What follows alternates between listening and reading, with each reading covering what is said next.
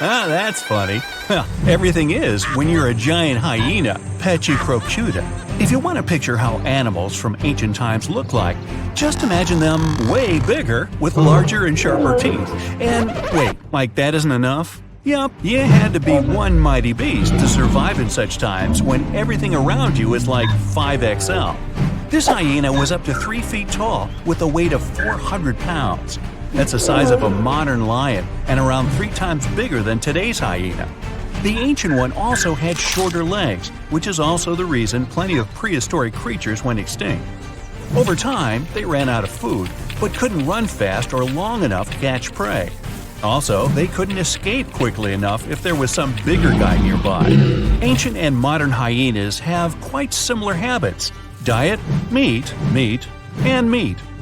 They both prefer to steal food from other usually smaller predators rather than go hunting on their own. And of course, they're both always smiling at everyone around. Cheese! You always somehow picture sharks as those marine animals we should be afraid of, right?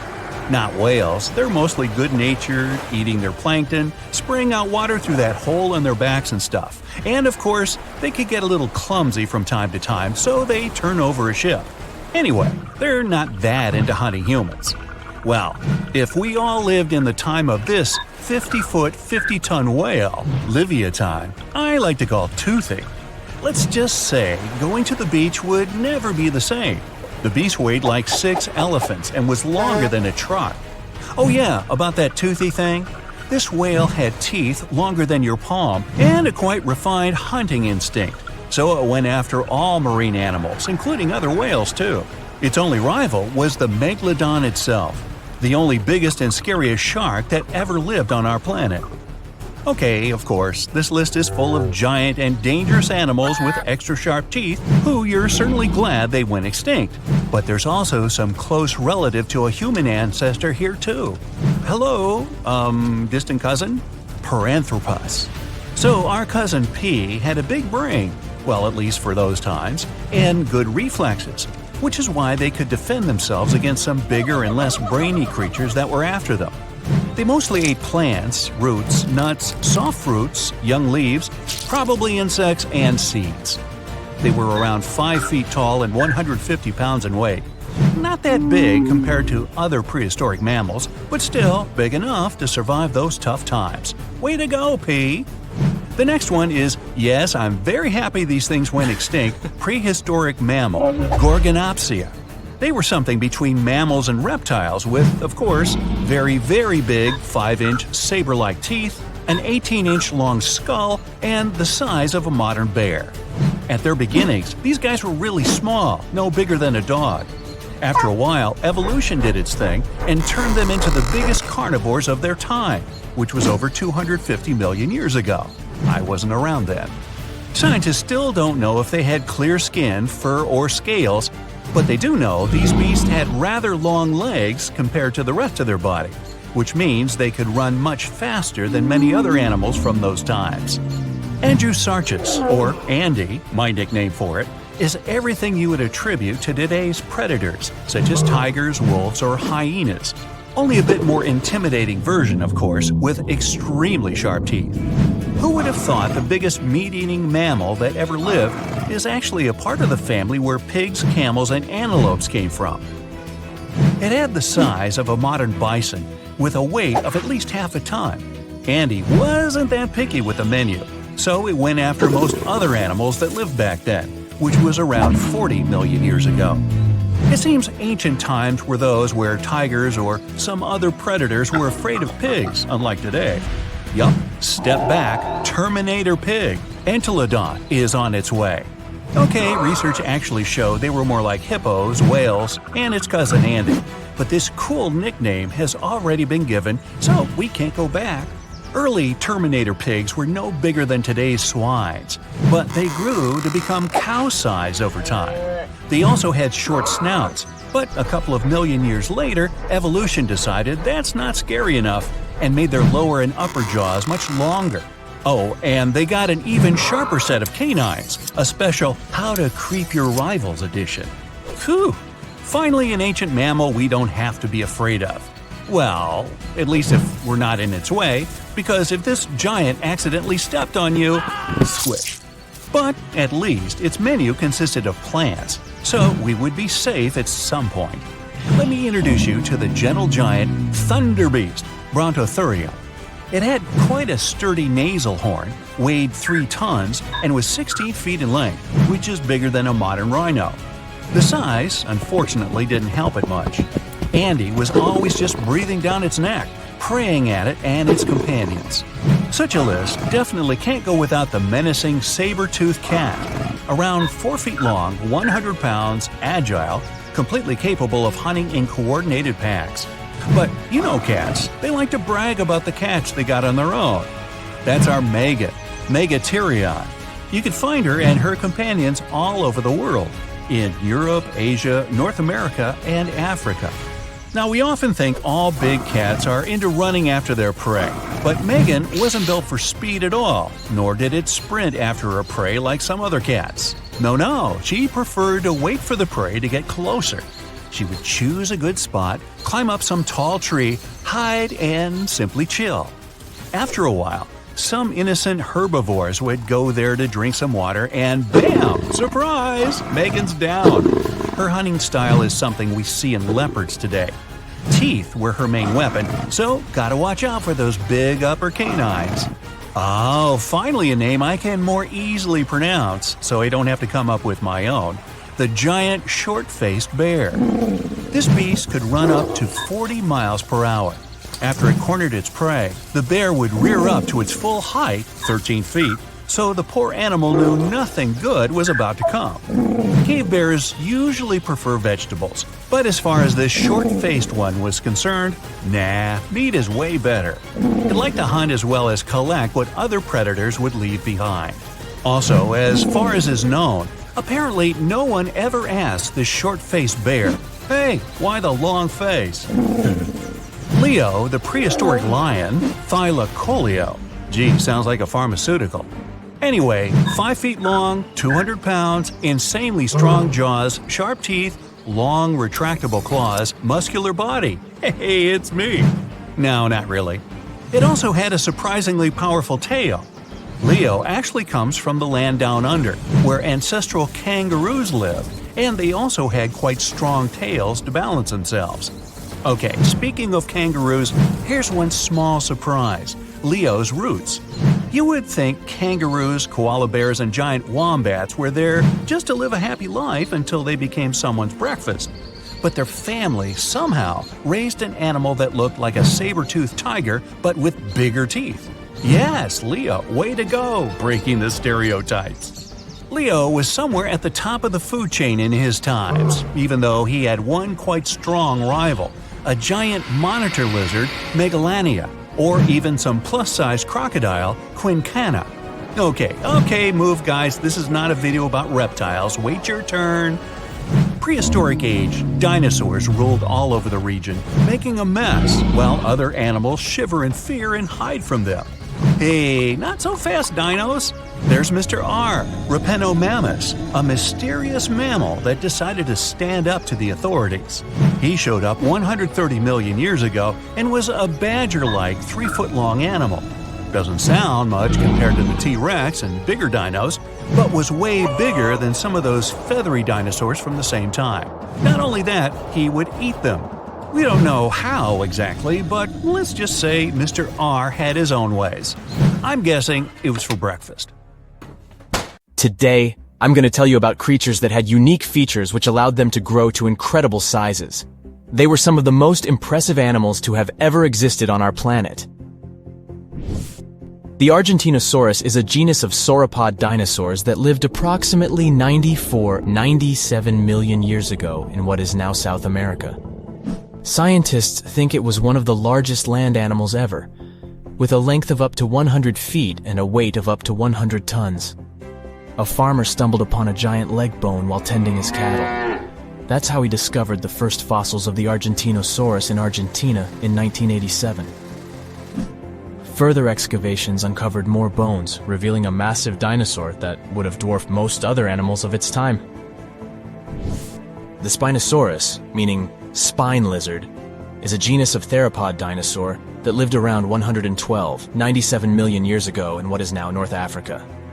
It is believed to be one of the largest carnivorous dinosaurs to ever exist, with a length of up to 60 feet and a weight of up to 23 tons. The Spinosaurus is known for its distinctive elongated sail-like structure on its back. It was likely used for thermoregulation. It also had long crocodile-like jaws that were lined with sharp teeth. This allowed the creature to catch and eat large prey, such as fish, crocodiles, and other dinosaurs. The first fossils of the Spinosaurus were discovered in Egypt in 1912. The sperm whale, Physeter macrocephalus, is a species of toothed whale that is the largest toothed predator on Earth. It also has the largest brain of any animal species. It is found in oceans all over the world and can dive to depths of up to 7,000 feet in search of food. You can easily recognize sperm whales by their massive, block-shaped heads, which can measure up to 1/3 of their total body length. They have dark brown or grayish-blue skin and a distinctive wrinkled appearance. The Titanoboa is an extinct genus of a giant snake that lived approximately 58 million years ago. It is considered to be the largest known snake ever. It could grow up to 42 feet and weighed around 2,500 pounds. The first fossils of the Titanoboa were discovered in a coal mine in Colombia in 2004. This discovery meant a lot because it provided insights into the size and behavior of snakes during the Paleocene era, as well as the overall climate and ecosystem of the time. The blue whale, Balænoptera musculus, is the largest animal on Earth, measuring up to 100 feet in length and weighing as much as 200 tons. These marine mammals are found in oceans all over the world and can live up to 90 years. Blue whales have a long, streamlined body that is usually blue-gray in color with mottled patterns. They have a small dorsal fin and 2 pectoral fins that are about 1/3 the length of their body. Blue whales feed on tiny shrimp-like creatures called krill, and they eat a lot. A single adult blue whale can eat up to 8,000 pounds of krill in a day. The Leadsichthus is an extinct genus of large, bony fish that lived during the Jurassic period, approximately 155 million years ago. It is believed to be one of the largest fish that have ever lived. Some estimates suggest that it could grow up to 55 feet in length. The first fossils of Leadsichthus were discovered in England in the 19th century, and more recent discoveries have been made in other parts of Europe, South America, and Africa. Despite its enormous size, the Leadsichthus was a filter feeder, similar to modern-day whale sharks, and likely fed on plankton and other small organisms. The creature did it by simply swimming with its enormous mouth open, filtering water through its gills. The Pterodostro is an extinct species of flamingo-like birds that lived approximately 35 million years ago. They were relatively small birds with a wingspan of about 2-3 feet. And they were known for their distinctive long, narrow beaks equipped with comb-like structures used for filter feeding. The Pterodostro lived in shallow bodies of water, like lakes and lagoons, and mostly fed on small crustaceans and other tiny organisms. The animal filtered them from the water using the comb-like structures on the inside of its beak while swimming through the water. The African elephant is the largest land animal on Earth and one of the most recognizable ones. There are 2 species of the African elephant, the savanna elephant, Loxodonta africana, and the forest elephant, Loxodonta cyclotis. You can see them in various parts of sub-Saharan Africa. These creatures can be identified by their large size, gray skin, and long trunks. African elephants can grow up to 13 feet tall and weigh up to 14,000 pounds, depending on the species and gender. It all started out as an ordinary working day for Gary Johnson, who was driving his excavator at a quarry in Oxfordshire. He was clearing the clay when, all of a sudden, he hit a bump. It turned out to be a huge footprint, and no animal from today could have possibly left it. Then, Gary noticed another huge footprint, just 10 feet ahead, and then another one. He soon realized those could be dinosaur footprints. And he was right. There were a total of about 200 huge footprints from 166 million years ago, or the middle of the Jurassic area, crisscrossing the limestone floor. Scientists started digging at the location in June 2024. The longest trackways they found are around 500 feet long. It wasn't the first major discovery in the area. Back in 1997, they found 40 dinosaur tracks nearby while digging in a limestone quarry. This time, the team took 20,000 photos of the new prints and made 3D models using flying drones. In total, there were 5 pathways at that site. 4 of them were made by sauropods, which were huge plant-eating dinosaurs that walked on all 4 legs. Their footprints kind of look like giant elephant prints, only way bigger, because these dinos could grow up to 60 feet long, about 2 times as long as a London bus. The 5th track might have come from a megalosaurus, a carnivore. Its footprint looks like the kind you'd see in a cartoon. It's called a tridactyl, which means it has 3 big, clear toes. Hey, just like me. Kidding. Unlike previous dinos, these guys could walk and even run on there too. Back then, the area they lived in was like a warm, shallow lagoon, and these dinosaurs squished through the mud, leaving their footprints behind. The footprints can help us learn how fast the dinosaurs moved, how they walked, how big they were, and what kind of environment they lived in. You can't learn all that from bone fossil records, which makes this discovery super important.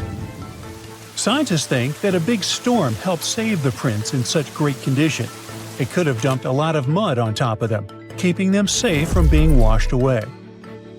Just several months after the Oxfordshire discovery, scientists found over 260 matching dinosaur footprints more than 3,700 miles apart on different continents, in Brazil and in Cameroon. When they studied these prints, they realized they were about the same age and shape and came from the same type of land and plate tectonic contexts. Northeastern Brazil and what is now Cameroon in Africa is one of the last tiny land bridges where dinos could cross between the landmasses freely before the continent of Gondwana broke away completely, around 120 million years ago. Africa and South America started drifting apart around 140 million years ago, and the South Atlantic Ocean slowly filled the gap between them. As the land split, big basins formed, and rivers and lakes began to fill them up. The footprints were found in those very basins, on both sides of the ocean. Most of the prints were made by 3-toed theropods, which were meat-eating dinosaurs. But there were also prints from sauropods and ornithischians, who were herbivores. The plants in those river valleys fed the plant eaters, which helped build a whole food chain. And the muddy ground helped preserve the dinosaurs' footprints, just like in England. The latest footprint discovery, this time in the Scottish Isle of Skye, helped scientists learn something new about the dino habits. So far, they've found more than 130 footprints at Prince Charles Point. And it turns out that huge meat-eating dinosaurs and their plant-eating prey shared the same water here 167 million years ago. Some of the tracks were made by megalosaurs, meat-eating dinosaurs that were early relatives of the T-Rex. Others were from huge, long-necked plant-eaters. Some of them were 3 times bigger than an elephant. The scientists looked closely at the footprints to figure out how the dinosaurs walked and moved around. They believe the dinosaurs were hanging out near shallow freshwater lagoons, just like animals today gather around watering holes. Another important discovery from the Isle of Skye is 2 super rare fossils that are helping scientists rewrite the whole evolution of mammals. Some shrew-like creatures today live just around 1 or 2 years, right? Well, those little guys used to stick around for 7 years or even longer. Scientists found 2 nearly complete skeletons of it on Skye. One was a grown-up and the other was a young one. To figure out how these animals lived and grew, scientists used high-tech X-ray scans to look inside the rock and check the teeth, kind of like counting tree rings to find out how old the tree is. The younger creature was still changing to adult teeth, but was already about 2 years old, which is very unusual for small animals. It lived in the area during the Jurassic period, when Skye was warm, tropical, and full of shallow seas and thick forests. Back then, These tiny and strange early mammals were just starting to appear in a world ruled by dinosaurs. But they were the beginning of the long line of mammals that would one day include cats, whales, and humans. Scientists are learning about the final days of dinos from a new fossil site in Argentina. Most of what we know about the impact of that dramatic asteroid hit comes from North America, where T-Rex and Triceratops once lived. But now, we get to see what happened further south. The team of scientists working in a local quarry found bones from hadrosaurs, which are pretty rare in South America. Long ago, this desert area was warm and full of plants like ferns and palms. There was a stream flowing through wide, flat lands, which helped bury and preserve the animals that lived there. Back in 2020, scientists were exploring the area when a paleontologist found a dinosaur foot bone. They kept looking even through heavy rain and discovered a whole group of fossils, not just from one dino, but from several of different ages, maybe even a whole herd. Another super important discovery here was a tiny mammal jaw with 5 teeth found just 2 hours after searching the site. The jaw came from a small plant-eating mammal. These creatures were about the size of a chipmunk and had very special teeth with ridges and grooves for chewing plants.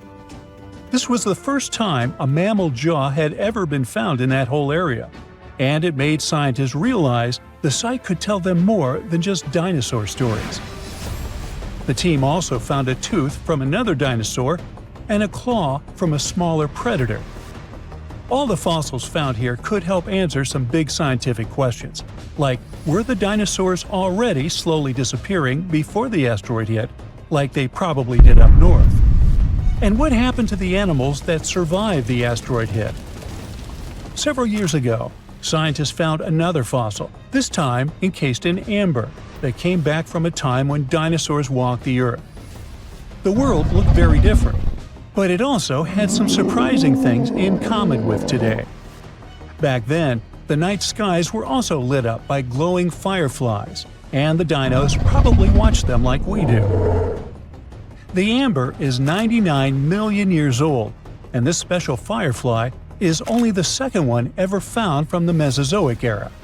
Finding these kinds of fossils is really hard, because fireflies have soft bodies that don't turn into fossils very well. That makes it tricky for scientists to figure out exactly how and when these beetles started to glow. But now, thanks to the newly found firefly, they believe the glowing started at least 100 million years ago. The fossil helps fill in the gaps in the evolution of fireflies and their ancestors. It shows that important parts, like their glowing bellies, have stayed the same since the middle of the Cretaceous period. Now, this bad boy was the size of a husky and could maybe pass for one, except it didn't have any fur and was a top predator with extra long, blade-like canine teeth. Ooh, charming. Meet the earliest known saber-tooth animal to have ever lived. It roamed the Earth well before the dinosaurs. Scientists made the description of this creature based on its fossils found on the Spanish island of Majorca in the Mediterranean Sea. About 200 million years ago, none of us were around then, the very first true mammals appeared, and they lived right alongside the dinosaurs. But if we trace the family tree of mammals even further back, we'll find an ancient group called Therapsids. They didn't look like mammals we have today, but they had some key features that would eventually help define mammals. For example, Therapsids had special openings on the sides of their skulls for jaw muscles, and parts of their jaw bones would later evolve into the tiny middle ear bones that all mammals, including you, have today. So, the new discovery is what might be the oldest known Therapsid fossil. The fossil, which doesn't have an official species name yet, belongs to a group called Gorgonopsians. Those guys are more closely related to mammals than they are to any other living animals. Some of them were as small as cats, and others were as massive as polar bears. Gorgonopsians had some very mammal-like traits, like different types of teeth for different jobs. But unlike mammals, these ancient predators kept replacing their teeth, even their giant saber-like canines, over and over during their lives. Hey, that would be handy. Until now, the oldest Gorgonopsian fossils we knew about were around 265 million years old. But this new fossil is even older, dating back between 270 and 280 million years. The find was super detailed and complete, including its sharp knife-like fangs, part of its jaw, pieces of its spine, ribs, tailbones, and toe bones, plus most of one of its back legs. Even though the creature's skull wasn't complete, the scientists think it was about 7 inches long, and the animal itself would have been around the size of a medium-large dog, weighing between 66 and 88 pounds. But other than that, it didn't really look much like a dog. Even though it had some lizard-like features, calling it a lizard dog is totally wrong. Mammals and reptiles do share a super ancient ancestor from about 320 million years ago, but their evolutionary paths split a long time ago. When the newly found creature was alive, the island of Majorca was right in the middle of the gigantic supercontinent Pangaea. Back then, this area went through super wet and super dry seasons. Scientists have always wondered if major moments in mammal history happened in tropical places like this, but we just didn't have the right fossils to prove it. Now, with the discovery of the oldest known Gorgonopsian in Majorca, the missing pieces of the puzzle are coming together. It looks like some huge steps in mammal evolution could have happened in low-latitude environments we haven't explored much yet. The so-called gap in the fossil record might just be because paleontologists weren't looking in the right spots. Our hero of the day wasn't the only cool guy rocking the planet before dinos settled in. Over 500 million years ago, the weirdest predators to have ever existed ruled the oceans. The name is a bit tricky to pronounce, so I'm not going to. Okay, it's Anomalocaris, but it just literally means unusual shrimp. This creature looked nothing like anything alive today. Scientists think it was the first true apex predator, the orca of its time. Anomalocaris was massive for its era, as it grew up to 3 feet from its sharp grabbing arms to the tips of its tail fins. For a while, everyone thought trilobites were its go-to meal, but new research shows it wasn't strong enough to crack open trilobite armor. So instead, it was a speedy, agile hunter with awesome vision, and it often picked off soft-body animals that zipped through the open water. Now, another really cool creature from pre-dino times is a fish that could walk on land. Tiktaalik lived in marshy rivers that looked a lot like today's Amazon rainforest. It could grow up to 9 feet long, and it found its prey in rivers and inlets like a modern-day freshwater crocodile. It had a flexible neck and even some early versions of lungs, and thanks to them, it could survive both in water and out of it. Why fish like Tiktaalik started moving toward land about 395 million years ago is still a bit of a mystery. Around that time, the ancient supercontinent called Gondwana was drifting closer to the land that would become North America. This slow movement created lots of shallow, swampy habitats, which were perfect places for crocodile-like animals to thrive. Plus, these areas were near the equator, so they were warm and tropical, but there wasn't a lot of food waiting for them on land, so maybe they moved there for safety reasons. There were fewer predators and better spots to lay eggs there compared to the water. Creatures first adapted to living in open water, then shallow water, then marshes and river edges, and only after a long, slow transition did they finally step fully onto land. Now, how about a millipede the size of a small car and weighing as much as a large dog? This beauty lived over 300 million years ago in what is now England. Back then, during the Carboniferous period, Earth's atmosphere had way more oxygen, over 26%, compared to today's 21%. Scientists used to think the high oxygen levels were the only reason these creatures could get so big. But back then, they found a new fossil from a time when oxygen wasn't that much higher than today. They discovered it purely by accident, when a boulder split just right and revealed one of the most complete and largest giant millipede specimens ever. This one could have lived not just in swampy areas, but also in open woodlands filled with tasty seeds, nuts, and maybe even small animals. There's a chance that this beast wasn't a slow, plant-munching crawler, but a predator that would snap up whatever it could find. After dominating the Earth for about 45 million years, the giant millipedes eventually vanished. Probably the reptiles pushed them out, clearing the way for the age of the dinosaurs. Now, in case you ever wondered what would happen if you crossed a polar bear with the saber-tooth cat, here's the answer. This guy ruled the southern ecosystems after migrating 7,000 miles across the supercontinent Pangaea around 252 million years ago. It had a tough skin like a rhino's and massive canines, perfect for tearing away huge chunks of meat, and it was an excellent runner. Once it got to its new home in what is now South Africa, it replaced a whole group of local predators. But its glory didn't last long, as closer to the end of the Permian period, massive volcanic eruptions made the weather patterns change and wiped out about 90% of all species. And because top predators are usually big, slow to grow, and not super common, they often vanish among the first when massive extinction events hit. And that's how our guy here went extinct. Our final creature of the day was a dragonfly that lived around 300 million years ago and had a wingspan of over 2 feet, 6 long, spiny legs, and huge, bulging eyes. Megangura. This 4-winged giant is most likely the largest flying insect that ever lived, and it easily outsizes today's dragonflies, which are its distant relatives. Like modern dragonflies, Megangura like to hang out in open areas near ponds and slow-moving streams. But unlike today's dragonflies, it wasn't just catching tiny bugs. This guy was likely the top predator in these open spaces. It used the spines on its legs like a flying trap to snatch prey out of the air, including other flying insects, small amphibians, and even lizard-like creatures. Scientists found the first fossils of Megangura in 1880 in the coal-rich rocks in France.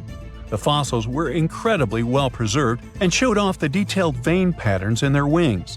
Scientists think Megangura grew so huge because it didn't have much competition from vertebrates, and the air back then, during the Carboniferous period, had a lot more oxygen than it does today. Now, if Earth's history were a movie, we humans would only take up the last second of the end credits. Our planet has been around for about 4.6 billion years, but our human story began about 300,000 years ago in Africa. Now, our ancestors had some wild adventures in nature. They could have run into creatures so big they'd make today's elephants look like puppies. The woolly mammoth is a pretty famous animal, sure. His cousin, though, the Columbian mammoth, not so much. This giant used to roam places from Canada all the way down to Mexico. Unlike the furrier woolly mammoths, which hung out in colder places, these animals had shorter hair, resembling huge elephants. They also had incredibly large tusks, like 12 feet worth of spiraling, sturdy tusks. And they weren't just for show, they came in handy when facing predators. That includes our ancestors. If you think about sloths these days, you're picturing these adorably slow creatures. They couldn't possibly be in your list of most dangerous animals. Well, their grandparents might have. For starters, we call them ground sloths, and they vary a lot in size. Some were as big as rhinos, and others, like the Megatherium, were as colossal as elephants. Imagine seeing a 20-foot-long sloth which doesn't mind chewing on some meat every now and then, at least in theory. Ever heard of Bigfoot? Well, our next animal kind of looks like him, but is a distant cousin to orangutans. Meet Gigantopithecus, the largest primate to ever call our planet its home. Standing tall at 10 feet and weighing more than 600 pounds, these animals were amazing to look at in real life. Unlike Bigfoot, they weren't constantly hiding. In fact, it's believed they were peaceful and gentle creatures. Sadly, they faded away about 100,000 years ago, mainly because their food sources slowly became unavailable. Those lush, fruity forests they called home eventually turned into dry grasslands.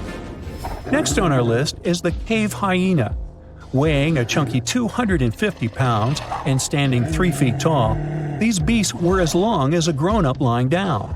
What's even more interesting about these creatures is that they love hanging out in groups. A pack could be as big as 30 of these animals, which meant they could easily take on even the biggest, heaviest mastodons. Our ancient families would have needed to stay alert around these hungry specimens. Sadly, for these hyenas about 20,000 years ago, their numbers started going down. Soon enough, they completely disappeared from the planet. Quick pop quiz. What's called a tiger but isn't really one? It's the saber-tooth tiger. I mean, sure, they belong to the feline family, but they aren't technically tigers. First appearing around 42 million years ago, in July, I think. Many of their kind were gone before we even showed up. However, early Americans might have bumped into a couple of specimens from this group. If that really happened, it would have been quite the encounter. Think of the biggest wild lion today or the hefty Siberian tiger. These big cats also had some incredible features hidden in their fur. They were good at sneaking around, hiding, and pouncing on mammoths bigger than themselves. Their bite wasn't that strong, but they could open their jaws wide, like twice as much as a lion. And although their teeth were a bit on the weak side, they had buff forearms to pin down their dinner, giving those big fangs a purpose. Not the kind of kitty you'd want to play with. Dire wolves made their debut about 250,000 years ago. They were like the gray wolves we know today, but a lot stronger. While wolves these days stretch out to about 6 feet and tip the scales at 170 pounds max, dire wolves were about 5 feet and about 150 pounds. Found all over North and South America, they had admirable jaws, biting nearly a third harder than their modern counterparts. Also, their favorite snack was horses. But just like many other majestic beasts of the past, they faded away around 10,000 years ago. Now, names can be deceiving. Take the American lion, for example. It's not really a lion, it's more of a panther's big cousin. The other part of the name is correct, though. They did live in America about 330,000 years ago. This feline was no lap cat either. They were at the top of the wildcat pyramid, weighing a colossal 772 pounds. That's like stacking 4 grown men on a scale. Even the mighty African lion would look a tad bit shy beside these beasts. With the muscle to take down a bison, you wouldn't want to accidentally interrupt their dinner. They parted ways with this planet around 11,000 years ago, right after the last ice age. Now, down in Australia, about 50,000 years ago, I wasn't around then, there lurked a relative of the Komodo dragon, the Megalania. Experts love to have debates on how big it was. Some say it stretched out to 23 feet. Others think it was just about 11 feet long. Either way, they were basically mega-sized Komodo dragons with a dangerous bite. If you think bears are already big and fluffy now, let's introduce the short-faced bear. While this big creature stood on its hind legs, it towered at 14 feet. With long limbs, they could outrun today's bears, hitting speeds up to 40 miles per hour. These ultra bears sadly disappeared around 11,600 years ago. Now imagine a crocodile. Okay, imagine that same crocodile, only supersized, with sporty legs, doing its thing in Australia about 1.6 million years ago. Well, say hello to the quincana. These crocs were extremely large, reaching 23 feet. And no, they weren't lazy river loungers. These creatures really love spending time on land. They evolved to have strong legs for their chases and razor-sharp teeth designed for slicing, not gripping. When did we stop sharing beaches with them? About 40,000 years ago. The name elephant bird might not sound familiar, but try to picture a bird that stood tall as high as a basketball hoop at 10 feet and weighed as much as a small car, 1,500 pounds. Their eggs were equally huge, like 150 chicken eggs bundled up into one. Now, as amazing as these birds sound, there's a lot we still don't know about them. They're hard to study, as most extinct animals are. Still, some recent studies have given us some clues. Scientists have been examining ancient molecules from their fossilized eggshells. It's an awesome piece of evidence, since these birdie shells were thick, preserving precious DNA inside. Plus, there are tons of these eggshell fragments sprinkled all over Madagascar's beaches. Because of these findings, we now know these birds were herbivores and loved eating leaves and seeds. We also know the tiny kiwi bird is its closest living relative. Now, dodos were these amazing birds we also used to share the planet with. They're like distant cousins to Asian pigeons. To give you some perspective, imagine a chunky bird weighing about 50 pounds. Similar to chickens, turkeys, and ostriches, dodos were also the types of birds that couldn't fly. Their wings were small, and they had the muscle strength of, well, a wet noodle. Now, you might have heard the word dodo used as a name for creatures that aren't that bright. Don't get confused, though, by this name. These birds were in fact intelligent. Scientists were able to figure that out by studying their fossils. It turns out that they were good at smelling stuff, unlike most birds that are all about the visuals. These creatures aren't around for us to study anymore, but that might change. One evolutionary biologist is on a mission to fully understand these amazing ancient birds. On that note, she revealed that the dodo's DNA has been completely sequenced. There are even talks about potentially bringing dodos back to life. They would make a nice addition to the lovely beaches of Mauritius, the place they used to call home many years ago.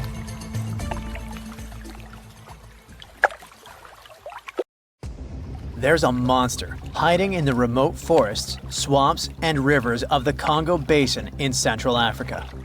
It has a long neck, looks like a dinosaur, and is the size of an elephant, or maybe a hippo at least.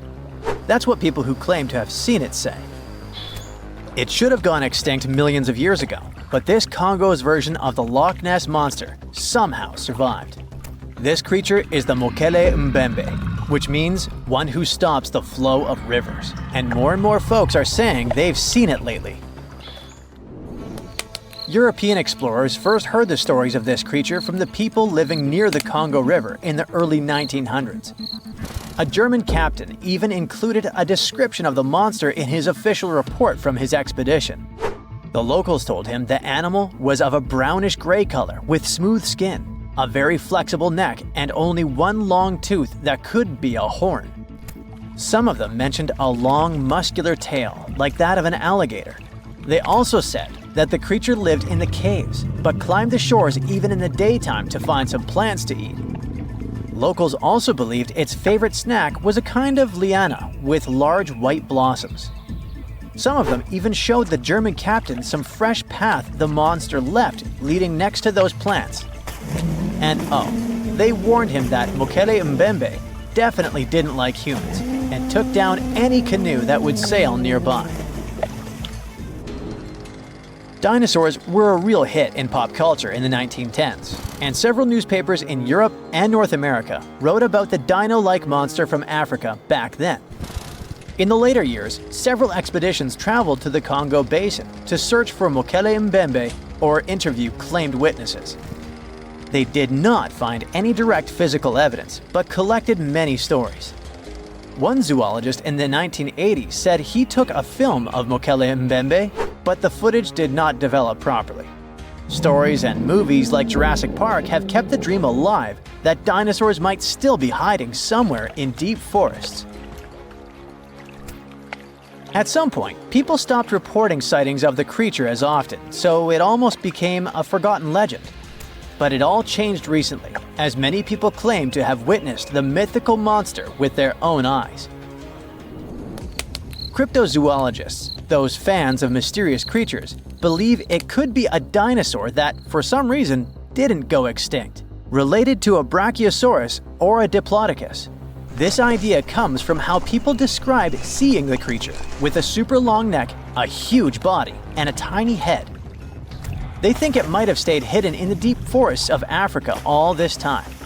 But scientists say that if it really were the last living dinosaur, we would have found some real proof by now, like a photo or bones or something showing it walking around the Congo Basin. Some expeditions that are trying to find proof the monster is real have even used sonar technology to scan the murky waters of Central African rivers and lakes in search of any large, unidentified creatures. Some people even narrowed down the monster's location to a specific remote lake, surrounded by untouched jungle in the swamps. So far, the search for evidence hasn't been successful.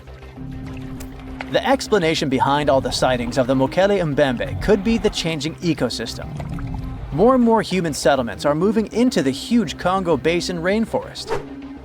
People aren't used to seeing large animals that live in the forest, so they believe they have witnessed the mysterious creature from their folklore.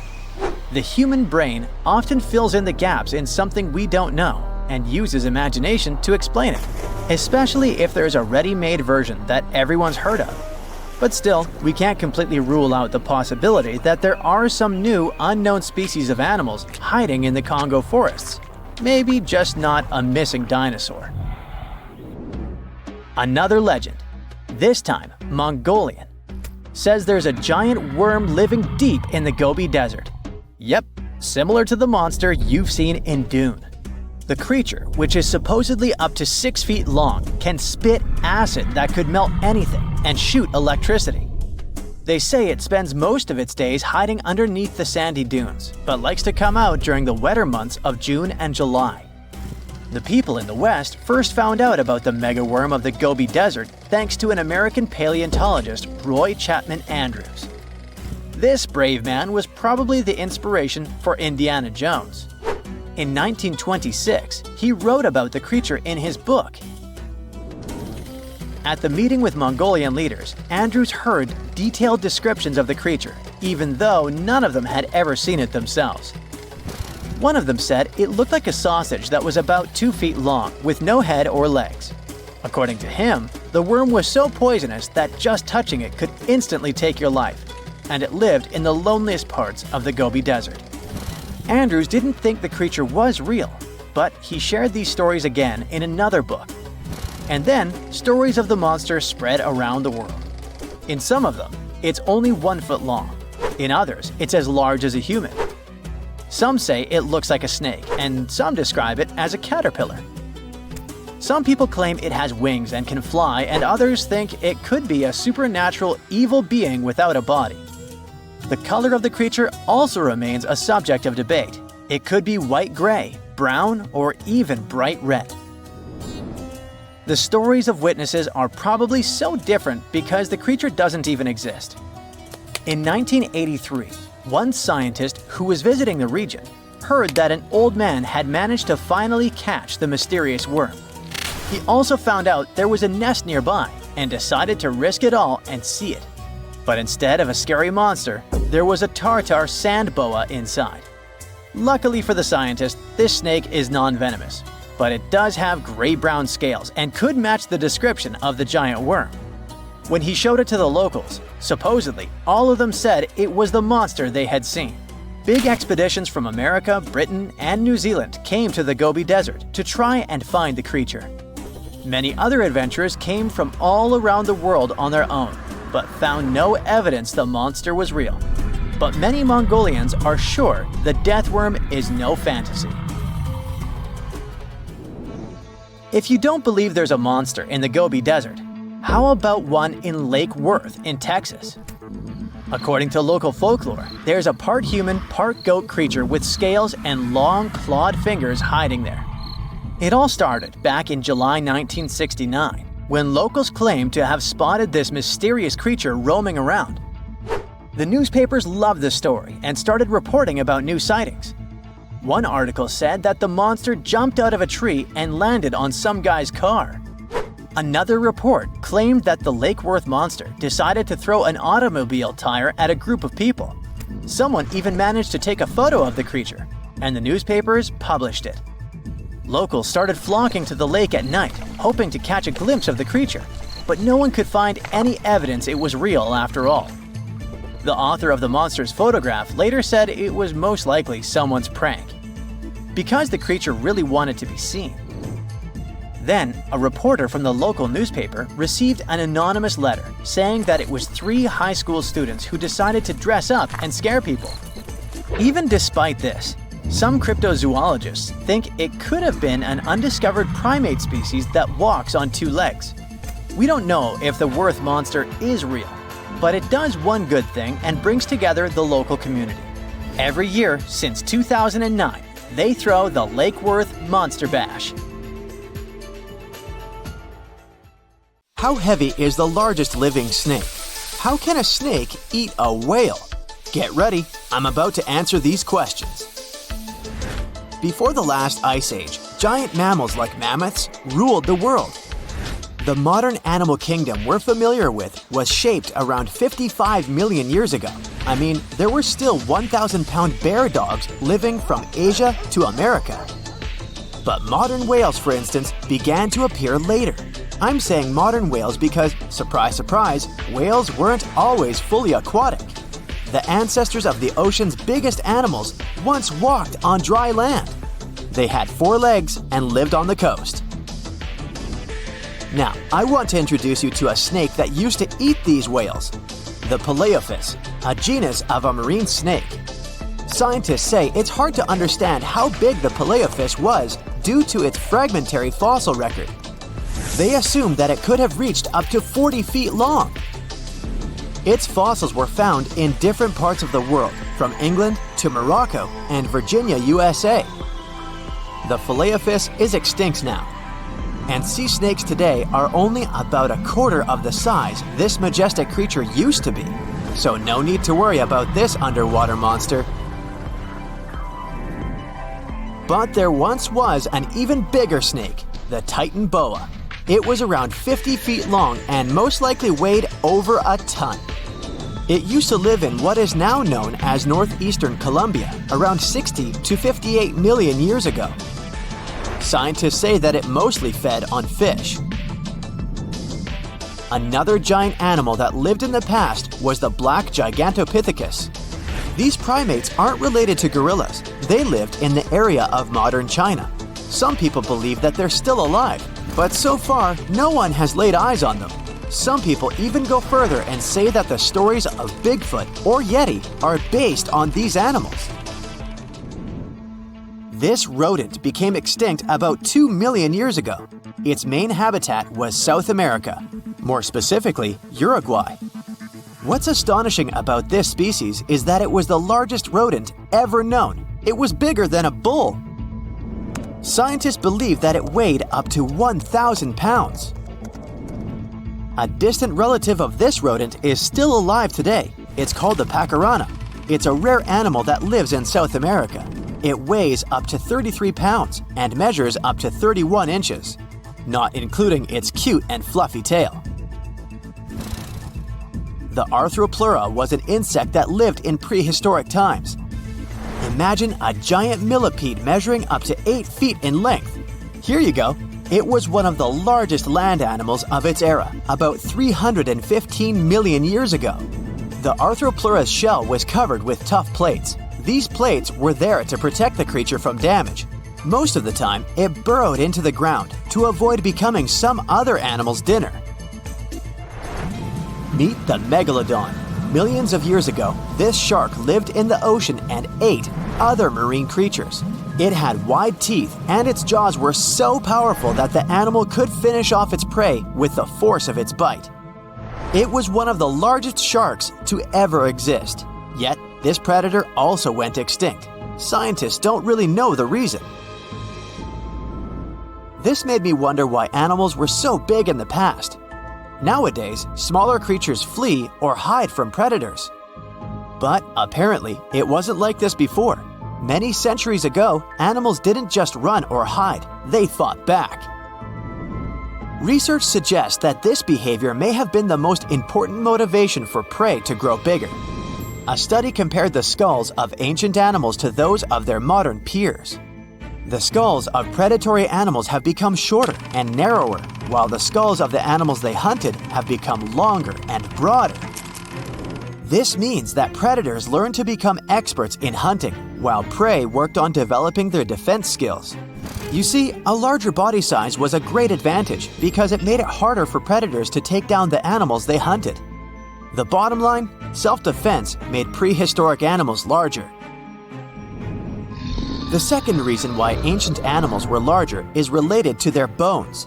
They had hollow bones, which are lighter than solid bones. This type of bone allowed large animals to move quickly.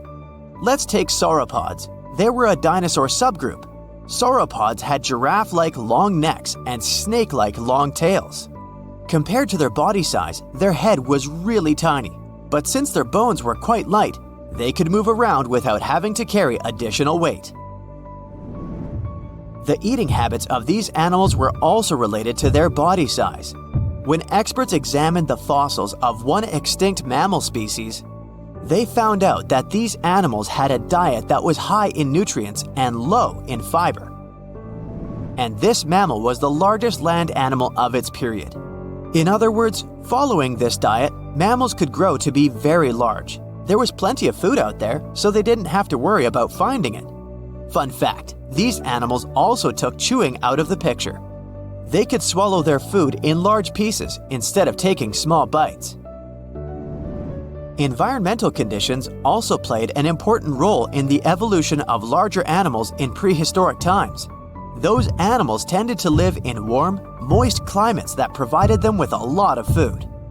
They didn't have to compete for food sources. Researchers believe that because of these conditions, natural selection worked in a certain way. I mean, body size was more important than such traits as agility and speed. Oh, and did you know that large animals tend to produce more carbon dioxide? And ultimately, a bigger volume of carbon dioxide increases the amount of vegetation in the animal's habitat. As for the abundance of oxygen in the atmosphere at that time, it could be another vital element for some animals' growth. A good but scary example of an animal that benefited from the high levels of oxygen can be the cockroach of the Paleozoic era. At that time, cockroaches were the size of modern house cats. Now this one would give me the chills if I ever faced it. Ugh. What about today? Well, there are over 3,000 species of snakes on Earth. The smallest snake in the world is the Barbados thread snake. It's only around 4 inches long when fully grown, and the largest one? It's the reticulated python. This snake reaches around 20 feet in length. The longest python was discovered in 1912. It measured 32 feet long. As for the largest and heaviest reticulated python, it was named Medusa. Medusa was approximately 25 feet long and weighed 350 pounds. These reptiles lived in Southeast Asia in rainforests, woodlands, and grasslands. Don't be confused though, the reticulated python isn't the heaviest snake in the world. This title belongs to the green anaconda. It weighs approximately 500 pounds. Green anacondas are found in South America and Trinidad in damp, humid areas. I have a bonus for you. Here is a flying snake. You can find these snakes in Southeast Asia. They don't fly like birds, of course, but they do use the power of flight. They can go as high as 300 feet. They leap from tree branches into the air. Once they take off, it's all about aerodynamics. Their main technique is flaring their ribs and pulling in their abdomens. While airborne, they undulate from one side to another and slightly up and down. This motion helps snakes to turn and glide. Why bother with all this if they can just crawl in an old-school way? Scientists aren't sure, but they believe it might be related to escaping from predators. This way, they move from one tree to another without having to get down to the ground. Every now and then, people discover fossils of animals that lived millions of years ago. These ancient discoveries continue to capture our imagination. Which of these animals would you like to see alive? You decided to go scuba diving for the first time. The water is clear and the sun is shining on the seabed. You take a few selfies and the fish swimming by when suddenly, the ocean goes pitch black. You look up and, oh my, what is that gigantic animal? It's definitely not a shark, not a whale. Is it a turtle? Yup, but fear not, it's not gonna hurt you. If you had lived on this same Earth about 72 million years ago, then maybe this could have really happened to you. Scientists have recently found the fossils of a gigantic marine turtle that could have grown as big as 12 feet. If you don't have any idea of how big that is, let's see some examples. That's the average length of a hippopotamus, 6 golden retrievers, or 2 Michael Jordans stacked on top of each other. The turtle's scientific name is an homage to that old-school sea monster called Leviathan. Maybe you remember this from old-school history lessons. The Leviathan is supposedly a mythical creature that would swallow entire ships or people that were deemed too greedy by the creature. Can you imagine being swallowed by this humongous sea turtle? No, thank you. The fossils of this gigantic creature began to be excavated between 2016 and 2021, all the way in northeastern Spain. The first fossil was located by a hiker in the Spanish Pyrenees, and it was around 8 inches long. The pelvis of this turtle alone measured around 35 inches. It would definitely be one of the biggest turtles today if it hadn't gone extinct. FYI, the largest living sea turtles today can reach up to 6 feet in length, which is already pretty big. Now, how about a gigantic prehistoric scorpion? I bet most people here are not huge fans of these creatures, especially since they're poisonous, which is why the thought of a 9-foot-long aquatic scorpion might be the stuff of nightmares. Let's just say that if they hadn't gone extinct some 400 million years ago, lakes and rivers would be much more dangerous places for humans today. These gigantic insects were considered to be apex predators in their time, hunting everything from fish to other animals, even of their own kind. Yikes! I got goosebumps just imagining these creatures. Should we thank the asteroid that hit our planet now or later on in this video? Another prehistoric animal that would shock humans if it were still alive is the so-called Megatherium, a gigantic sloth. This huge sloth is believed to have grown up to 20 feet long, and its weight could be up to 8,000 pounds. It was found in the woodlands and grasslands of South America. The creature used to stand on its 2 feet in order to reach leaves on high branches. These giant sloths had huge claws. They helped them climb trees. I gotta say, I feel uncomfortable imagining these elephant-sized sloths climbing trees. Oh, of course, some dinosaurs will make our super-sized creatures list. But before that, here's a fun fact. Did you know some dinosaurs are still alive today? Scientists have proven that birds are classified as theropod dinosaurs. Such infamous creatures as the T-Rex and Velociraptor belonged to this group. I'm sure you've heard these names even before you watched Jurassic Park. The Velociraptor is that scary dino that breaks into the kitchen. Well, they evolved, gained some feathers, and turned into various species of birds we know today. That means that any bird from chickens to those little blue ones is a direct descendant of dinosaurs. Now, does the name Spinosaurus ring a bell? You can see this huge dinosaur in some museums today. Its fossils, I mean. The Spinosaurus was one of the biggest land predators to walk Earth. Actually, to walk its land and water, since scientists believe that this dino was semi-aquatic. It fed mostly on meat, which means humans would be its natural prey if it lived today. This meat-eating dino lived around 90 to 100 million years ago. It was about 60 feet long, 12 feet high, and weighed up to 22 tons. Its head was around the size of 8 bowling balls and was shaped like a crocodile's face. Basically, the Spinosaurus was a big African elephant with the face of a crocodile. Just kidding. But that would look funny though, wouldn't it? A much more attractive dino was this guy. It's considered to be the largest dinosaur that has ever lived on our planet. What made it so big was its extremely long neck and very long tail. You wouldn't want to stand behind this creature, believe me. If it decided to swish its tail, you'd get catapulted very far away. This creature lived around 100 million years ago, and its fossils were first found in Argentina around 2012. The dino measured 120 feet from head to tail, which made it almost as big as an American football field in width. And have I mentioned it weighed almost as much as a space shuttle? A staggering 75 tons.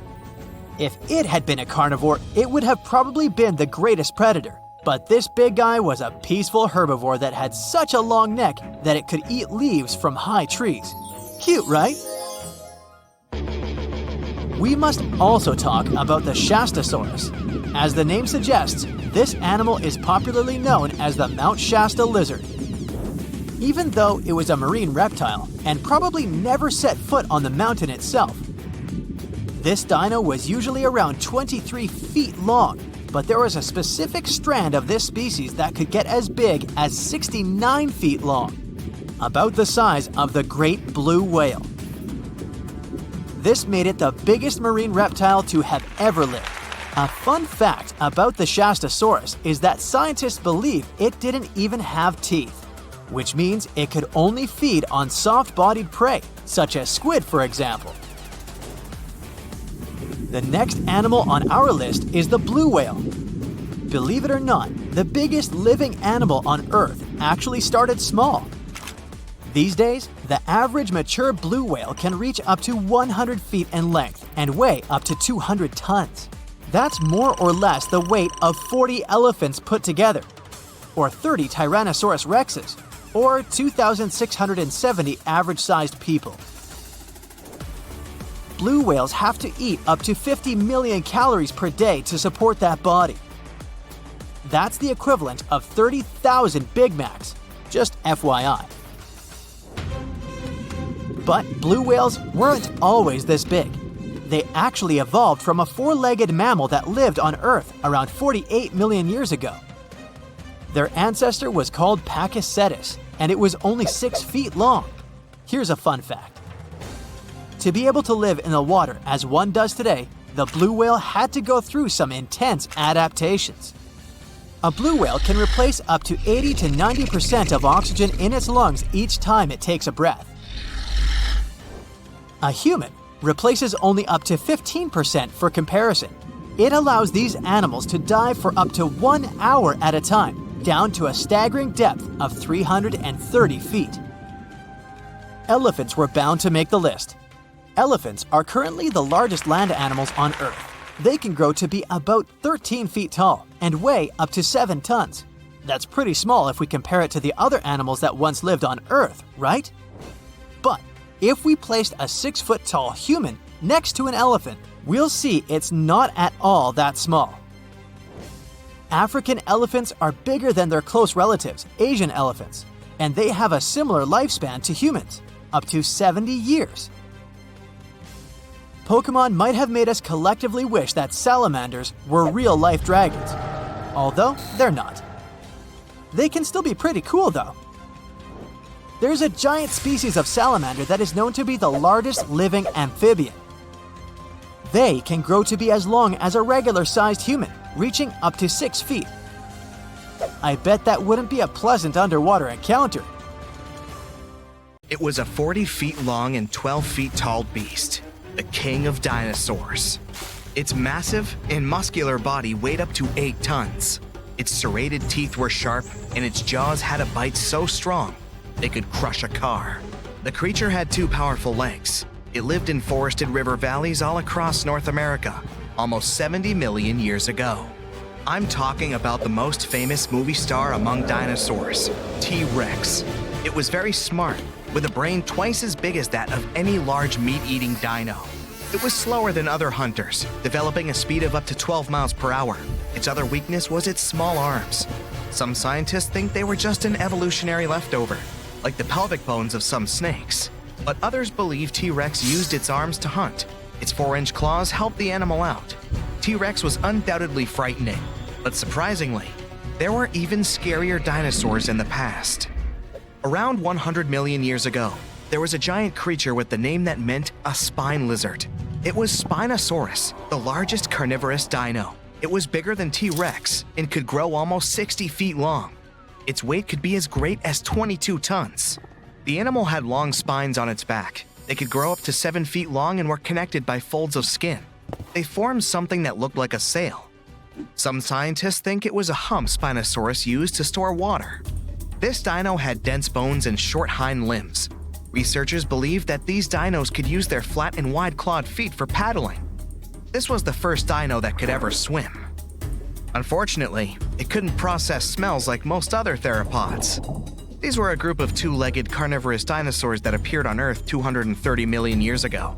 That's why the animals the creature hunted could hide from it on land. The Spino dino spent most of its time in the water.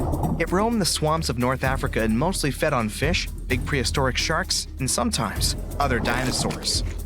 It had a long, thin, and narrow snout like a crocodile. Unlike other dinos of its kind, which had curved teeth, Spinosaurus had conically shaped straight teeth. Giganotosaurus, which is the Greek word for giant southern lizard, was considered the largest meat-eating dino until Spinosaurus was found. It lived around 100 million years ago in South America, around 30 million years before T-Rex appeared there. It was longer and taller, but more slender than T-Rex. And while T-Rex had 2 fingers, this giant had 3. It walked upright on its 2 big and very strong legs. Its tail was pointed and thin, which helped the creature make fast turns while running and keep its balance. The animal could move at a speed of up to 31 miles per hour. T-Rex's maximum speed was 25 miles per hour at the most. Any faster than that, and the giant could lose its balance and fall over.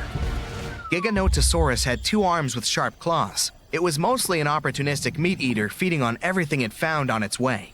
Its bite wasn't as strong as T-Rex's, but it still managed to deal with some bigger animals, like herbivore dinosaurs.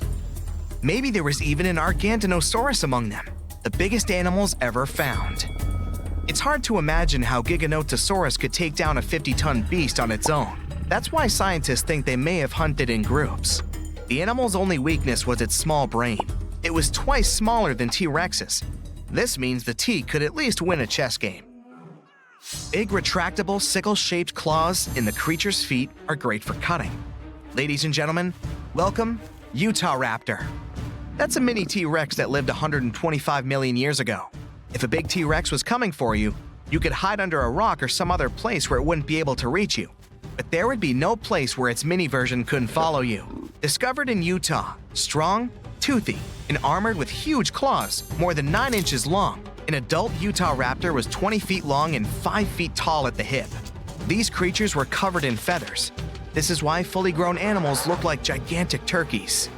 The Utahraptor's main weakness was their size. They were a bit smaller than many other dinos, but these guys made up for that by hunting in packs. Allosaurus, which means a different lizard in Greek, was a massive carnivore reaching 40 feet in length and weighing 2 tons. It roamed the Earth around 150 million years ago. Similar to T-Rex, this dino had strong back legs and a large snout. Its mouth was full of sharp teeth. The animal easily lost them when eating, but they usually grew back. Allosaurus was already fully grown by the age of 15, and its lifespan was around 28 years. The creature had a short neck and a long, narrow skull, disproportionately big compared to the rest of its body. This dino also had a pair of horns above its eyes and ridges along the top of its nasal bones leading to those horns. Allosaurus chased big herbivore dinosaurs. When several Allosauruses gathered in a group, they could take down even such colossal creatures as Apatosaurus. But scientists still doubt if they could cooperate, because these dinos were generally not too friendly toward one another. Some of the animal's bones had an hourglass shape, which made them lighter and reduced their strength. They were similar to the hollow bones modern birds have. Another weakness of this dino was its bite. It was less powerful than that of some modern animals, like lions, alligators, or leopards. Scientists think Allosaurus may have used its skull as a hatchet. The Rhizinosaurus was one of the freakiest dinos out there. It lived 100 to 60 million years ago. It had a very small head and bizarre feet with 4 toes, unlike their ancestors that had 3. Its body was covered with feathers. This weirdo had the longest claws scientists have ever recorded. They were 3 feet long each. These claws were curved and sharp. The dino used them to collect plants for lunch. Scientists are still not sure if this creature was a herbivore or carnivore, or both. The dino had a long neck. There were no teeth in its upper jaw. Its wrist bones were like the ones modern birds have. The Rhizinosaurus might have evolved from a meat-eating to plant-eating animal throughout time. Unfortunately, in comparison with meat eaters, herbivore dinosaurs were much weaker, and still, those claws could make its enemies think twice. High-spined lizard, or a Crocanthosaurus, lived 110 million years ago. It was 2 feet shorter than T-Rex but had a similar body structure. Like T-Rexes, these creatures often went after bigger and more challenging animals.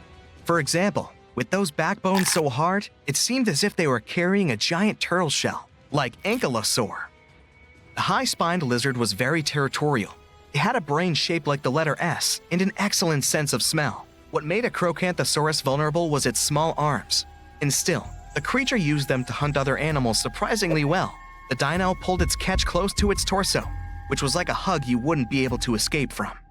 Diplodocus lived 150 million years ago. The 90-foot-long creature was possibly the longest dinosaur ever. Its tail, which could reach 46 feet in length, was the longest tail of any animal ever. And its neck was more than 20 feet long. The underside of the dino's tail had 2 rows of bones, which made the creature even stronger and more mobile. Diplodocus didn't look scary, long-necked, gentle, peacefully munching on plants, until it used its tail like a whip, making even the scariest meat eaters back away. This tail was the center of the dino's mass, which was why Diplodocus could move very quickly. Scientists first thought, this is a lizard-like animal, but its posture was more like that of an elephant. Plus, Diplodocus had nasal openings on its forehead. The dino's weakness was its small teeth and weak force bite. Quetzalcoatlus was the biggest flying animal ever. It lived 70 million years ago and controlled the skies of North America. It was a toothy, pin-headed creature with a blunt snout. It was as tall as a giraffe and weighed 550 pounds. Quetzalcoatlus had a small torso and long neck and legs. Its wings were short compared to the rest of its body, but still long enough to stretch for 40 feet. Scientists think this animal could fly at a speed of up to 80 miles per hour and travel 400 miles in a day. This dino was weaker than, let's say, T-Rex or most other carnivores of that time, but it had powerful muscles, which helped the animal rise into the air in the blink of an eye. Antarctica wasn't always a frozen wasteland. A long time ago, it was full of life, and 56 million years ago, something terrifying stalked its jungles. A giant, flesh-eating bird. It was around 6 feet tall and weighed as much as a lion. For millions of years, nothing could challenge it, so why did it disappear? And could there be even bigger predators still hidden beneath the ice? Paleontologists found 2 massive claw bones in Antarctica, sharp, curved, and powerful, belonging to this bird.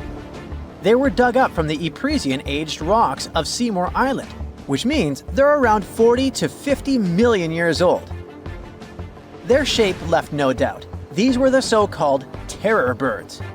Their scientific name is Forus raceti, some of the most fearsome predators to ever walk the earth. They were flightless and didn't even need wings. Instead, they could sprint at breakneck speeds, like ostriches from a nightmare.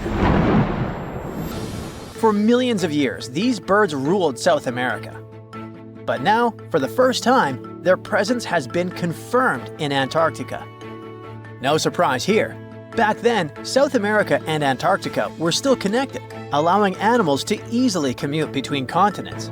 So these birds probably migrated south to adapt to life on Antarctica's prehistoric landmass. It didn't just survive here, it thrived. But at some point, this nightmare of an animal vanished. Why? Most likely because of the temperature changes. Antarctica was cooling, slowly turning into the frozen wasteland we know today. Its prey may have declined, leaving the predator without enough food. Eventually, it disappeared, leaving no descendants behind. Researchers hope that they'll find a complete skeleton eventually. They're also wondering where there might be even bigger species waiting to be discovered. Perhaps these birds evolved into a completely new Antarctic lineage. But for now, all we have are 2 giant, creepy claws. People often think that there are almost no animals or plants in Antarctica. But that's not true at all. Penguins waddle around, and forget the cute tiny ones. Antarctica used to have 6-foot-tall monsters. The emperor penguins are the largest penguin species alive today. They can dive over 1,800 feet deep and hold their breath for over 20 minutes. There were giant ancient penguins around 38 million years ago. They were the size of humans. Fossils show they had long, sharp beaks, making them terrifying hunters of fish and squid. The fish there are also absolutely fascinating. Forget giant squids. Colossal squids are nightmares even bigger. Some reach over 40 feet long with massive, super sharp beaks and eyes the size of dinner plates. Finally, orcas, the apex predators of the Antarctic Ocean. They hunt in packs, working together like a wolf pack of the sea to take down seals, fish, and even massive whales. There are even tiny plants like moss and algae, Antarctic hairgrass, and pearlwort. They somehow survive against all odds. There are many other myths going on about Antarctica. For example, some people think that when icebergs break off from glaciers, they immediately start drifting straight into the open ocean until they melt. But the reality is way more chaotic. First, when an iceberg breaks off from a glacier or ice shelf, it has to deal with underwater obstacles. It can stay stuck on the seafloor for decades without moving. Then they get caught in powerful whirlpools and spin in place for months. One iceberg, a 23A, spent nearly 40 years frozen in place before finally breaking free, only to get caught in a swirling ocean vortex for another 8 months. After that, their paths are influenced by ocean currents, tides, winds, and even underwater topography. They don't just float freely. Their movements are full of literal, unexpected twists. And speaking of glaciers, another strange rumor is that some humans can't travel more than 311 miles inland in Antarctica because of an impassable ice wall, freezing jet fuel, deadly winds, and no oxygen. But this is completely false. Antarctica has been explored by planes, vehicles, and even scientists on foot. There's an entire research station sitting at the South Pole. People live there all year long. The ice wall is real, a massive ice cliff rising above the ocean. But that isn't some secret barrier, it's an ice shelf. These are thick slabs of ice that form when glaciers slowly flow off the land and spread over the ocean. Almost 3/4 of Antarctica's coastline is made up of them, but they don't form some giant ring around the world. Antarctica is one of the most extreme places on Earth, but we've conquered its challenges, and we keep learning more about it every year. That's why every year, millions of dollars are poured into keeping research stations running, protecting wildlife, and making sure the people who live there have everything they need. But where does all this money go? Well, Antarctica stations are basically small cities. There's electricity, heating, water purification, food storage, and medical facilities. The biggest station, McMurdo, is basically a town with over 1,000 people in summer. It has everything from a fire station to a gym. The South Pole Station is super deep inland, so it's one of the hardest places to supply. Getting food and fuel there requires airplanes flying thousands of miles in extreme cold. But the internet loves a good mystery. When Google Maps revealed what looked like a massive doorway in Antarctica, conspiracy theorists went wild. People joked about everything from Bigfoot's vacation home to a secret base, or even a Star Trek spaceship hangar hidden in the ice. But there's a way simpler and less exciting explanation. It's actually a grounded iceberg, a chunk of ice that got stuck in shallow water and is now slowly melting. As ice moves across the landscape, it flows around bumps and obstacles, creating odd shapes. The process of melting, breaking apart, and refreezing can carve ice into unexpected forms.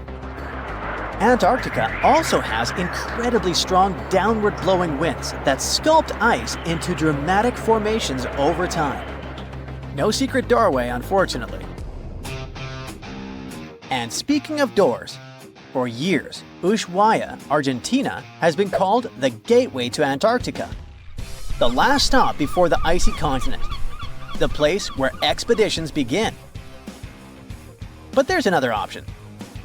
Punta Arenas, Chile. Let's compare them. Ushuaia is closer to Antarctica. It's the top departure point for tourists going on cruises. But no regular flights to Antarctica. No major scientific bases operating from here. It's basically controlled by the military, which refuses to allow private flights, only commercially operated ships. Yes, Punta Arenas is further from Antarctica, but 22 countries and global organizations use it as their main base. There are regular flights to Antarctica happening there every year. Private airlines can actually operate here, making it the real air connection to Antarctica. Ushuaia may have the best location physically, but Punta Arenas actually runs the show. Argentina made a huge error in picking its Antarctic airbase. Instead of setting up a simple, accessible base at sea level, they built Marambio Base, very high on rough terrain, completely impossible to reach by land. Everything has to be flown in by helicopter, making operations slow, expensive, and frustrating. For 50 years, Argentina stubbornly stuck to this bad decision, while Chile set up efficient, well-planned bases that the world now uses. If things don't change, Ushuaia will be nothing more than a tourist stop. But what's terrifying is that Antarctica seems to be returning to its past. It's supposed to be the coldest place on Earth, but something shocking happened just recently. For the first time in recorded history, temperatures in Antarctica broke 68 degrees Fahrenheit. This continent is buried under miles of ice. Usually, temperatures there can drop to minus 112 degrees. But in the winter of 2020, scientists recorded an insane 69 degrees on Seymour Island, hotter than many places in Europe at that time. Scientists believe there are several reasons for that. First, there are changes in the way heat moves around the planet's waters. Second, melting permafrost due to the planet warming. It looks like the climate is changing faster than expected. Ooh, from giant spiders to venomous snakes, we all get freaked out by Australian creatures. Yeah, me too. But newly discovered fossils show that things were way more dangerous 120 million years ago, when this land was completely ruled by massive razor-clawed megaraptors. Yeah, I'm glad I wasn't around then. These dinosaurs were about 26 feet long and walked on two legs, just like the famous T-Rex. They were fast, fierce hunters, with a superpower: their hug. Yep, their massive, muscular forearms had huge curved claws, perfect for grabbing and holding onto prey. Uh-oh. They would wrap their arms around their poor victims, just like a hug, and trap them with no chance of escape. And even though their teeth were quite small, they were still sharp enough to rip through flesh. The first time we heard about megaraptors was in the late 90s, when a paleontologist discovered their fossils in the region of Patagonia, Argentina. Since then, no one has ever found a complete skeleton, only fragments. But probably the most important one yet was uncovered in Australia at the beginning of this year. Researchers were exploring Victoria's stunning coastline when they stumbled upon megaraptor fossils. First, they spotted bones from its lower legs and a few vertebrae washed up on the beach. Even though they were working with just a couple of fragments, a deeper analysis confirmed that these belonged to a megaraptor. And not just any megaraptor, it was the oldest one ever discovered. This discovery gets even more exciting because it adds weight to the theory that these dinosaurs might have originated in Australia. But we already knew that they roamed the land down under since early 2023, when researchers found the top of a megaraptor skull in the country. So let's rewind a bit. We first found their remains in Argentina, right? Right. But then, years later, researchers found fossils of the same family of dinosaurs on the other side of the world, in Australia. If the ones in Oceania were older, how did these creatures end up in South America? Of course, they didn't fly there. They didn't cross continents by swimming either, although there is a theory that they could swim. Remember, we're talking about the dinosaur era, which happened millions of years ago. And back then, Australia and Argentina were actually pretty close. Basically, they were one. Both lands were part of the supercontinent known as Gondwana. and they were connected through Antarctica. Wait, but wasn't this path freezing? I mean, yeah, these dinos had to pass through Antarctica to get to their destination, but they weren't freezing their tails off. This all happened during the mid-Cretaceous period, when the weather was super warm. Back then, the poles were covered in plants, not ice. So let's just say they took full advantage of the good weather to make the crossing.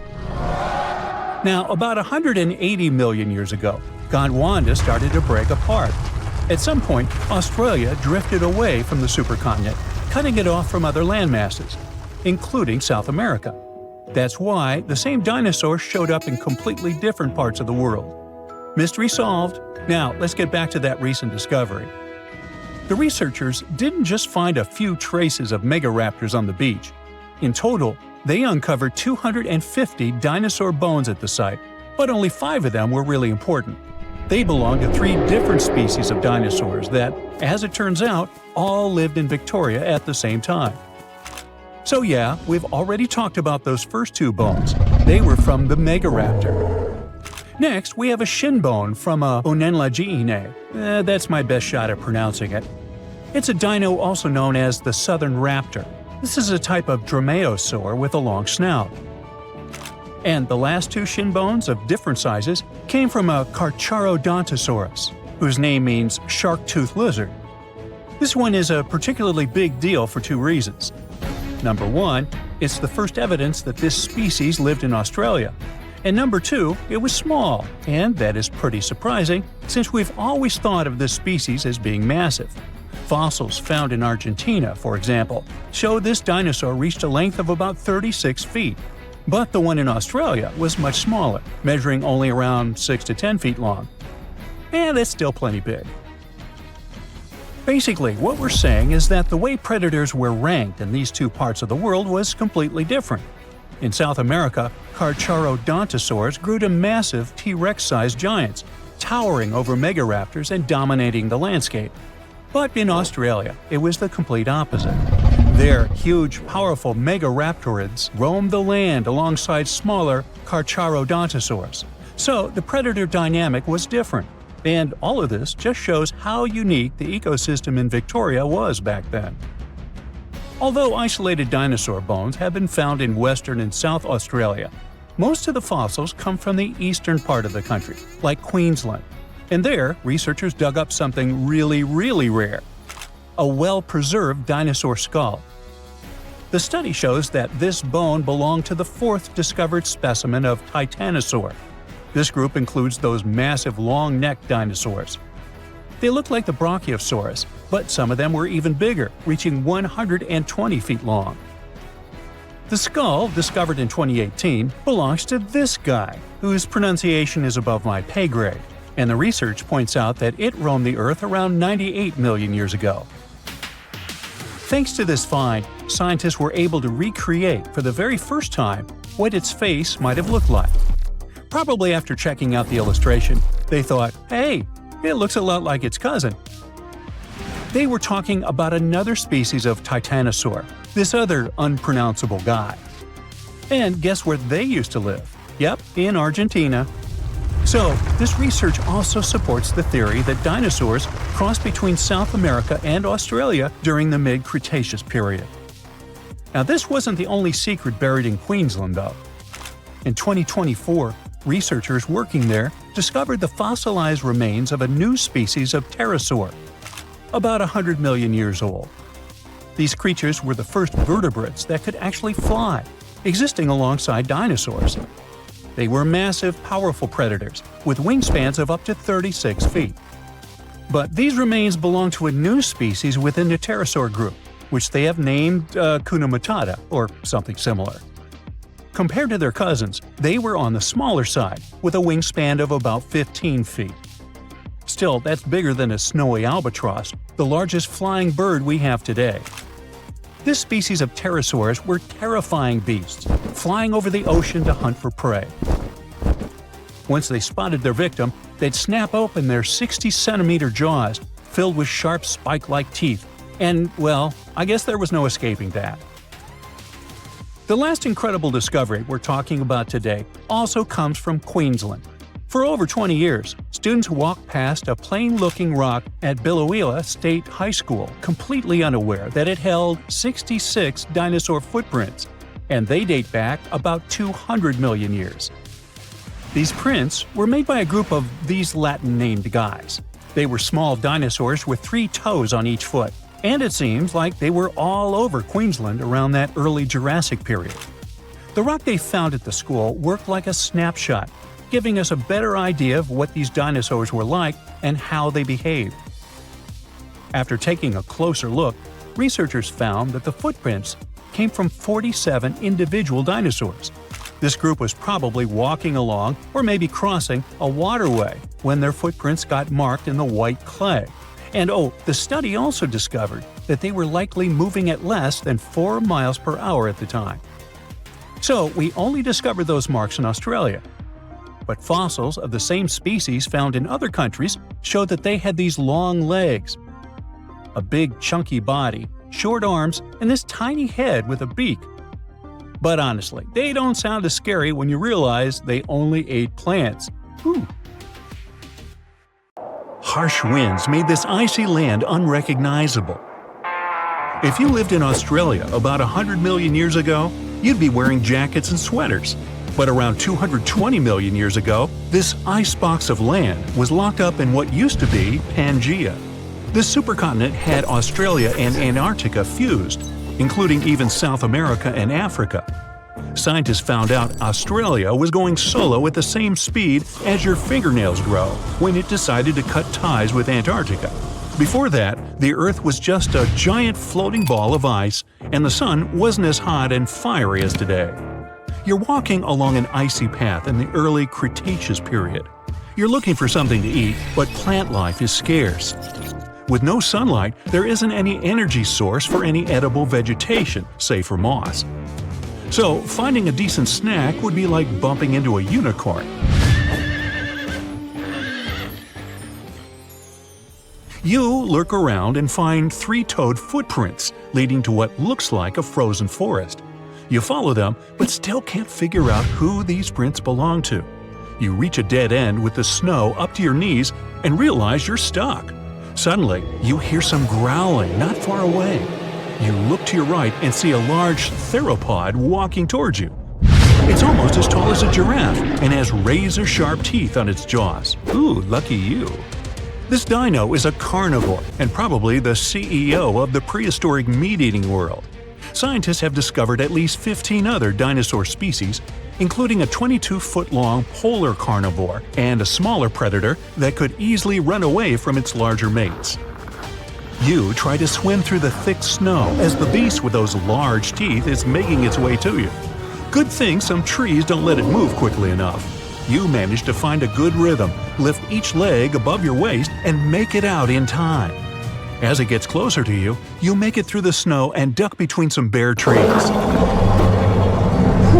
You were lucky this time, but it'll be back for you. Fossils of plants and leaves show that back in those days, Antarctica wasn't as chilly as it is today, and the same goes for its northern counterpart, Alaska. Still, living between 70 to 100 million years ago wasn't that comfortable. The T-Rex was the undisputed king of the dinosaurs. Scientists found bones and fossils from dry places like Montana and Texas, but they were shocked when they found T-Rex fossils in Alaska. There were also fossils of horned, long-necked, and feathery dinosaurs in the Arctic region. Even though the T-Rex was an apex predator, it wasn't as fast as you would expect, but its size was enough to make you run for your life. One of the T-Rex's favorite meals was a duck-billed dino as big as an elephant called the Edmontosaurus, which dwelled in frosty areas. These creatures were probably slow migrators and wouldn't have been able to find any shelter to live through the harsh conditions. Their jaws show they were plant eaters and had to find some greens to munch on wherever they went. They were constantly on the move since they strolled rather than ran. Scientists claim they would walk at an incredibly slow speed of around 1 mile per hour. Even a tortoise could outrun them. If you were a dinosaur during those days, then you'd face one of the most challenging decisions of your life. Live with mom and dad or get your own place. No, actually, the choice was to stay for the winter or flee. The dinos that remained in the frosty lands made nests and stayed for the whole year. Some scientists debate whether these polar dinosaurs were warm-blooded or cold-blooded. Mammals and birds have internal mechanisms to keep warm, like using their muscles and metabolism. That's why our bodies shiver when we're freezing. Reptiles need to bask under the sun or lie next to any heat-producing surroundings to absorb heat and charge themselves for the rest of the day, just like you charge your phone, but they didn't have phones then. You continue walking around trying to find something to eat. Your stomach is growling and you feel you're getting weaker. The wind picks up and throws some snow at you. Good thing you're wearing a thick coat and some proper leg wear. You're getting tired and need to find a place to rest. But out in the wilderness, staying in one place is like offering yourself as an open buffet to any predator.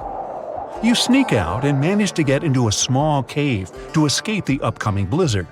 You start a small fire to keep warm, but you turn around and notice that the cave inside extends further. You quickly make a torch and walk inside. Scientists said that some dinosaurs might have burrowed to survive the storms. They found some structures in southern Australia that resembled a habitat for burrowing creatures around 100 million years ago. After walking for hours, you finally reach the other end of the cave. But this time the weather is a lot better and the sky is crystal clear. You notice small footprints leading to the river. Strangely, there's no icy crust on the water, so you cup your hands and take a few quick gulps. Suddenly, a large shadow looms over you. You turn around and see a huge feathery dinosaur with bulging eyes. It kinda looks and moves like a velociraptor, and it's looking straight at you as if you were its snack. You get up slowly. You know you can't outrun it, so you have no choice but to fight it off. But then another figure appears nearby. A small herbivore called the Leolinacera, walking on two legs with a long tail, pops up and takes a sip from the river. The carnivore's attention has shifted towards it, and it forgets about you. Out of nowhere, a giant theropod rushes in from behind the frozen forest and chases them. You run back to where the cave was, trying not to get spotted. Humans weren't in the script then. 7 million years ago, Homo sapiens split from apes, becoming a fully independent species around 200 to 300,000 years ago. Neanderthals also thrived. While Homo sapiens were living and thriving in Africa, Neanderthals were migrating to parts of Europe and Asia, and were the first humans to live through an ice age. Scientists claim that Neanderthals couldn't compete with Homo sapiens and slowly disappeared. Some of them integrated with Homo sapiens. Earth has been through 5 ice ages. They're powerful enough to change Earth's physical structure permanently, and are partly responsible for landscape design. We're actually in the middle of an ice age right now that's been going on for 2.6 million years. But we happen to be living in the warmer interval parts that can last for tens of thousands of years. Neanderthals were shorter and stockier than Homo sapiens. They had wider noses and big skulls. According to scientists, they lived in caves and fashioned up clothes and tools made of stones and bones. They also had flat teeth on their jaws for gnawing and chewing, just like Homo sapiens. Ice ages played an essential role for Homo sapiens to adapt and survive. In their caves, they were able to draw scenes of hunting and gathering, and were the first ones to harness the power of fire for warmth, protection, light, and cooking. They also used an advanced system of sewing clothes, using bone needles and animal skins to make thick coats to warm themselves up. Ah, those were the days, huh?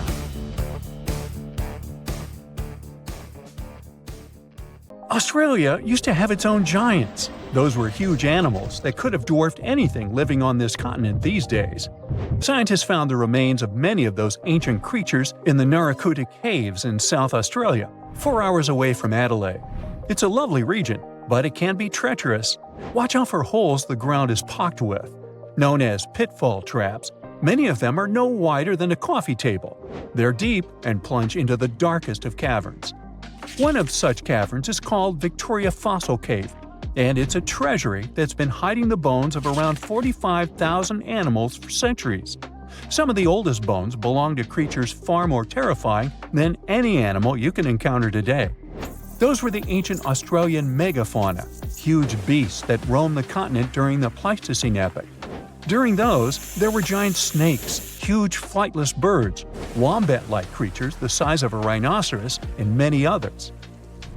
One of the largest examples of the Australian megafauna scientists have discovered so far is the Diprotodon.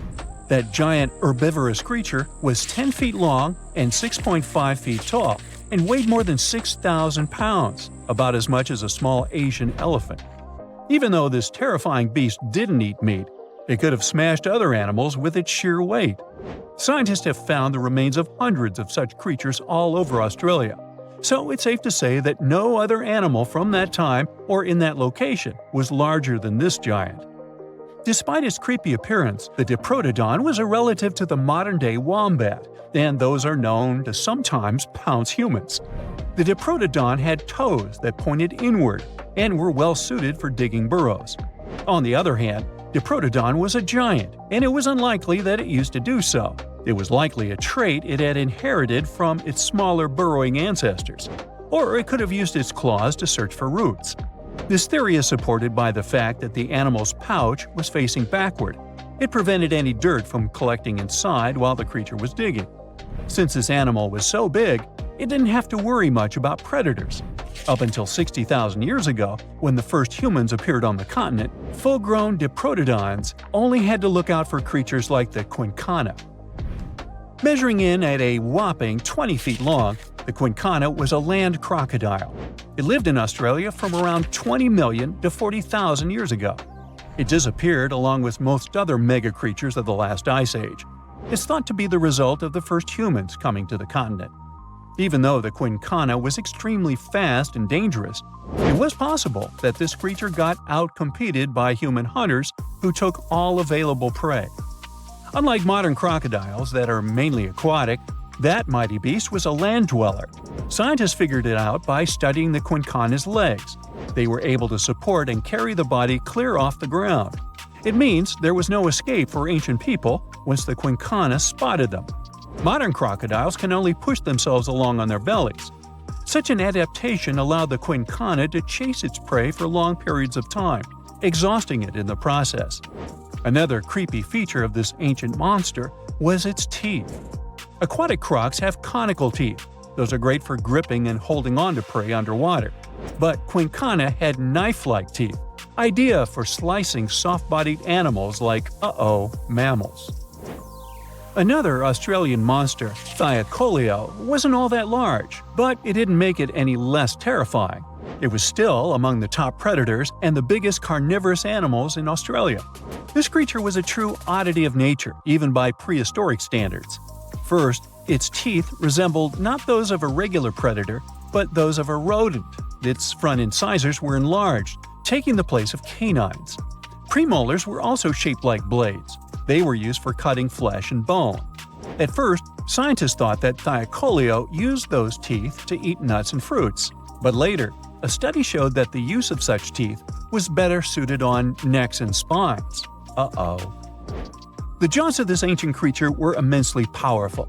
A 220-pound Thylacoleo had a bite force similar to that of a present-day 550-pound lion. It means that the animal could easily bring down prey much larger than itself. Then there was Thylacoleo's tail. It had strong muscles which provided the animal with the ability to use the tail as support when tackling large prey. The Thylacoleo had retractable claws, and this feature is very uncommon among marsupials. It allowed the animal to keep its razor-sharp hooks from getting blunt and could help it get a better grip on its prey. Scientists are quite sure that, like today's leopards, the Thylacoleo could climb trees and jump on other animals from above. It was done so fast and stealthily, they never knew what hit them. The creature's rear feet support this theory. The first toe there was reduced, but the foot had a rough pad like what modern-day possums have. It allowed them to have a better grip while climbing. Right after scientists found the first skull of the Meliolania, this animal was classified as a lizard. That's why its name translates to small groomer. But after they discovered more complete fossils, it turned out that the Megalania was a giant turtle. But that's not all. It was one of the largest land turtles to ever have existed. The main reason researchers initially believed the creature to be a lizard was the fact that its skull was adorned with a series of spikes. It's something the modern-day horned lizard can boast. But even after discovering the true nature of the Megalania, scientists still don't know how to properly catalog it. It might have been a creature that folded its neck under its spine, or it could have folded it to the side. Beside those defensive mechanisms on its head, the Megalania was also equipped with a spiked tail, which was probably used to prevent predators from attacking the animal from behind. Most species of the Megalania disappeared around 2,000 to 3,000 years ago because of humans who hunted them to extinction in both Australia and on the surrounding islands. It took around 2 centuries for these turtles to go extinct in that region of the globe. The Megalania was a giant Australian lizard that existed at the end of the Pleistocene epoch. It looked like a Komodo dragon and the Australian monitor lizard, which are both believed to be Megalania's closest living relatives. Fossils tell us that the ancient animal was anywhere from 15 to 26 feet in length. Ow! The youngest fossil remains of this ancient Australian monitor lizard date back to about 50,000 years ago. The first indigenous settlers must have encountered Megalania, which led to the lizard's extinction. Originally, scientists thought that the Megalania was the only member of the genus Megalania, but these days it belongs to the genus Varanus, which means that the prehistoric creature is closely related to other Australian monitor lizards.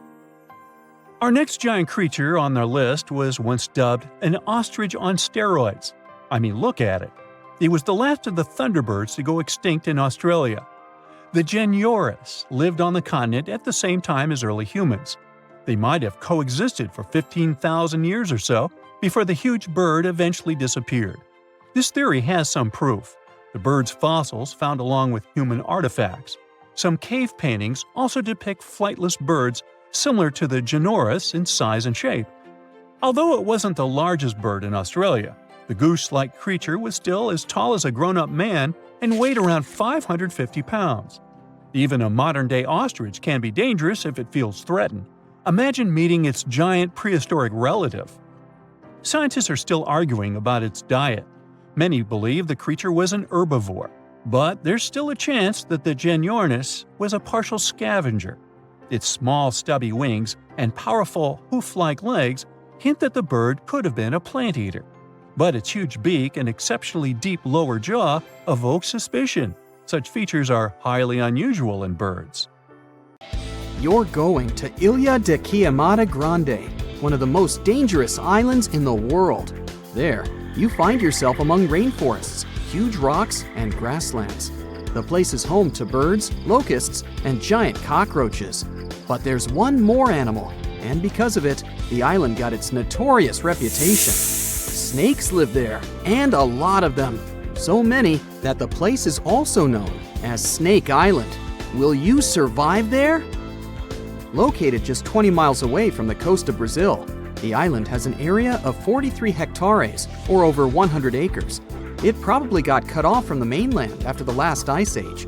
The snakes were also separated from most other animal species. They didn't have competitors and had an unlimited source of food. In such a small area, there are up to 4,000 snakes. That's one snake for every 10 square feet. It would be a difficult feat not to come across a snake on this island.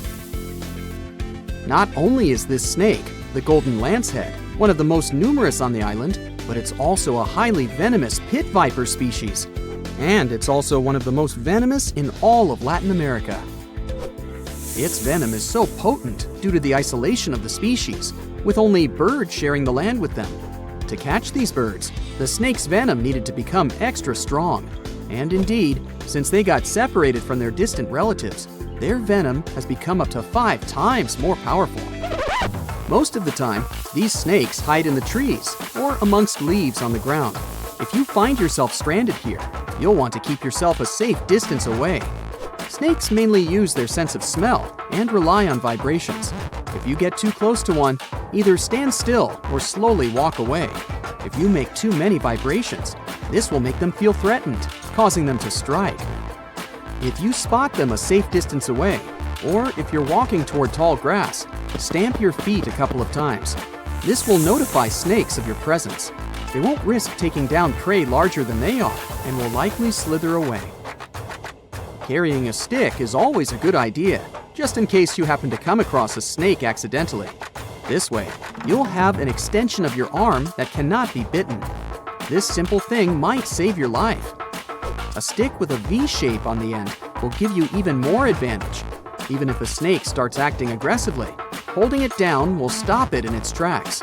But whatever happens, don't try to pick it up. Okay, but what if you get bitten? The chances are pretty high on this island, of course. First of all, don't try to get the venom out on your own. Make sure you call emergency services immediately. And once help is on the way, apply a wide bandage. A piece of clothing will do if you don't have anything else. Don't try to chase the snake trying to identify the species. Emergency services know how to figure out what venom it is. Now, just keep calm and wait for help. You might be wondering who you can call on this abandoned island. Well, since it's strictly prohibited to visit this place, there are signs advising to stay away all over the island, along with a number you can call if you run into trouble. Let's say you've successfully avoided getting bitten. The next thing to consider is what you can eat there. Snake Island was previously known as Ilha de Queimada Grande, where queimada is Portuguese for forest being lit up, or forest fire. The reason for that was the fact that the entire island was deliberately set on fire to make room for a banana plantation. Unfortunately, the banana business didn't turn out to be a success, probably because farmers got sick and tired of snakes. But some banana trees still thrive today, and they can provide you with some much-needed nutrients. You'll also want some protein in your diet throughout your stay.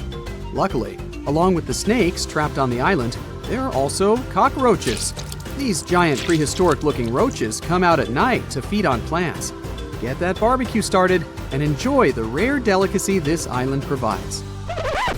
A great way to survive on the island is to avoid it altogether. If by chance you happen to be sailing past, keep in mind that this place was once connected to the mainland. Rocks beneath the waves are very likely to damage the bottom of your boat if you get too close. Make sure you keep an appropriate distance when traveling past. Sure, this island is intriguing, but please remember that no matter how close you get to it, you won't be able to see snakes from the boat. You can only see these creatures if you get close enough, which you really shouldn't do. And it's not only reptiles that make this location dangerous. Pirates visit the island quite often. Not the sea shanty singing peg-legged arr pirates, but bio-pirates who come there to capture the very thing that makes it so dangerous. They come there for snakes, to catch them and sell them illegally. Since the island got cut off around 11,000 years ago, the golden lancehead has evolved within its own unique habitat. So, although there are many reptiles on this island, they're still an endangered species. Due to their limited numbers, their value is very high, reaching up to $30,000 on illegal markets, which gives biopirates the motivation to catch them. I can think of better ways to make a living. Anyway, let's say you've got all the resources necessary to survive in one of the most dangerous places on Earth.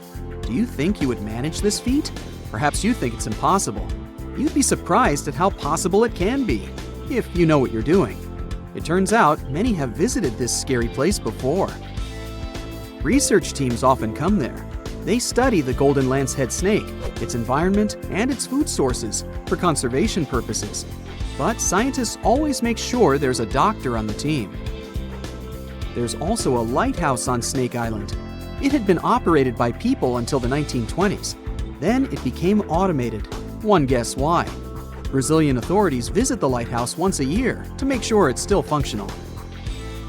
Locals on the mainland know the reputation of the island, so the stories of people going missing are minimal. But one group of fishers once got too close to the island. As they were sailing along their normal route, they accidentally neared the shore.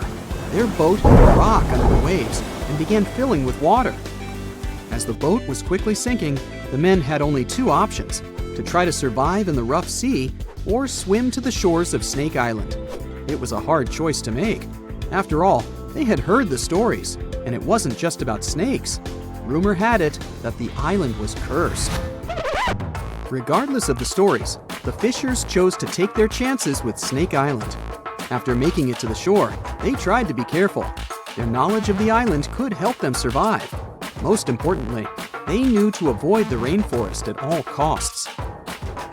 As the men got hungry, they carefully walked along the edge of the forest, warily collecting bananas. They were mostly sitting, waiting, and conserving their energy. They could only drink water when it rained. It was just enough to sustain them. They slept on the beach, unprotected from the elements and weather. And all the time, they were so close to the comfort of the lighthouse or caves. They were probably overly cautious, but it was either enduring some discomfort or risking their lives for a dry bed. They didn't yield to the temptation. They managed to survive for 3 days without being bitten by a snake. After that, a passing boat finally rescued them. So, now you know, anything is possible. Now, of course you know that the Amazon River is famous for its piranhas, bull sharks, and other creatures you don't want to meet. But there are even more dangerous rivers in the world. The deepest of them, the Congo, goes so far down in some sections that even light can't reach there. It's the only major river that crosses the equator twice and carries enough water to fill more than 13 Olympic-sized swimming pools into the Atlantic Ocean every second. Wow! Even the most experienced boaters have trouble passing through all of the river's strong currents, rapids in its upper part, and waterfalls and gorges in the lower section. The Congo currents are so fast and powerful that they even divide animals like mountains and oceans do. There are new species of fish evolving separately on the two banks as they can't reach the other side and breed with each other. One of the most dangerous types of fish living here is the Goliath tigerfish. These monsters, that grow up to 5 feet and travel at the speed of 25 miles per hour, are relatives of piranhas. Their mouths are full of vicious, razor-sharp teeth. Their females lay hundreds of thousands of eggs, and the offspring are predators from birth. You have a good reason to fear the Goliath tigerfish, as they're the only freshwater fish in Africa that have attacked crocodiles and even humans. Okay, not swimming there. There are dense jungles and more hungry wildlife, including snakes and some aggressive hippos, all along the river. Still, it's used as a water highway in Central Africa, so barges traveling on it for weeks are often crowded with up to 2,000 people and capsize every now and then. And if you believe the local folklore, there's one more thing to be afraid of: the one who stops the flow of the rivers, a dinosaur-like beast that is said to live in the Congo River basin. There have been over 100 sightings over the last century, but no one can provide solid evidence the beast is real. At the turn of the 21st century, there was a series of terrible, mysterious stories on the Kali River in Asia. Something described as a mud-colored water pig would drag swimmers underwater in front of terrified eyewitnesses. British biologist Jeremy Wade stepped up to crack the case. He noticed that all the scary incidents were happening in one specific spot, stretching about 4 miles. Villagers told him this creature was growing big and bad from all the food it got. Wade examined the water with a depth sounder and thought it could have been a whirlpool. Then the monster dragged a domestic water buffalo into the water. The buffaloes are big and heavy, so the creature that attacked it would have to be super strong. Saltwater crocodiles don't go so far inland, and the most common local species of crocodiles don't live in cold waters. There were no bull sharks in the area either. Finally, Wade spotted several goonch catfish underwater. Some of them were human-sized. They couldn't capture these monsters with a regular fishing rod, but a special ceremonial construction did the job. The largest fish was 6 feet 7 inches long and 3 times the weight of an average gaunch. It was large enough to take down a human or a large animal, but Wade mentioned there could be even bigger ones living in the Kali River. The Orinoco River in South America is dangerous to navigate because of some crazy curves and strong underwater currents. It's easy to get lost here, even if you have your GPS on. There are sudden waterfalls all along, and you must be prepared to handle those to survive.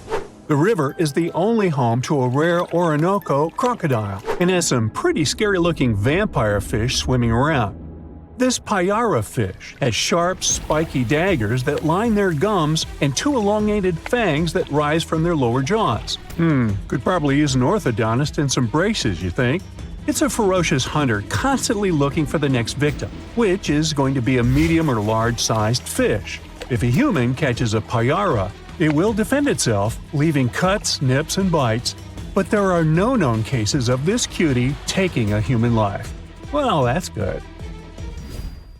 The Yellow River in China received its name after its color, but it wasn't always this yellow.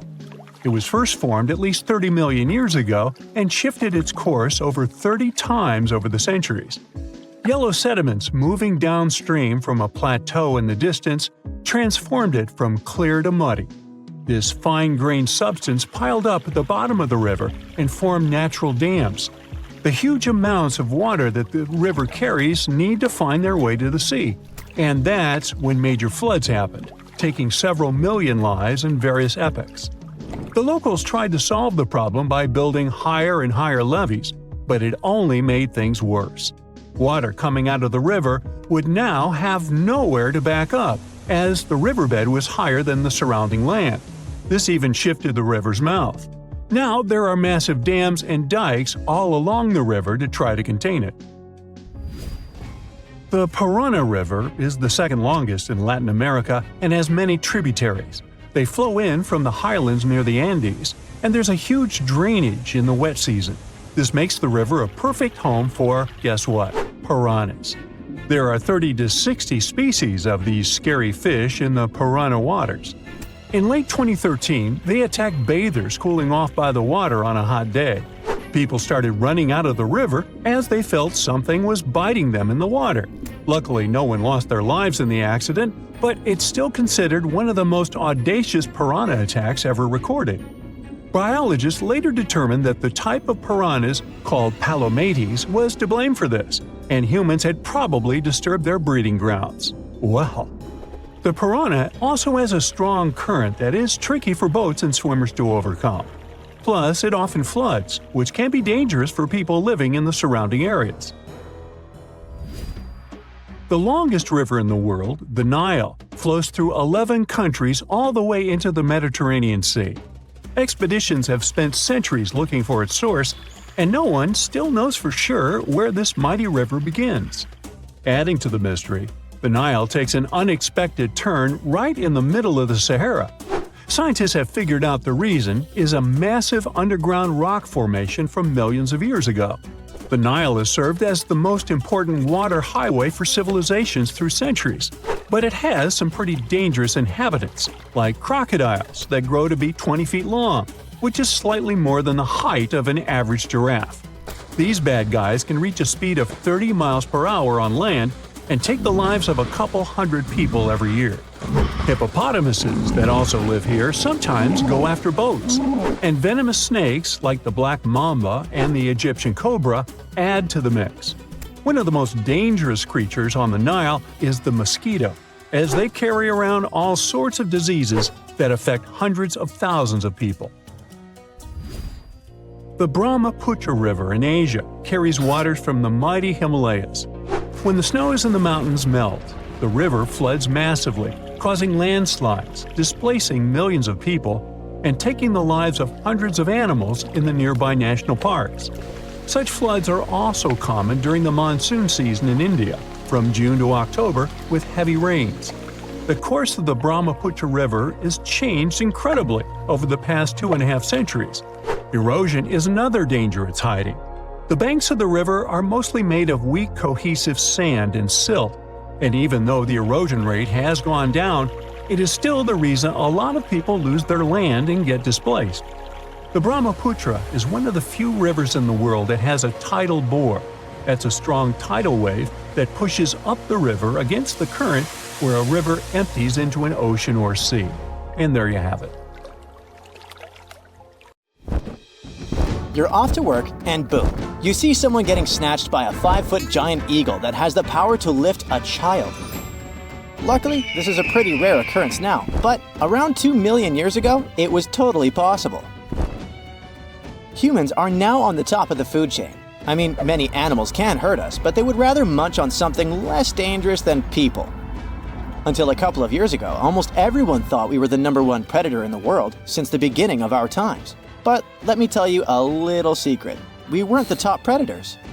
Somewhere in Africa, near the town of Tung, in a mine, archaeologists uncovered something probably worth more than gold. It was a small skull that belonged to a hominin, a human species that lived just before we split into two groups. One group is today's chimpanzees, and the other one is us humans. That is probably why we're so similar to chimpanzees. And believe it or not, we share 98% of our DNA with them. The critter was nicknamed Tung Child because most likely it belonged to a young human. Before this discovery, we had no idea we originated from Africa. As you already know, on that continent, there were many big animals that could eat us in a single bite. Even now, the situation is not that different. The bone was found among many other animal bones, suggesting that early humans, Australopithecus, had a pretty rough life and were eaten by anything that liked meat. Since we were only around 4 feet tall, we were on the menu for many animals. Probably the scariest one for us was the eagle. You might think eagles are just lazy birds who sit on trees all day, but our friend from Tung had a pretty bad experience of encountering one. When Tung's child was a little kid and was playing outside, the eagle grabbed him and took it to its nest. We have no idea how big the bird was or what kind of eagle it was, since there isn't any evidence. Eagles regularly hunt baboons in Africa now, and when experts compared the marks on these animals with the marks found on the ancient skull, they discovered those marks were almost identical. The worst thing about eagles is that they're like zombies, and their favorite food is brains, so they attack the head first. Even now, we're not safe from sky attacks since eagles can theoretically snatch kids. Stop looking at the sky now. There are many more land animals that can harm you. Roughly 500,000 years ago, our ancestor, Homo rhodesiensis, was doing his chores when he was ambushed by a hungry ancient hyena. He had a few broken bones, and the hyenas stashed him in a cave in Casablanca, where he was uncovered 500,000 years later. Not many animals can chew through bones like it's nothing. Hyenas have a bite force that is 7 times stronger than ours. They keep meat stacked in hidden places, so they can have snacks for later. Since we can't see at night and hyenas can, they hunted us at night. This might be the reason why people are scared of the dark. It's an instinct passed down from our ancestors because, at night, they had to stay inside caves or other structures to avoid monsters. Technically, our ancestors played real-life Minecraft in survival mode, but our long-lost cousins weren't afraid of hyenas since they hunted them for food. Hyenas also hunted us for food, so what exactly happened will most likely remain a mystery until we invent a time machine. Today, hyenas are known man-eaters, but they're nowhere near their ancient ancestor, which was twice their size.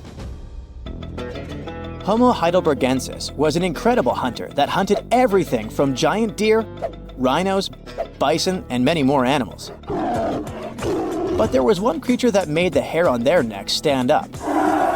It was a giant with 8-inch teeth, weighing more than 1,000 pounds. No animal was safe during its era, which was around 300,000 years ago. Of course, I'm talking about the saber-tooth tiger. It actively attacked our ancestors, among other animals like crocodiles, monkeys, horses, and honey badgers. You might be one of those who have a terrible fear of snakes, and that might be because they hunted your ancestors. We have been sharing this planet with snakes for over 100 million years. Our early pals were so scared of them that they evolved and developed sharper eyesight. Their brains grew bigger since snakes were ambush hunters, sneaking up on humans and attacking them unexpectedly. Initially, we were colorblind, but snakes hunted us so much that we developed 3-dimensional vision and the ability to see colors. All of these tricks allowed us to see snakes better. But evolution works both ways, and around 60 million years ago, these reptiles developed venom because they lost the ability to stealth attack.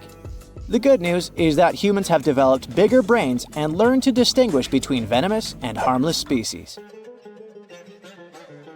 The worst monster Neanderthals probably had to watch out for was other Neanderthals.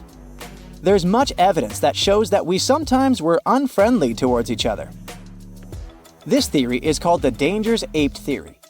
Neanderthals didn't hunt one another regularly since there was an abundance of animals that had more nutrients needed to survive. Neanderthals most likely hunted one another when they didn't have any other food, or for rituals, or in self-defense. Around 4 million years ago, near Lake Turkana in Kenya, there was a humongous crocodile with a taste for humans. It was not that modern-day croc that can only reach 20 feet in length. Its ancient relative was 27 feet long, the largest crocodile ever. This prehistoric creature could swallow us in one bite, since we were only 4 feet tall back then. We don't have proof that this animal hunted us, since they had a powerful stomach that could liquefy bones easily. But there was a foot found that had clear marks from a crocodile's jaw. The ape probably wanted to cool off or drink some water and was grabbed by the prehistoric reptile. Crocodylus anthropophagus is another croc species that lived near Tanzania around 1.8 million years ago and ate humans like burgers. It loved people so much that its Latin name literally means the eater of humans. They patiently waited underwater for humans to come for a drink, and when they arrived, the monsters would snatch and drag them underwater. Evolution was trying to find solutions because we encountered scary monsters and were hunted by them. All that running from predators had an impact on our bodies. We grew taller and bigger so that birds wouldn't pick us up and fly us to their nest. Like it or not, we had to start walking on 2 legs since we could scan the surroundings much better that way. It helped us to run from predators while carrying food. Plus, standing up made us look bigger. Now we throw things with our hands for fun. For example, while playing basketball. But back then, we had to throw rocks at predators to make it out alive. Chimpanzees also used this throwing technique to scare off predators. We started talking to each other to coordinate attacks better and plan what to do when we saw danger. We all know that working in a group or playing a team sport is interesting and a lot of fun. But believe it or not, this is because in the past, we had to be team players. Otherwise, we risked being snagged by a predator. Our brains are still wired the same. However, these techniques didn't always work, and archaeologists have found many more bones belonging to humans eaten by giant eagles and other animals.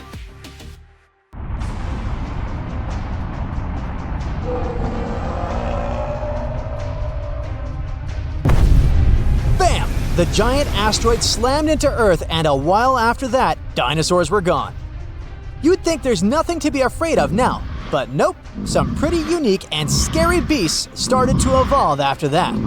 Back at that time, mammals were going through significant changes. It seems that some of them, like those similar to horses and rhinos, became giant and powerful very soon after the dinosaurs were gone. When dinosaurs were in charge, which was about 145 to 66 million years ago, mammals were relatively small creatures. Most of the time, they lived in the shadows of their much bigger enemies to avoid ending up as their dinner.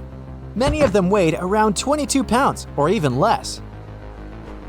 But when the dinosaurs went extinct, mammals finally had a chance to take advantage of the new environment. For example, Brontosaurus. It took this opportunity and grew to enormous sizes. They started at around 40 pounds and eventually reached weights of 4 to 5 tons in just 16 million years. This sounds long, but it's relatively short in geological terms. Their large body size gave them and some other mammals an advantage after the dinosaurs disappeared. Now, they were the dominant and ferocious creatures others were afraid of. Brontosaurus, whose fossils have been found in North America, got this cool name, Thunder Beasts, from the Sioux people, because they believed these fossils came from giant thunder horses that would roam the plains during thunderstorms. And it's still a mystery how these thunder beasts got to grow so big so quickly. One of the theories says that they gradually increased in size over time. Another option is they went through rapid bursts of growth, but also had periods where they didn't quite change. Or maybe there was a mix of species. Some were small and some were bigger, but in general, more of them ended up growing large. And scientists studied a family tree of 276 thunder beasts and realized the third option fits the best. It's all competition in nature. Back in that time, most mammals were small, so there was fierce competition among smaller plant-eating animals when it came to food. The larger ones, like thunder beasts, faced less competition for the resources they needed to survive. So bigger species had more chances to stay, while the smaller ones went extinct quickly. So yeah, the end of the dinosaur era doesn't mean the end of impressive and giant animals you'd also run away from. For example, I definitely wouldn't like to face this fella. It kinda reminds me of a giant sloth at first, but those evolved tens of millions of years later. This giant lived somewhere between 50 and 60 million years ago in North America.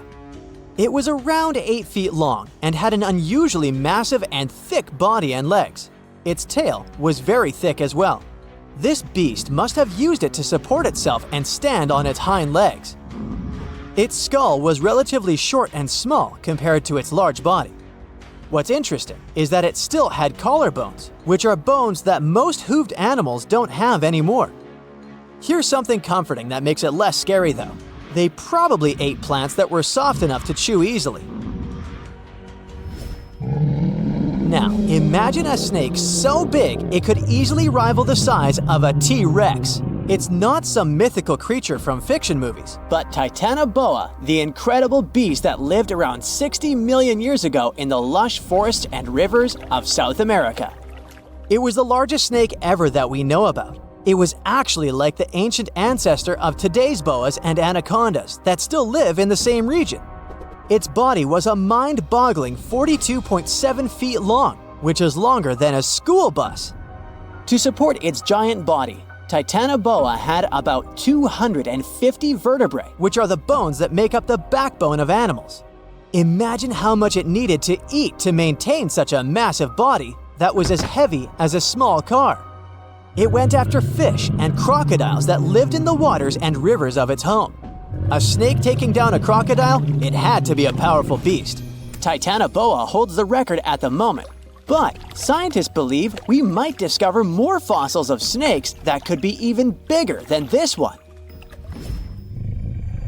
You know there has to be some scary crocodile on the list. Back in the dino era, there were even crocodiles that were 40 feet long and enjoyed snacking on dinosaurs. You can tell they haven't become less scary even after that.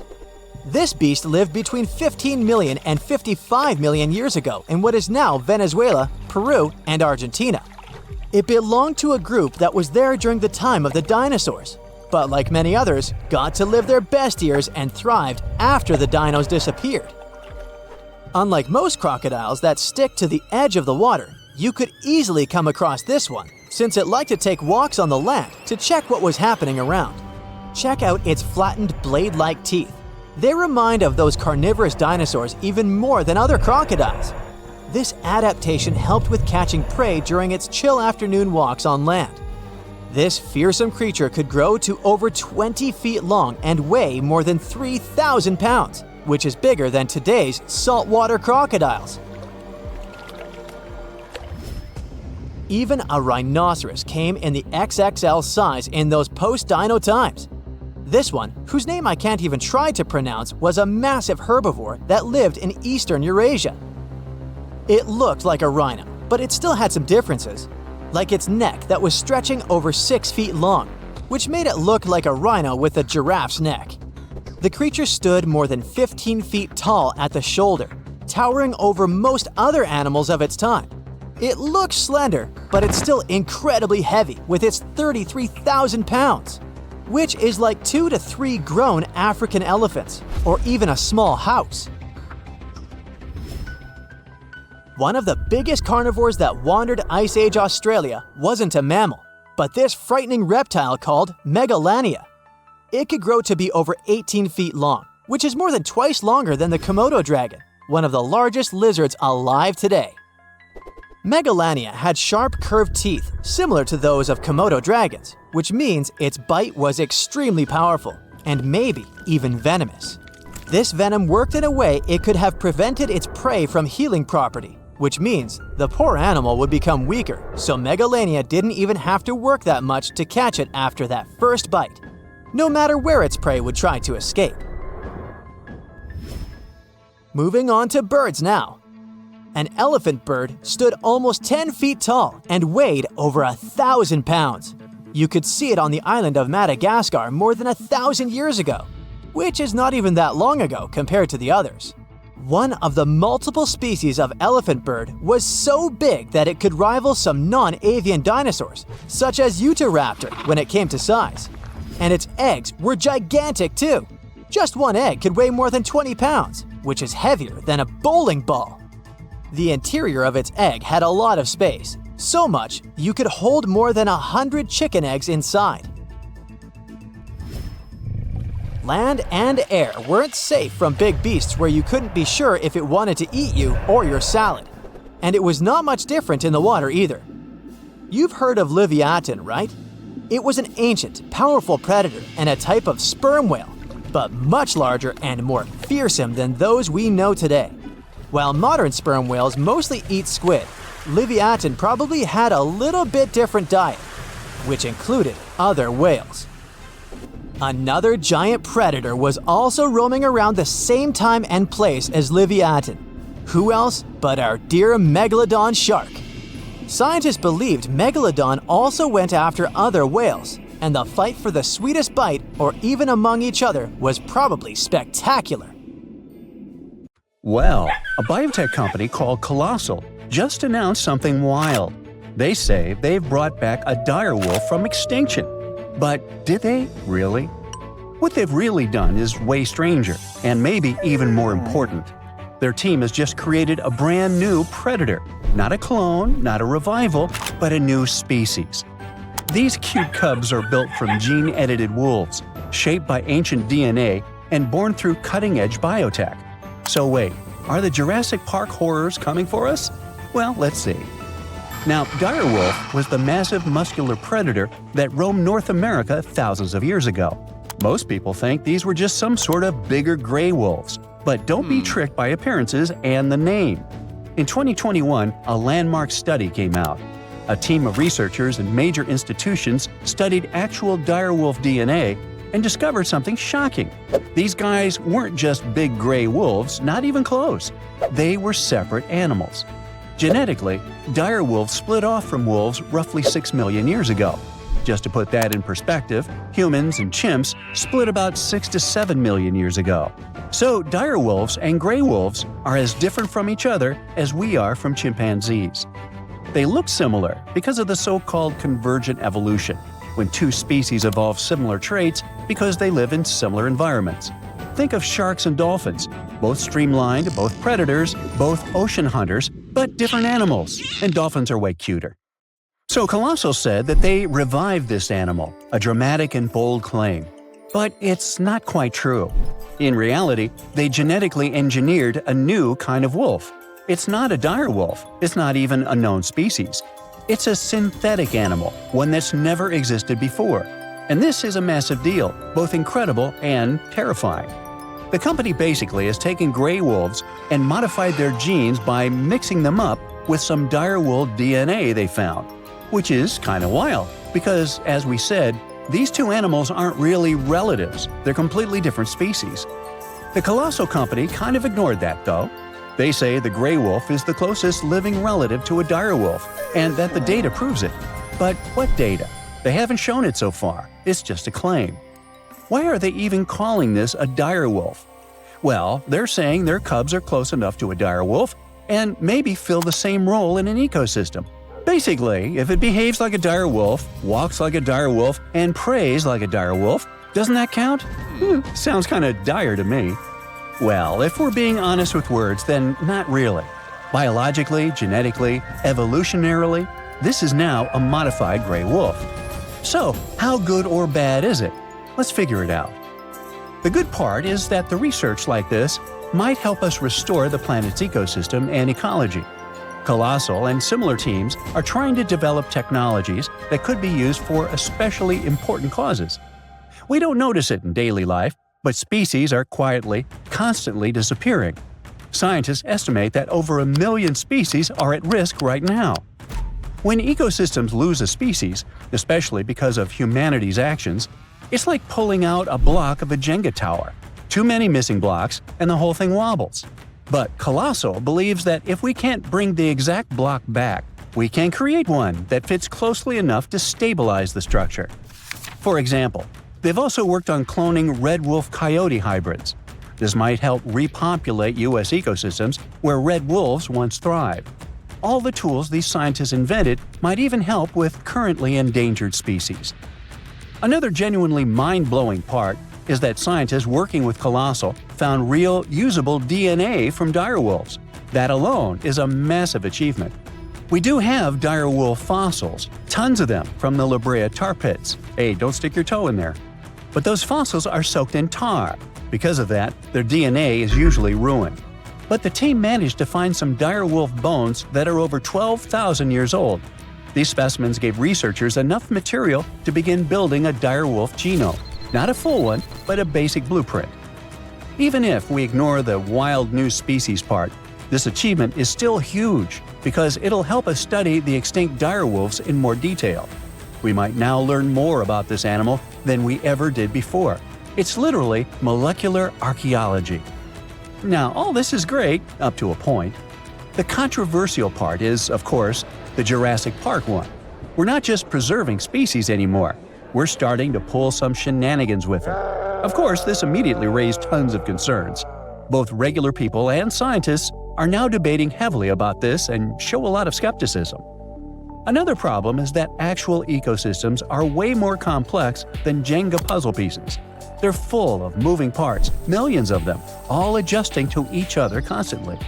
So, if you throw a new type of wolf into the mix, it won't react exactly the way a dire wolf once did. The times have changed, the ecosystem has changed, the extinction happened, nature adjusted, and throwing these cubs into the wild now might be even more destabilizing. That's why these new wolves aren't being released into the wild. They won't be hunting bison or roaming ancient grasslands. That world is long gone. Their prey is gone. Their ecosystem is gone. Instead, they'll stay to live in the lab. But if we do start to put our own animals into the ecosystem one day, what happens when ecosystems start depending on human-made species to survive? Well, it's like I always say, it's nearly impossible to science your way out of a situation that you behaved yourself into. If you can't change the behavior, the science might only be flashy and not the solution. Anyway, all these are hard and important questions. For now, we might at least exhale with relief that no one is bringing the dinosaurs back. Yeah. DNA doesn't survive more than 1.5 million years, and dinosaur fossils are stone now, not cells. You can't clone from stone. But what about animals that vanished more recently? Creatures that once lived during the Ice Age, or even just a century ago? Those are within reach. The most famous example is the woolly mammoth. These shaggy giants once stomped across the tundras of the north, shaping nature by knocking down trees, flattening snow, and fertilizing soil. Their disappearance helped turn thriving grasslands into mossy, carbon-trapping bogs. Now scientists want to take preserved mammoth DNA from frozen remains, compare it with elephant DNA, identify the key differences, and create a new hybrid. Kind of the same thing we did with these new dire wolf cubs. It would be a cold-resistant, tundra-stomping, woolly-coated mammoth elephant. Like that. These guys would be close enough to fill the ecological niche that mammoths once held. Then there's also the passenger pigeon. Once the most abundant bird in North America, flocks so massive they could block out the sun, but we hunted them to extinction by the early 1900s. The last one, named Martha, passed away in a zoo in 1914. But we have her DNA preserved in museum samples. And today, using AI and genomics, scientists are working to recreate a living bird that behaves like a passenger pigeon. These birds could help regenerate forests, spread seeds, and restore a part of the lost sky. And finally, the Tasmanian tiger, a striped wolf-like marsupial that once roamed Australia. It was hunted to extinction in the 20th century. But its DNA is abundant. Museums collected pelts, fossils, and even preserved pups. This one was a keystone species, a stabilizer, a hunter that helped keep ecosystems in check. So they want to restore this one as well. The idea is to bring back extinct species using artificial intelligence, genetic sequencing, and the rapidly growing toolbox of biotech. But all this has to be done very carefully. Otherwise, the species could destabilize the environment instead of helping it. Now, on the good side, even if we never bring a mammoth back, this research is already saving lives. For example, the northern white rhino. There are only 5 left, and only 1 male among them. Extinction is practically written into their future. But using preserved cells and cloning techniques, scientists are working on rebuilding the population. In any case, it looks like we're entering a new era of biology, and this discovery is going to start a conversation that will be going on for decades. The Tyrannosaurus rex, the formidable predator, the world-known celebrity of the animal kingdom, the king of all dinos. Since its discovery in 1902, this dangerous predator has fascinated both researchers and the regular public. But despite its terrifying reputation, there were actually other beasts that could defeat the T-Rex. And one of the true nemeses of this dinosaur was the Triceratops, a herbivore. But despite its plant-based diet, the dino was huge and had 2 nightmarish, large horns and a smaller one, along with thickened bones which added to its defenses and helped protect itself from dreadful predators like the T-Rex. This dino was something like proof that herbivores were no pushovers. Its formidable horns were about a foot wide at their base and tapered into mean points capable of skewering any predator, even a T-Rex like Juicy Barbecue. The colossal skull of the Triceratops sported an enormous frill made of protective solid bone, which was topped with hornlets. From the tip of the animal's beak to the spiked rim of the frill, the head of the Triceratops could reach a whopping 10 feet in length and weigh around a ton. This gargantuan construction, the head of the dino, was attached to the body with the help of a ball and socket joint. This allowed the dino to swivel its head around with astonishing speed, brandishing its horns to scare predators away. That's one of the reasons why a T-Rex that decided to attack a Triceratops was actually taking a big risk. The battle could easily go either way. Of course, the king of the dinosaur world could win and get its long-awaited feast, but just as likely, the hunted could become the hunter and end the T-Rex's game. Now, how about we find some more cool and lesser-known facts about those intriguing creatures, dinosaurs? For example, dinos almost certainly did not roar. Scientists think they might have cooed instead. More accurately, they probably produced sounds in ways similar to the way ostriches boom or doves coo. You see, many modern birds use a method of producing sounds called closed-mouth vocalization. Sounds are made by inflating the throat rather than passing air through the syrinx, the vocal organ of birds. In other words, the Jurassic Park movies got it all wrong. A lot of early dino reconstructions appeared under the influence of those scary noises that we associate with modern predators, like lions. So, on screen, dinosaurs have their mouths open when they produce sounds, just like lions when they roar. But real dinos wouldn't have done that, especially not before charging at their prey. They wouldn't have advertised their presence to other animals nearby, not when all they wanted was to have a meal. The Quetzalcoatlus was a member of the ancient group of flying reptiles, pterosaurs, and it was also the largest flying animal to have ever lived on Earth. The giraffe-sized creature had thin limbs, a startlingly long beak, and a staggering 40-foot wingspan. Researchers believe that these creatures could have also used their folded-up wings as legs, so they probably walked on all fours. Scientists discovered the Quetzalcoatlus about 50 years ago, but they still have a tricky time trying to piece together the details of this animal's life. For example, how did it even manage to lift its ginormous body off the ground when flying? Whatever the answer is, this creature is our first real look at the entirety of the largest animals ever to fly. One of the reasons why it's been taking so long to unearth the secrets of the Quetzalcoatlus is because this creature had hollow bones that helped it to fly, just like modern flying animals. So, when you find these potato chips-like bones preserved in super hard rock, you need to somehow remove them without destroying them. And that's a really tough task. The Tyrannosaurus rex was quite a slow runner. Its speed was likely to be just about 10 miles per hour, which is approximately as fast as the speed of an average human runner. As for T-Rex babies, according to hatchling recreations from the American Museum of Natural History, they were pretty cute. About the size of super skinny turkeys and covered with downy feathers. The largest land-based dino was the Argentinosaurus. This massive animal often reached up to 130 feet in length and 69 feet in height.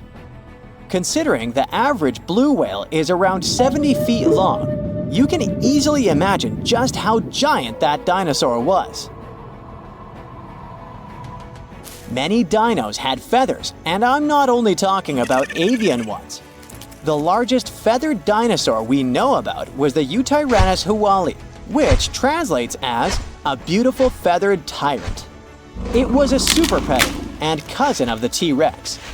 Scientists think that the dino most likely relied on its feathers to stay warm. However surprising it may sound, some of the biggest dinosaurs were actually herbivores. Let's take the Brachiosaurus and Apatosaurus, for example. These creatures were giant, but followed a plant-based diet. Now, I'm not sure if you should try it or not, but apparently, you can tell the difference between a simple stone and a dinosaur fossil by licking it. It may not sound like the most legitimate approach, but even paleontologists sometimes find themselves doing this. The thing is, if you lick a potential fossil, it will slightly stick to your tongue. That's because fossils are way more porous than stones. When dinosaurs first saw the light of day during the Triassic period, around 230 million years ago, Earth's continents were clustered together and formed one giant supercontinent called Pangaea. Over the next 165 million years, Pangaea slowly drifted apart, and that separated many dinosaur species from one another. And still, most of the world's dinosaur fossils are found in 3 places: the high-altitude Badlands of China, North America, and Argentina have the largest amount of fossils, or at least easily accessible ones. In reality, most parts of the world are covered with fossils, but those located in desert-like environments are easier to find due to the lack of vegetation. Interestingly, most fossilized dino bones aren't bones anymore. The fossilization process often occurs when something gets trapped between layers of sediment or sand. For millions of years, those remnants stay there. At one point, they got surrounded by a layer of water. It replaces the original organic material with minerals. In other words, it's not the real thing anymore. It's a rock-like copy. The Triceratops boasted 3 giant horns sticking out of its head, but its teeth were even more fascinating. This dino had around 800 teeth, and new ones kept growing throughout its life. These teeth grew in sets of 36 to 40 tooth columns, with each column having 3 to 5 teeth, vertically stacked on one another. Some dinos had hollow bones, like today's birds. These creatures stored air in their bones, which helped them improve their breathing abilities. It made these dinosaurs lighter on their feet and allowed them to breathe much more efficiently. The Nigersaurus replaced its teeth every 2 weeks. This unique creature had rows and rows of teeth in reserve. They were hidden away in its mouth, and when a set of teeth wore out, they fell out, and the next row moved into position. Dinosaurs didn't all go extinct at the same time as soon as the asteroid crashed into Earth. Instead, the space rock likely triggered a chain reaction of events which changed the face of the planet. Of course, it didn't happen overnight, but over the next few hundred or even thousands of years. As a result, all but avian dinosaurs went extinct. The word dinosaur came from the Greek language. Deinos means terrible, and sauros means lizard. So basically, dinosaur can be translated to terrible lizard. You may object that not all dinosaurs were terrifying predators. This name might be appropriate for the T-Rex, but not, let's say, the tiny May.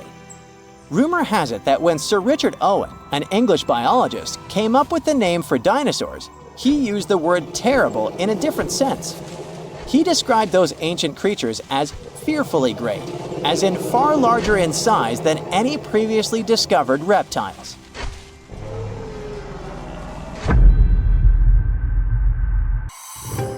Something exciting and kinda unexpected popped out among the rocks of the Ica Valley in Peru.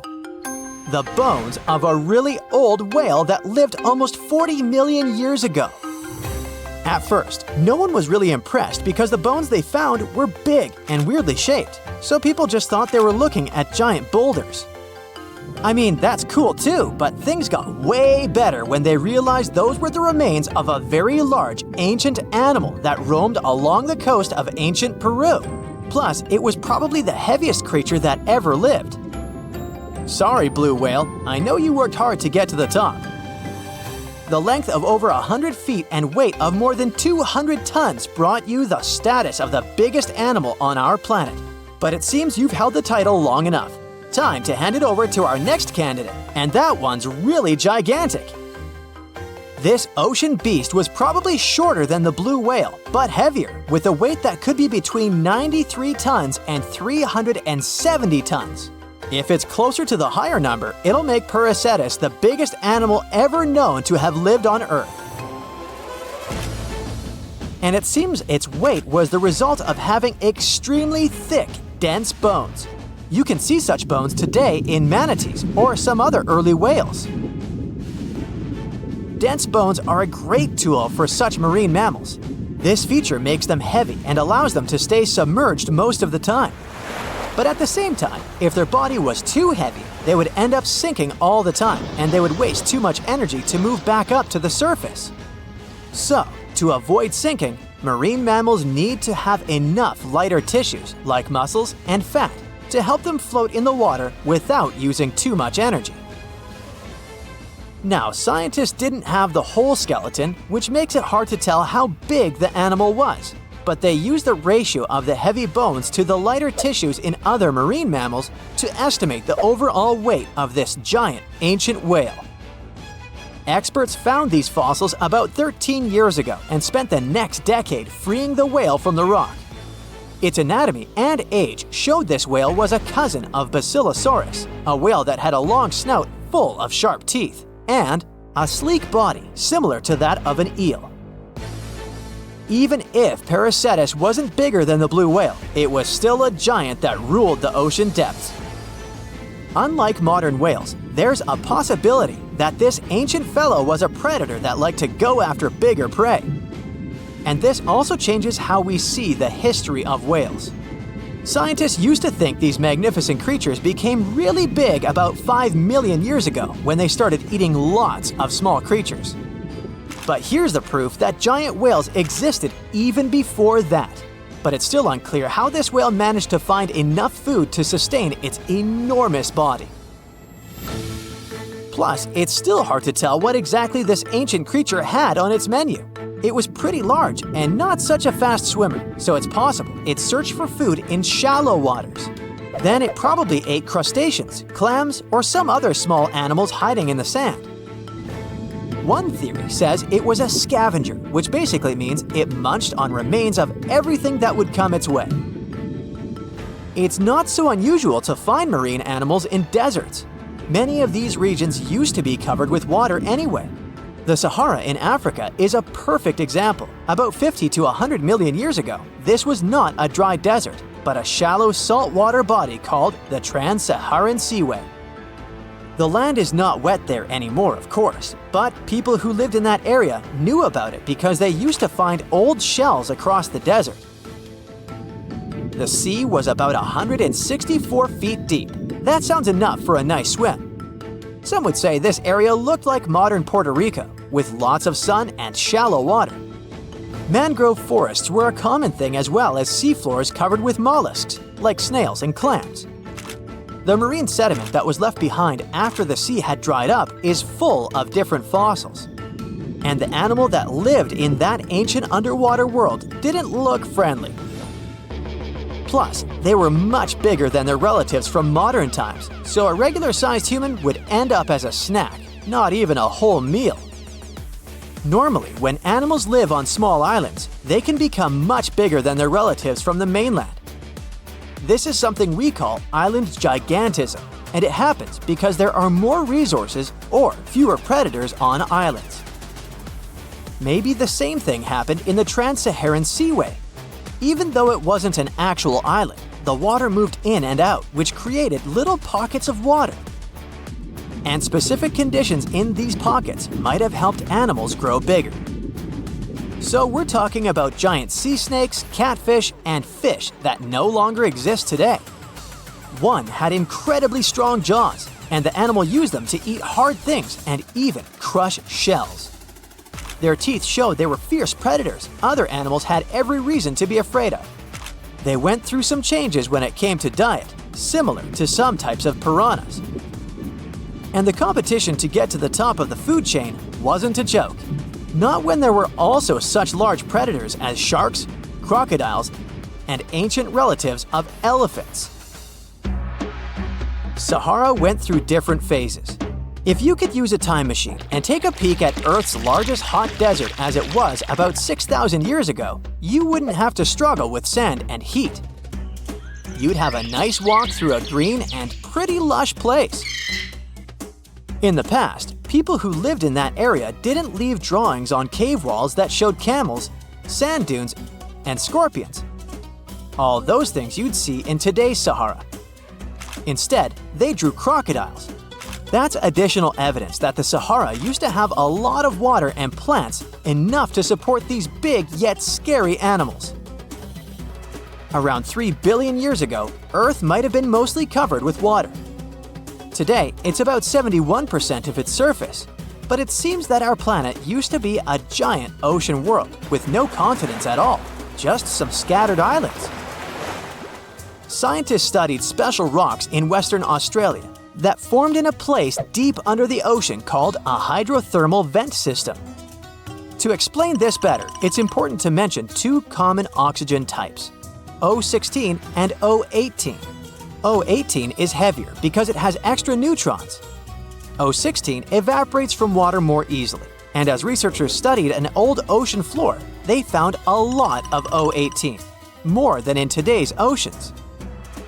This way, they realized ancient Earth had less dry land than Earth today. Australia is a good spot to conduct these studies because a long time ago, it also used to be a beautiful place with large animals and lush rainforests. But as time went by, the land became drier and Australia had more deserts formed, such as the Great Victoria Desert. Rainforest remained only on the edges of the continent. What happens with deserts across the globe is called desertification. That's when land that used to be good for growing things turns into a desert or something similar. Our planet changes over time, together with its climate. But desertification also happens because of human activities, like mining, farming, and building cities. And when land turns into a desert, it's a problem because it can't support people and animals anymore. Food doesn't grow there. There's not enough clean water, and animals lose their homes. To help with this problem, there's a plan many countries agreed to. They decided to work with farmers to take care of the land, fix damaged areas, and manage water better. All in all, to make our planet a better place for life. When we look at creatures in the animal kingdom, we often have the following thought. If they have similar traits, they must be related somehow. Zebras, horses, and camels must have some common ancestor. Same goes for dogs and jackals. Somewhere back in their lineage, they must have some common great-great-great-grand wolf, right? Well, the way evolution works in nature is way more complex. Take, for instance, convergent evolution, which is when different creatures evolve independently from each other but end up having similar traits. We only need to look at sharks and dolphins to see how this works. At first glance, they look very similar, aquatic creatures with some species having roughly the same size. But turns out they're mostly unrelated. Sharks are fish. They reproduce by laying eggs and evolved to have the ability to sniff out blood in the water to feed themselves. Dolphins, on the other hand, are mammals. They're friendly and have a way more interesting social life. Take bottlenose dolphins, which have their own special whistles that they use similar to how humans use their names. Not only do they develop this type of whistle to introduce themselves to other dolphins, but they can also learn such names so they can better communicate with each other. Sure, sharks and dolphins did have a common ancestor, but this one lived in the sea almost 300 million years ago. It's safe to say, dolphins and sharks aren't even cousins these days. Another more shocking example of convergent evolution is that of whales and bats. Most of the creatures we can name on the top of our heads use light and sight to understand the world around them. But there is a specific set of creatures that relies on sound to paint them a picture of their environment. What they do is they emit a sound which bounces back to them depending on the object it hits. This ability is called echolocation. Animals that have this feature emit sounds at frequencies above human hearing, called ultrasound. Those sound waves bounce off objects while they move around, allowing them to figure out where they are in a certain space. Echolocation is mostly used by toothed whales and by some species of bats. What's similar in both of these animals is that they need to hunt in the darkness. Despite this, they echolocate in very different ways. Bats, for instance, use their throats to generate ultrasound from their mouth or nose. Then, they proceed to listen for changes in the echoes. Their echolocation is so finely tuned that they can distinguish targets less than 0.01 inches apart, even if their target is moving. Whales, on the other hand, echolocate by pushing air through their nasal cavity. This movement creates vibrations in a special fatty organ called the melon. This organ focuses and modulates the sound, which then passes into the water around the whale. Whales then pick up the reflections of these sounds through their lower jaw and around the ears. Another striking example of evolutionary convergence is that of Ichthyosaurus and dolphins. Visually, the Mesozoic fish lizards named Ichthyosaurus seem very similar to modern dolphins. But the friendly mammals are much more related to giraffes and camels than the ancient creatures. Despite being 200 million years apart, they do share some common traits which mislead people into thinking they belong to the same species. But that's mostly because they lived in the same environment. They both evolved to feature dorsal fins, which keep them balanced while swimming. Now, let's look at Phytosaurus and crocodiles. The first ones were reptiles that roamed the Earth back in the Triassic period. They weren't dinosaurs, but they lived at the same time as the first dinosaurs did. Even though they look very similar, the first crocodiles popped up more than 70 million years later in the Cretaceous period. These two even fooled paleontologists at first. They initially assumed that phytosaurs were the ancestors of crocodiles. Placodonts and turtles look similar too. Placodonts, however, appeared about the same time as the dinosaurs did, somewhere around 235 million years ago. Like modern turtles, they lived in marine environments, but they were surrounded by predators. So, they evolved to have really strong shells to protect themselves. Turtles, however, made it to the scene around 100 million years later. Even modern cats have ancient lookalikes. They were called the sparacidons, but they were carnivores and marsupials. They used to live in the South American area and resembled the saber-tooth tiger, which is now extinct. Speaking of saber-toothed tigers, how about one that's also related to the kangaroo? Yeah, this creature used to freely roam the earth around 300 million years ago. The Thylacosmilus may have looked like a feline, but it was a marsupial, meaning it had a pouch of skin in which it carried its pups for a certain period after their birth, like kangaroos and opossums do today. It's difficult to estimate what they looked like since a full skeleton has never been found, but we do know they weighed between 180 to 260 pounds. When we picture a present-day elephant, we always imagine them with their tusks protruding upwards. Well, that's not how their ancestors did it. About 20 million years ago, there lived a prehistoric elephant-like creature named Deinotherium. It did, however, have both tusks curving down from their jaw. As with many other prehistoric creatures, we don't know why they had this feature the other way around. But one theory suggests they used them as anchors. By securing themselves to riverbanks, they were able to safely sleep without drifting off. The last thylacine passed away in the early 20th century. Their extinction was one of the most tragic natural events in modern times. For the last 2,000 years, they have been known to live only on the island of Tasmania. Despite the name, they looked more like foxes than felines. However, thylacines were marsupials rather than placental mammals like foxes. The two-lake wallaby was one of the most beautiful and majestic creatures ever to have lived. It used to be found in Australia and New Zealand. They were very similar to the kangaroos and featured fine fur with shifting bands of darker and lighter gray across their backs. Surprisingly, they were dubbed monkey face, but they had no connection whatsoever to modern monkeys, apart from both being mammals. What made them so special was the way they moved around. Their standard movement consisted of 2 short hops, followed by a long one. After that, the wallaby would simply stare into the sky. Don't be fooled though, the two-leg wallaby was extremely rapid. Females were generally taller than males, and they appear to have been quite sociable animals, at times being particularly fond of a certain location. They were also nocturnal.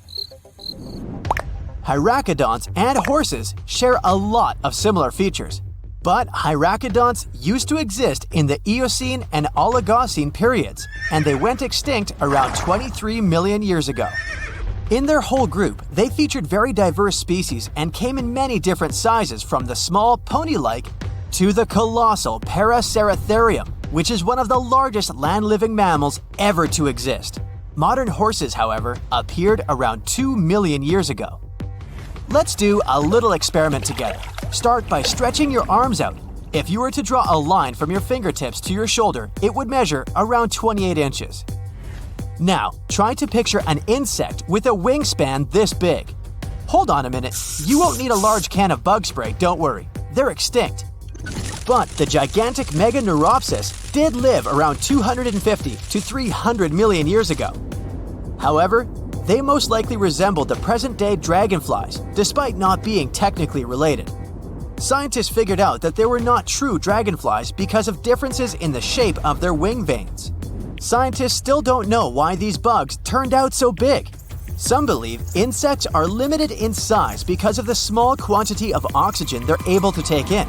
In the times when these insects roamed the Earth, the levels of oxygen in our atmosphere were much higher, so that might be one explanation. Other specialists think that they got so big because there wasn't any other predator large enough to pick them up from the ground. A piece of whale rib has recently been found in a North Carolina mine. Not a big deal, some might think. Hey, why can't a whale be a miner, right? But this fragment offers scientists a unique glimpse at the interactions between prehistoric sharks and whales from around 3 to 4 million years ago. The thing is, 3 tooth marks embellish the rib. That means that the whale was once badly bitten by an animal with a super powerful jaw. Judging by the spacing between the tooth marks, and it reaches almost 2.5 inches. This animal could be a mega-toothed shark. I'm talking about the megalodon. Or it could be a different shark species which was around at that time. The curvature of the shark's jaw shows that the animal was relatively small, between 13 and 20 feet long. Yeah, small. As for the whale, it seems to be the ancestor of a great blue or humpback whale. Researchers are amazed. You don't usually expect to find evidence of animal interaction and behavior preserved in the fossil record. After examining the sample carefully, they concluded that the shark must have gone away with a mouthful, but the whale had survived because most of the fossil fragment is covered with what is known as woven bone. It quickly forms in response to localized infection. Such bone isn't particularly strong, and later the body remodels it into compact bone tissue. But it takes time. The presence of this bone means that the healing was incomplete and the whale passed away 2 to 6 weeks after the unfortunate encounter. On the other hand, its demise could have been unrelated to the infection and injury. Only a handful of fossils show such kinds of interactions between ancient animals. You can often find bite marks on fossils indicating where the animal passed away and its carcass was scavenged. But this fossil is one of a few examples that not only show a wound inflicted by another animal, but also demonstrate that the prey survived. All fossils are exciting for paleontologists. Yes, they need to get out more. But some might look terrifying to regular people. For example, look at this picture of tentacle arms and octagonal-shaped heads. When it first appeared in mass media, internet users claimed that it was some ancient organism that had come from space. Others thought the story was fake. But in fact, both the picture and the fossil are real. The fossil is known as a mortality plate, a fossilized representation of a mass extinction event of one or several species. The fossil actually contains more than a dozen specimens of a type of marine organism called a crinoid. Despite their looks, crinoids were not plants but marine animals. This particular species lived deep underwater on the seafloor. Crinoids were related to starfish, sea urchins, and brittle stars. These creatures could attach themselves to the seafloor with stalks made up of flexible porous discs connected by soft tissue. The stalks were hollow, and that's where the animal's nervous system was located. Crinoids absorbed oxygen through thin-walled tube feet. The creatures usually reached the length of more than 8 inches and had 5 arms lined with leathery-looking, tentacle-like structures. They fed on plankton and sloughed off organic material. Now, even though these fossil finds seem to be super exciting, few creatures in the fossil record confuse scientists as much as the Tully monster. This curious sea creature sported a toothy, trunk-like snout and eyes splayed out on a rigid rod. But the most bizarre thing? It has been impossible to classify. Researchers have been considering a variety of organisms, for example, segmented worms, swimming slugs, and primitive eel-like creatures, since the monster was discovered in 1966. Recently, they have even tried to connect it to some species of jawless fish with a backbone-like structure. A team of scientists from Japan has used high-resolution laser scanners to examine the anatomy of Tully monster fossils in 3D. They concluded that the enigmatic fossil might be an invertebrate after all, and still, the true identity of the creature remains elusive. In the 1950s, amateur fossil hunter Francis Tully found a ghostly imprint of a torpedo-shaped organism with a huge tail fin in the Mizon Creek fossil beds in Illinois. Tully had never seen anything similar to the torpedo structure. He took his find to Chicago's Field Museum of Natural History. Paleontologists working there were baffled as well. Since then, scientists haven't been able to determine where the creature fits on the phylogenetic family tree, or where they should spend Thanksgiving. In 1741, an explorer and captain named Vitus Johansen Bering led an expedition to map the coast of Alaska. The ship he was on got shipwrecked on what later became known as Bering Island, and they got hungry. Half the crew survived thanks to the discovery of an extremely large sea cow. With the meat of these animals nourishing them, the sailors managed to build a small ship from the wreckage and return home. On their way back, a scientist who was among them spent his time documenting the animals and plants they had found. The sea cow was particularly interesting because without it, the crew wouldn't have survived. These animals were more than 26 feet long and weighed around 10 tons. All sea cows are members of the order Sirenia, marine mammals more closely related to elephants than cows. The scientists described them as having black skin, a small head, and stubby forelimbs. Those sea cows floated on the water's surface, munching on kelp. After the information about these animals became widespread, sea otter fur trading expeditions made use of that convenient depot en route. Sea cows were docile and could be easily hunted. Long story short, within 27 years after the scientists mentioned those animals, they were driven to extinction. But it's not the saddest part. The fossil record reveals a much deeper and darker history. Fossils of sea cows have been discovered all over the world, from Japan to Mexico. It means that the animal once thrived in the vast kelp beds around the entire North Pacific Rim. That small population discovered by the expedition was probably the last remains of a once much larger and way healthier population. More likely, Aboriginal hunting had already reduced the numbers of these animals to near extinction levels, and the final blow came from Western hunters. The living close relatives of those ancient sea cows are rarely hunted today. Still, they're under threat of extinction themselves. To some, this amazing fossil might look a bit disturbing. Slaves' lentils are fossils that belong to animals called nummelites. They lived and thrived in a warm, shallow sea covering part of Egypt around 40 million years ago. The name nummelites hints at the fact that larger specimens resemble coins, and in Egyptian folklore, they're even referred to as angel's money. These creatures have a simple, single-celled structure, which contrasts with their super intricate skeleton. Look at this series of spiral overlapping whorls. Each whorl is divided into countless tiny chambers. Nummelites can grow to be 4 inches in diameter, and still, they are the fossils of single-celled animals related to amoeba. How and why did they grow to be so large? The reason could be their symbiotic relationships with other smaller organisms. In the case of modern species, such symbionts are tiny golden-brown single-celled algae called diatoms. The shells of nummelites are relatively transparent, and since they're flat, there's a large surface area for the light needed for the diatoms to photosynthesize. For some reasons, scientists are still debating about them. The presence of plant symbionts in animals dwelling in the sea encourages the growth of a calcareous skeleton in hosts. So, the gigantic size of the nummelites in Egypt could be due to their close relationship with symbiotic diatoms. Does that make sense? Fun fact: a species of nummelites evolve very fast, and their fossils change from one layer of sediments to the next. So, the limestone used for the pyramids of Giza are so packed with such fossils that it's known as nummelitic limestone.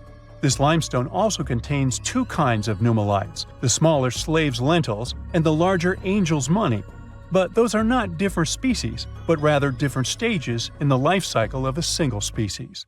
So, we all know that Mother Nature is wise. If she blesses some creature with a particular body part, it should make perfect sense, right? Well, yeah, but still, some wildlife shots make you wonder if evolution has gone the wrong way. Snakes' natural design allows them to swallow a whole mouse. But in some cases, this cool ability can turn against them. Yes, snakes can actually swallow themselves. Scientists believe that they mostly do this because of stress, captivity, temperature regulation, hunger, or illness. The snake is pretty helpless in this situation, you can tell. If it doesn't get help in time, digestive juices may begin to corrode the swallowed tail. So, if you ever catch your pet snake doing this, try to stop it, or take it to the vet. Okay, but what about the fangs, I hear you ask? Does a venomous snake have immunity to its own venom?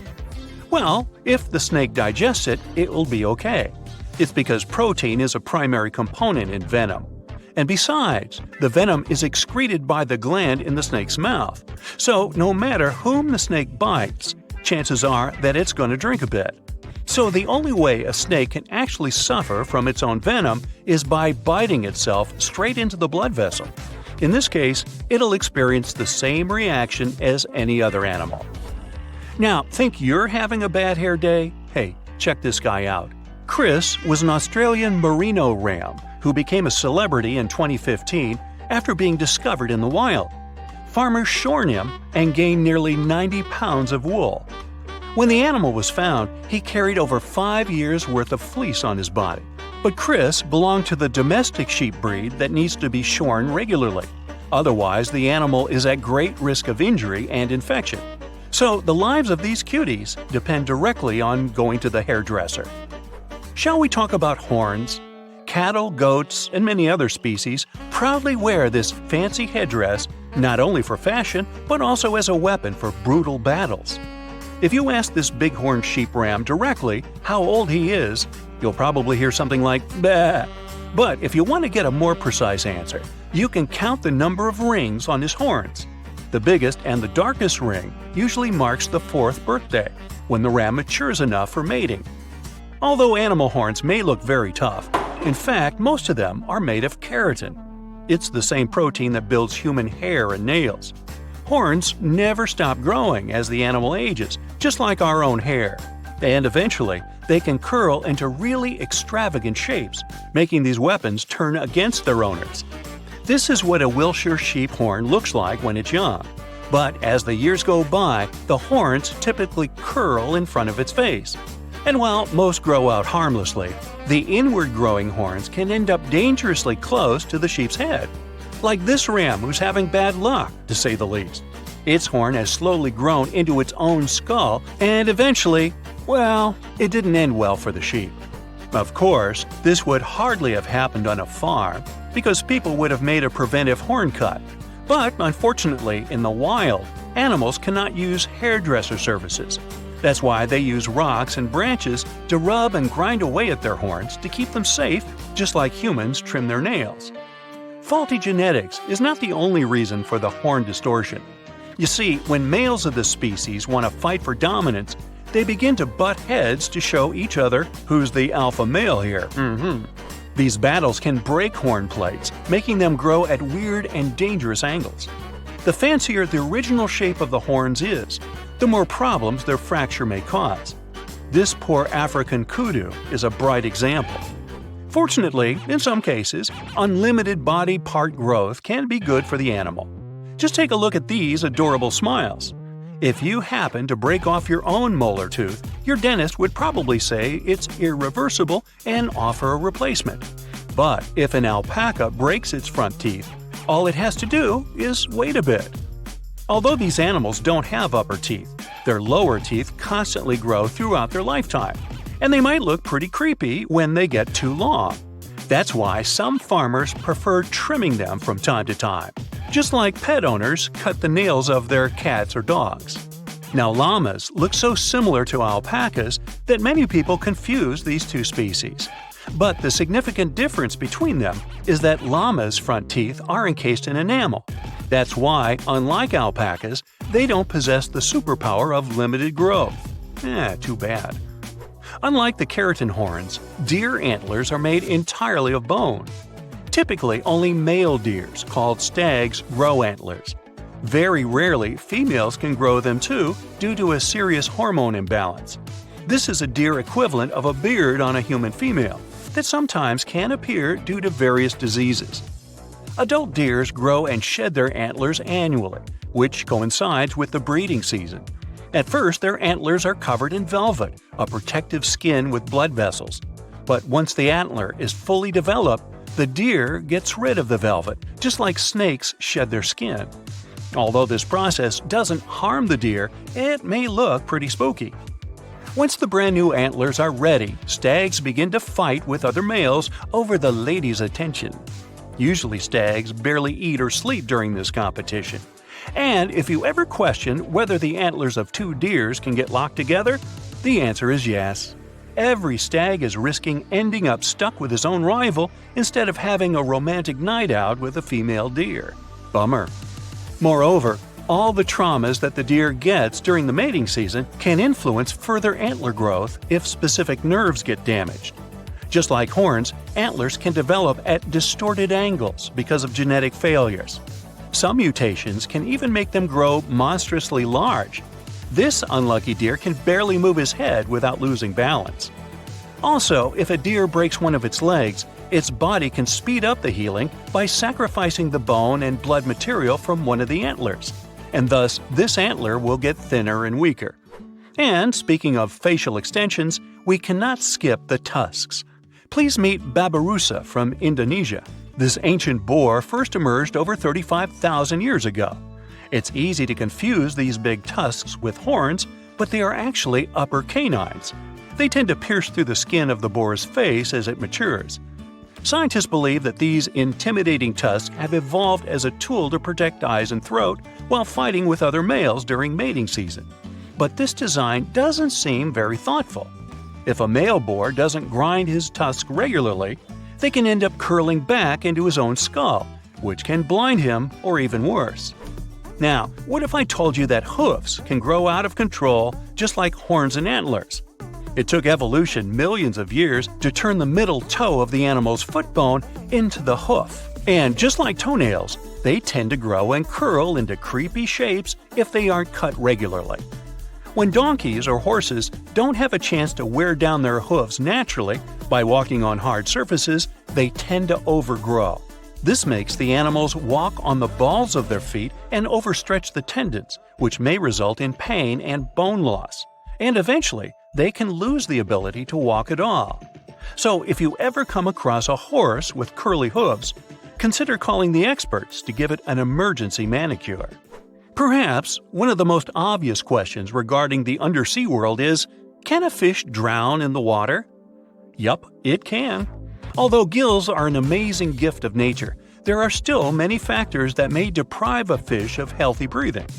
When the oxygen level in the water is too low, fish begin to suffocate. But it happens very rarely in the wild.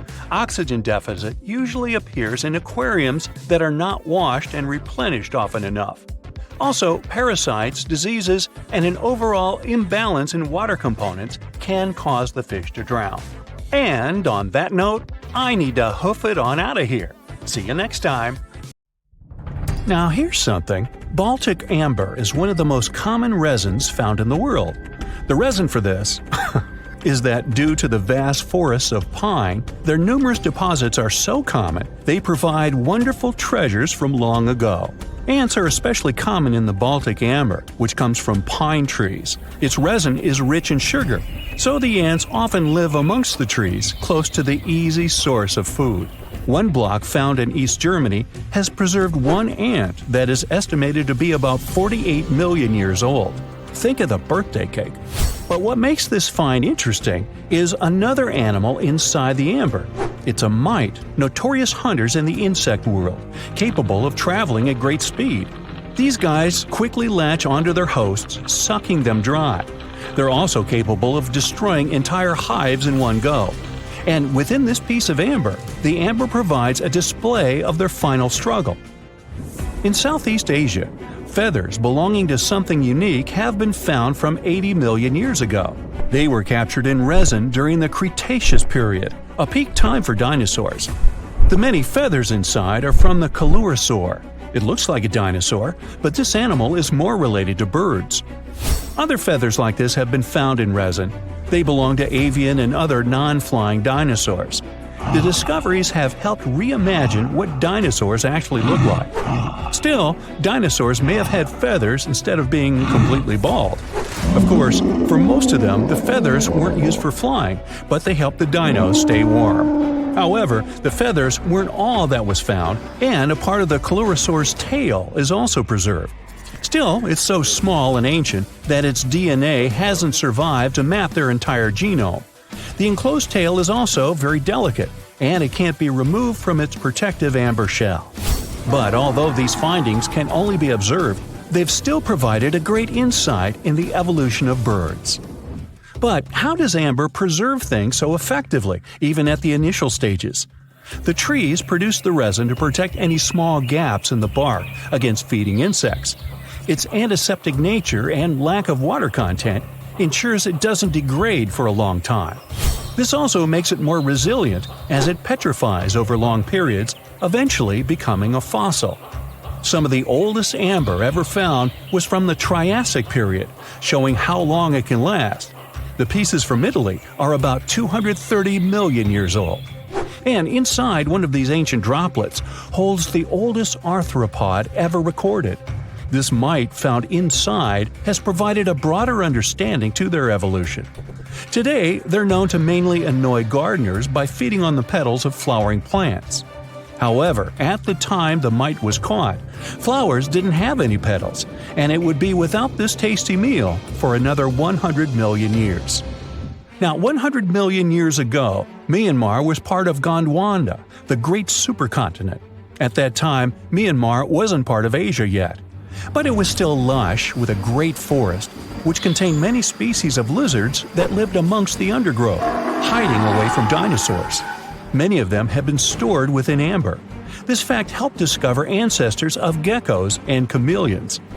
By using CT scans, scientists have analyzed them, providing a glimpse into the formation of their scales, teeth, feet, and claws. It also provided an understanding of how these archaic creatures once appeared. Although mostly pieces of lizards, by using modern technology, the scientists have been able to create 3D images of the lizard. These images can reveal how those guys appeared in their full form.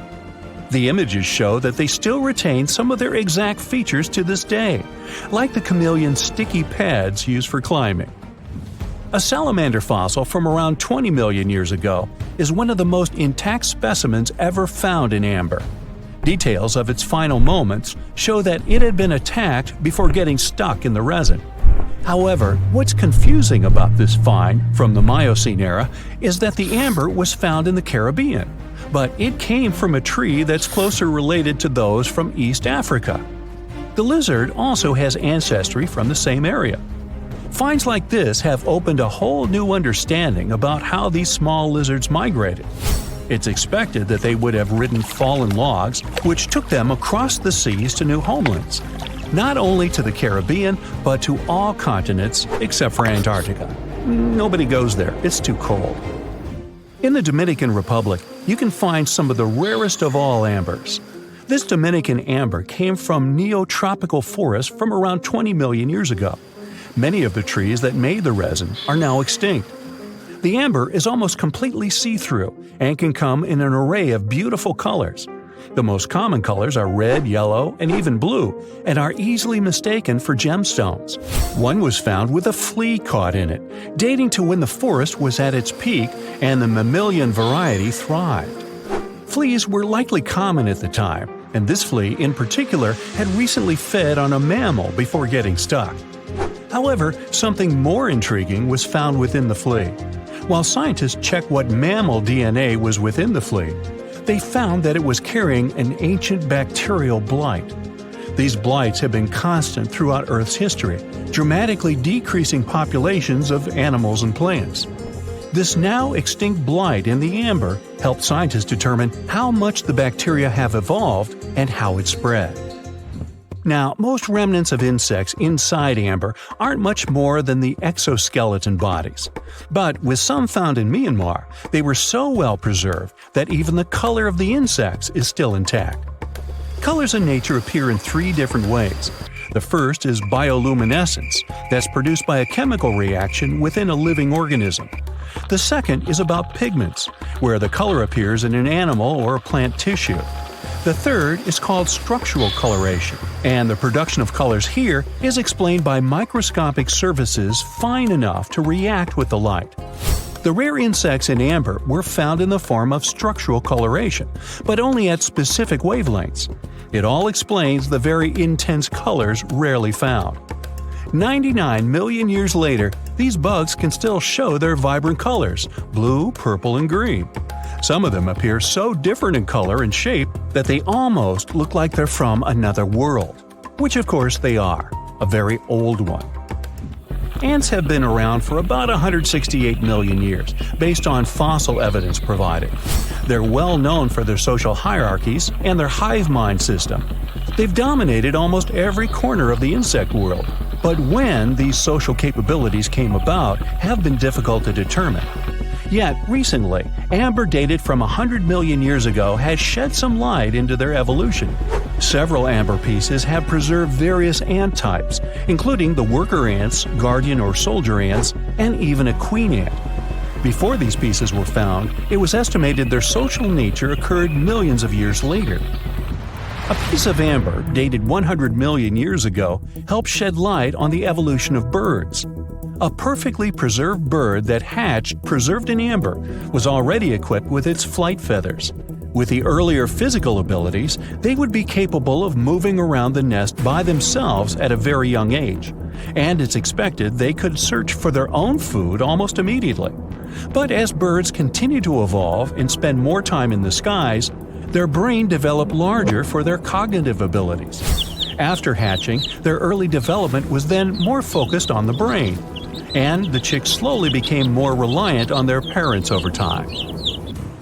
In Spain, a massive treasure trove of amber and other fossils has been found. Inside, there were remnants of an entire ecosystem that existed 110 million years ago. A bunch of individual fossils were found. The vast collection includes many types of insects, mollusks, arachnids, plants, 50 different dinosaur bone fragments, feathers, and hair from mammals, and a McDonald's burger wrapper. Nah, just kidding. With the abundance of findings, it's helped researchers understand the ancient terrestrial ecosystem that once existed. With loads of specific details of the environment, they've reconstructed the swamp. This way, it's now possible to experience what it was like in the world of dinosaurs.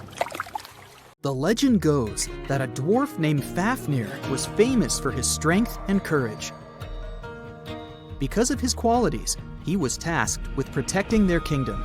Dwarves were known to gather a lot of wealth, so a bit of added security was a must. I mean, they lived in a house made from gold and precious gems. But Fafnir also had another special talent. He was able to shapeshift. Tricked by Loki, the Norse spirit of mischief, Fafnir was taken over by his greed and the shine of his father's treasure. He decided he did not want to share any of it, not even with his father or his brothers. He stole it and ran away all by himself to a place he'd be hard to find, the middle of the desert.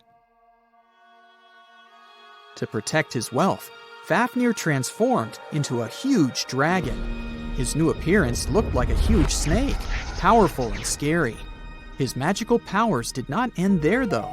Because the dragon couldn't fly, he also spread poison all around his new home, so no one had a chance to survive if they wanted to take his gold away. Fafnir was soon defeated by a young hero named Sigurd. The legend of Fafnir tries to explain why family is more important than greed. It also shows the many magical powers dragons possess. But the most interesting part is that it's quite a good example of how dragons came to be in our tales. But hey, this is just one of the many stories mentioning dragons. Just switch on your TV or peek into any bookstore, and you'll surely stumble upon dragons somewhere. Variations of dragon-like creatures have been described in stories from all over the world, from Asia to Northern Europe. Most of these creatures are depicted with reptile-like bodies, wings, and claws. And the scariest trait of them all, they can breathe fire out of their mouths. The name of these creatures comes from the Latin word draconum, which translates to huge serpent. But let's take a trip down memory lane to see how it all started. An Asian historian, for example, discovered some fossils back in the 4th century BCE and decided that he'd stumbled upon dragons. It's easy to understand why he got so confused if you look at a fossilized stegosaurus. It was 30 feet long, 14 feet tall, and covered in armored plates and spikes. The Nile crocodile might have gotten mistaken for a dragon too. It still exists today and lives in sub-Saharan Africa. But it may have been more popular in ancient times. When reaching maturity, Nile crocodiles can grow up to 18 feet long. But that's not all. It can even walk with its body off the ground, and some were even pictured standing on their 2 back legs. Goannas are dragon-like lizards that live in Australia. Large as they are, they also have razor-sharp teeth and claws, and are also known to even produce venom. It's easy to see why goannas may be the source for the Australian version of dragons. When humans first discovered whale bones back in the day, we had no idea these animals lived in the sea. Given their size, we surely must have thought they were dangerous. And because we rarely see whales, if we don't go underwater of course, they were poorly understood and easily mistaken for dragons too. Probably the most interesting source of dragon mythology is actually the human brain. In a book called An Instinct for Dragons, there was a theory which claimed that dragons existed in almost all ancient cultures because we had evolved to fear large predators to survive. We aren't the only mammals to do this. Monkeys have an innate fear of snakes and large cats too, for example. When you combine these natural traits with folklore, you get a lot of dragon stories everywhere, adapted to each region. Reptilian beasts with magical powers date back as far as the origins of human civilization itself. I'm talking about ancient Mesopotamia. Humans back then used to believe in all sorts of creatures, but their head spirit was Marduk, the patron of the city of Babylon. If you look at the artwork from back then, Marduk was depicted with a snake-like dragon at his side. It could be either nice or vengeful, depending on what mood it was in. If you want to sign up to become a dragon, the first thing they'll ask you at the interview will be if you can breathe fire, of course. So scientists have tried to look into some ways that could make it real for dragons to breathe out fire without damaging their throats. To do that, they examined the bombardier beetle. This eccentric insect can pack up some really hot substances in its belly. Once the creature gets bothered by something, it shoots out a fiery load of chemicals. In all fairness, it's not really fire, but it does burn, so it's close enough. Going back to dragons, they'd need to have similar glands in their throats to produce the same effect. But where do dragons come from?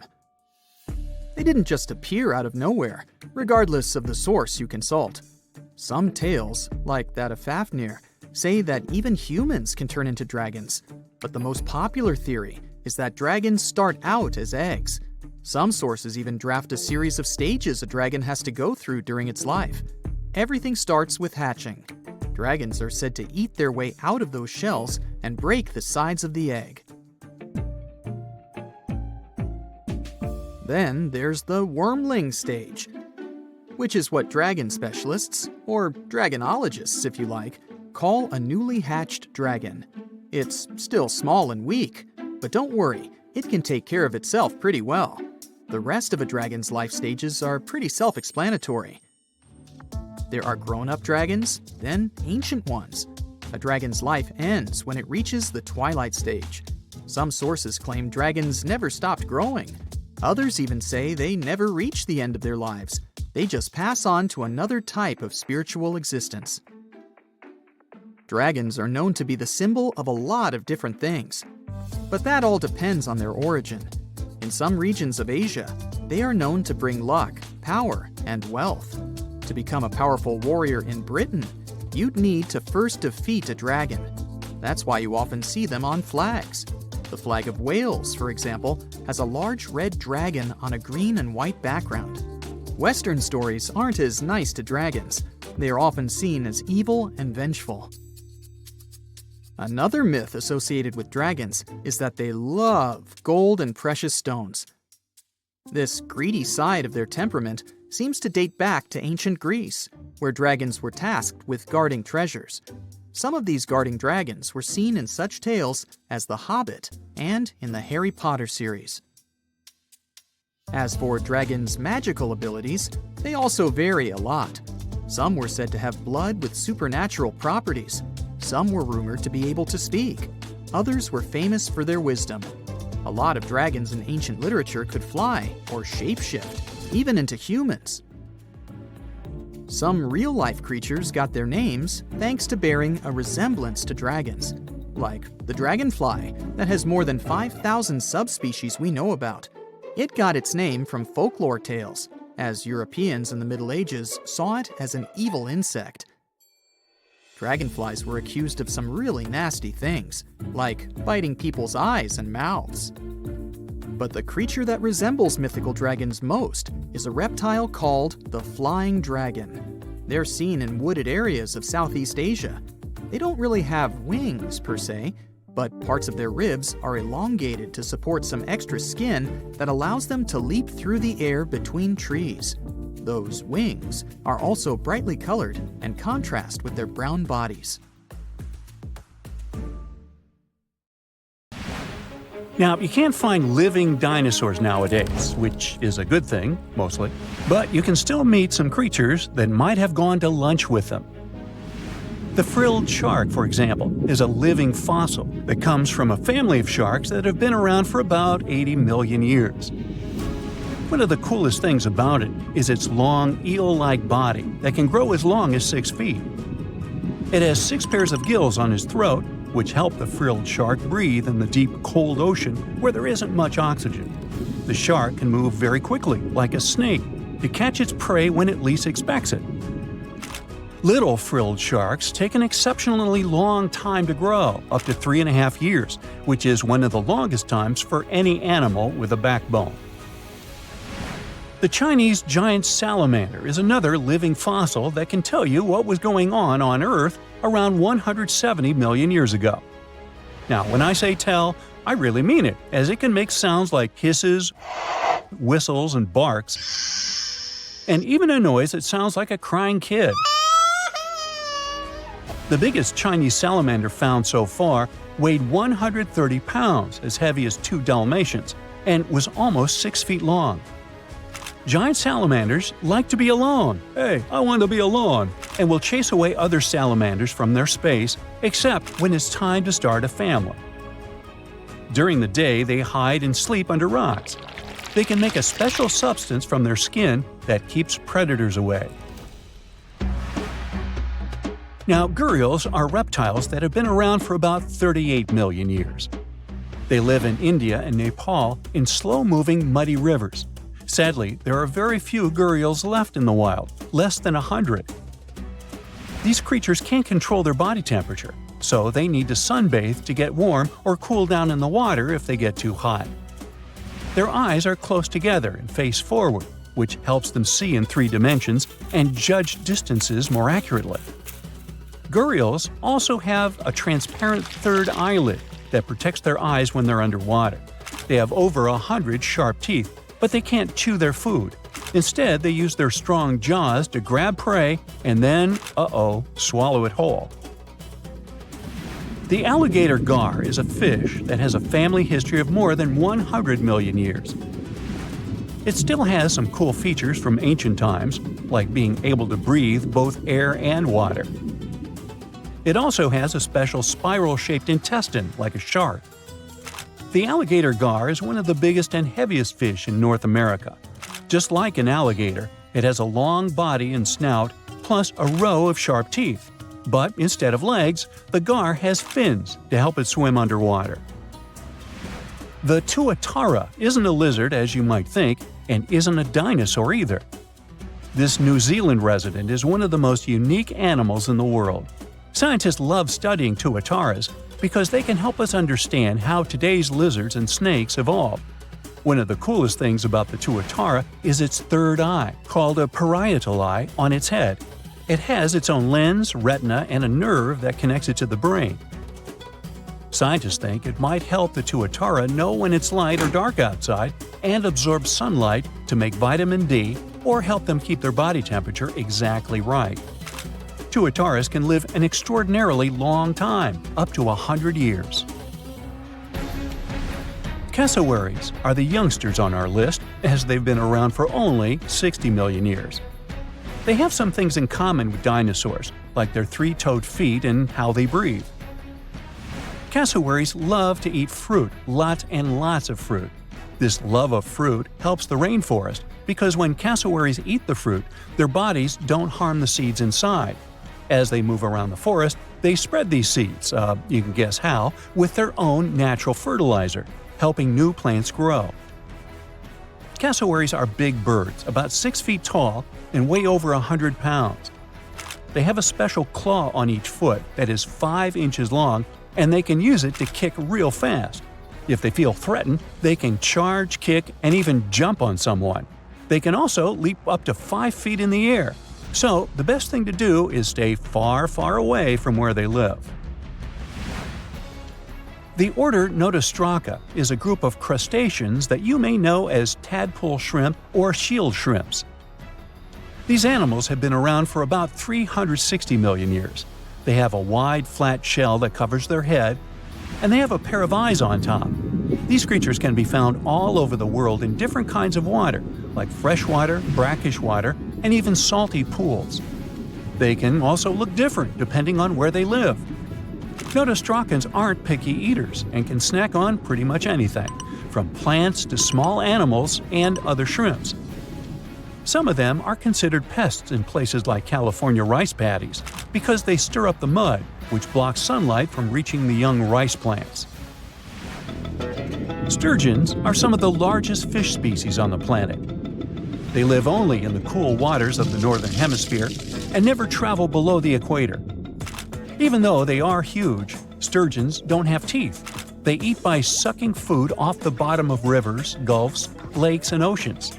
Scientists believe that sturgeons came from a group of fish that first appeared around 419 million years ago, long before dinosaurs even existed.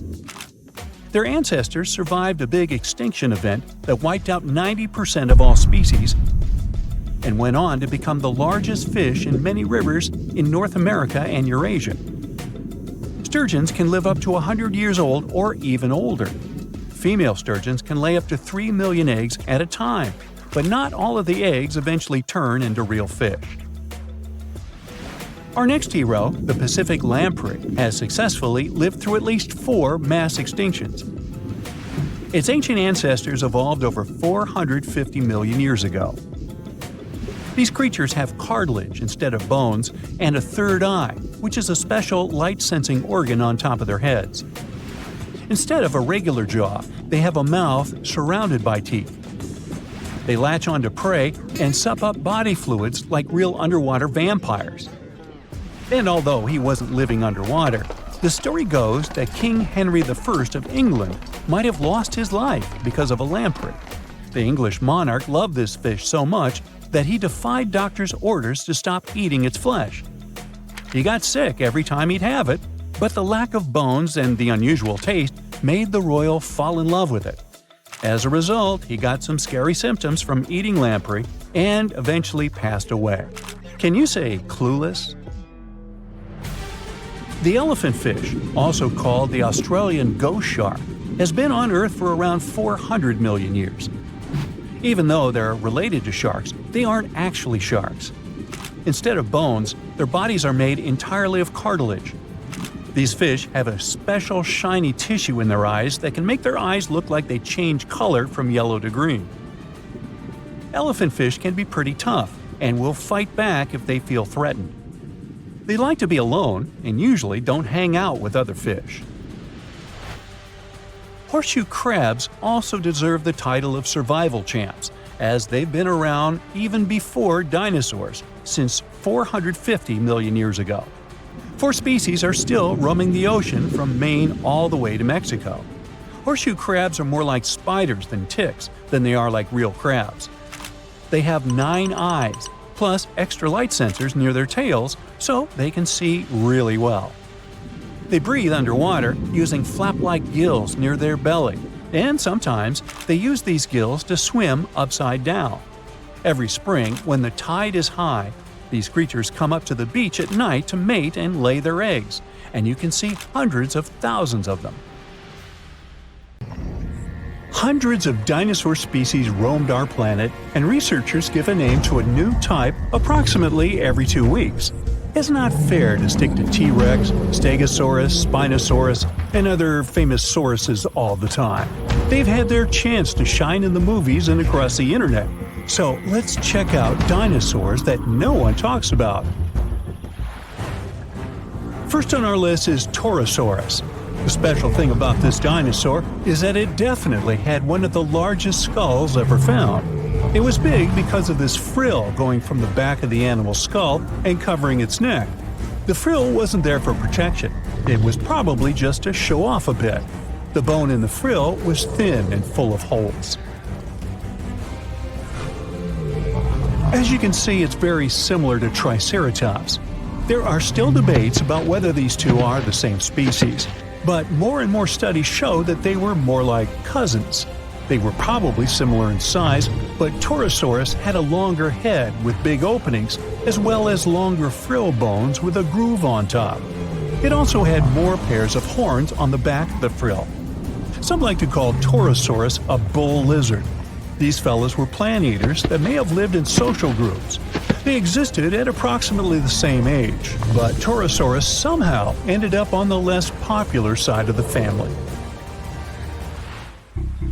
Kentrosaurus was a small stegosaurus. It's one of the least cuddly dinosaurs of all time. Its long, thin spikes seemed to be a pretty good defense mechanism.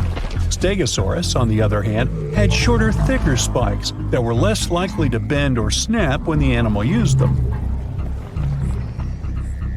Now, you wouldn't want to get anywhere near Kentrosaurus, though. Its tail could swing in a big half circle and hit with a force strong enough to break a human skull. Any volunteers? No? Okay. One scientist used scans of the dino's fossils to make a computer model of its skeleton. The model showed that Kentrosaurus had a flexible neck. It must have been really useful for looking around to see if something interesting was going on or if there was any dangerous animals trying to sneak up. Kentrosaurus typically walked on all four legs with straight hind limbs. The computer model tells us it could spread its front legs out to its sides, too. Maybe it was a way to protect its belly during fights.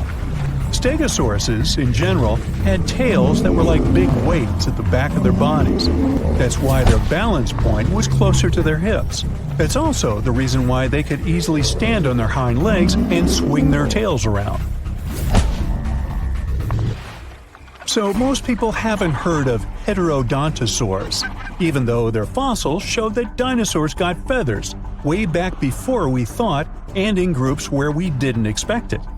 In 2008, paleontologists identified the first known skull of a baby heterodontosaurus, which was less than 2 inches long, smaller than a tea bag. This baby dinosaur had relatively big eyes and a short snout compared to bigger ones of its kind. Now, what's really interesting is that some scientists used to think that Heterodontosaurus's tusks, like those of modern warthogs, only appeared when they were fully grown. But it seems they had them from the early stages of their life. Heterodontosaurs had 5 fingers on each hand, 2 of which were opposable. It was a good tool, considering the animal probably ate both plants and meat. Humans have different types of teeth, some for biting, some for chewing, and also canines. But most reptiles have just one kind of teeth. Heterodontosaurus was special because it had 3 different types of teeth: small peg-like ones, big teeth resembling canines, and square-shaped teeth that did the cutting job. Scientists are not entirely sure how this creature used these different types of teeth. Maybe it was for digging up roots, breaking into termite nests, or even defending themselves against dangerous animals. Okay, say this name with me now: Psittacosaurus. She was quite a common dinosaur in its time, but she never still gained popularity. Scientists found out that when these dinosaurs were young, they probably crawled, considering they had longer arms and short legs. But as they got older, between 4 and 6 years old, their hind legs started growing much faster and became much longer than their front legs. So, later in life, they likely didn't move on all 4s anymore, but walked on 2 legs. Inside the stomach of one of these creatures, scientists found pebbles. This shows the animals either had a hard time digesting what it ate, or it didn't chew its food very well. Its beak looks quite familiar. That's how it got its specific name, a parrot lizard. It was really strong, and some believe the creature used it to crack and open tough nuts and seeds before the pebbles in its stomach helped mash them up for digestion. These guys might have been good at swimming. They had broad feet, and the shape of their tail could have helped them move in the water relatively easily. Some scientists even believe they might have spent most of their lives swimming in rivers and lakes. In 2004, researchers found something really sweet: 24 young parrot lizards huddled together. They were too big to be hatchlings, so it could be a bunch of teenagers who had left their nests and then formed a group where they could support one another and defend themselves better. But apparently, that plan didn't work out so well. Now, check this one out: Stygimoloch, or as they call it, Styx demon. We're looking at a peaceful plant-eating creature with bony spikes and knobs on its skull. Most scientists believe it was a younger form of this fellow, even though they used to think they were a separate species. Stygimoloch is smaller than its more popular cousin, but it's also more robust and has a pretty thick neck. This dinosaur, with small forelimbs and long hind legs 3 feet high, which is half as high as an average human. That doesn't sound dangerous in the world of giant and fierce dinosaurs, but the animal had a very thick skull roof. Maybe it wasn't the strongest tool to defend itself, but it probably helped in combat with rivals from its own species. They most likely headbutted to win the hearts of their chosen ones. But rivals from its own herd were a piece of cake compared to the predators that might have gone after it. After all, this dino lived at the same time as old T-Rex. Now, when someone tells you to picture a dinosaur, Chisaosaurus would probably be the last thing coming to your mind. It looks as if you've put together pieces of random animals and tried to make your friends believe this truly was a real animal that once roamed the earth. But it's actually a dino, with giant sharp claws on its forelimbs, a bulky body, and a long neck ending with a tiny head. Now, don't let the claws scare you though. These creatures didn't go after other animals since they were herbivores, but these claws could protect the animal from intruders and predators. The full scientific name of this creature describes it as a giant sloth-like reptile from China. This animal was one of the biggest and oldest members of the group where it belonged, which lived around 115 million years ago. No, I wasn't around then. At first, it was hard to tell which animals were related to this weird-looking dinosaur. But in the 1990s, scientists made a conclusion that they were modified plant-eating theropods, which is similar to carnivorous dinos. They also most likely had feathers and small wings, like some sort of a very big turkey. Now, thanks to new fossil discoveries and technologies, we're getting to learn more and more about the biology of dinosaurs. Some people don't need to know more than the fact that a few of them were colossal, terrifying, and vicious. But for those of us that do, the use of comparative biology, pigment analysis, and powerful new X-rays have allowed us to gain insight into specific features, such as their colors, eating behaviors, and the shapes of their tongues. Yes, that's right, the shapes of their tongues, which, for a long period of time, was something of a mystery. This is because soft, fleshy dinosaur parts are hardly ever retained in fossil form. But thanks to the discovery of some surviving hyoid bones, which are situated at the root of the tongue in front of the neck, we now have some insight. Most animals have this hyoid bone that anchors the tongue. The shape and complexity of the bone determine how free-moving the tongue can be.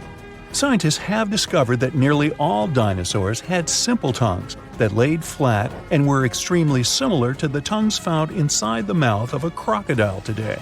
Yeah, this crocodile. Go ahead and take a closer look. Nah, just kidding. Come on back. Let's take a look at some specific dinosaurs and start with a Brachiosaurus. Let me stick my neck out on the line by guessing that most of you will be familiar with this dinosaur because of its neck. You know, the one which was typically 30 feet in length.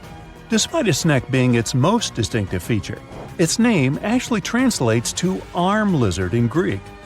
It's common knowledge that the Brachiosaurus was one of the largest dinosaurs to ever have lived. On average, it reached 76 feet in length and 40 feet in height. That's roughly the length of 2 school buses and as high as a 4-story building. None of which were around in the era of the big guy here. Fragmentary leg bones and vertebra of even larger dinosaur species are known, but these skeletal remains are too incomplete to determine their exact size. So this guy may have been the largest dinosaur ever.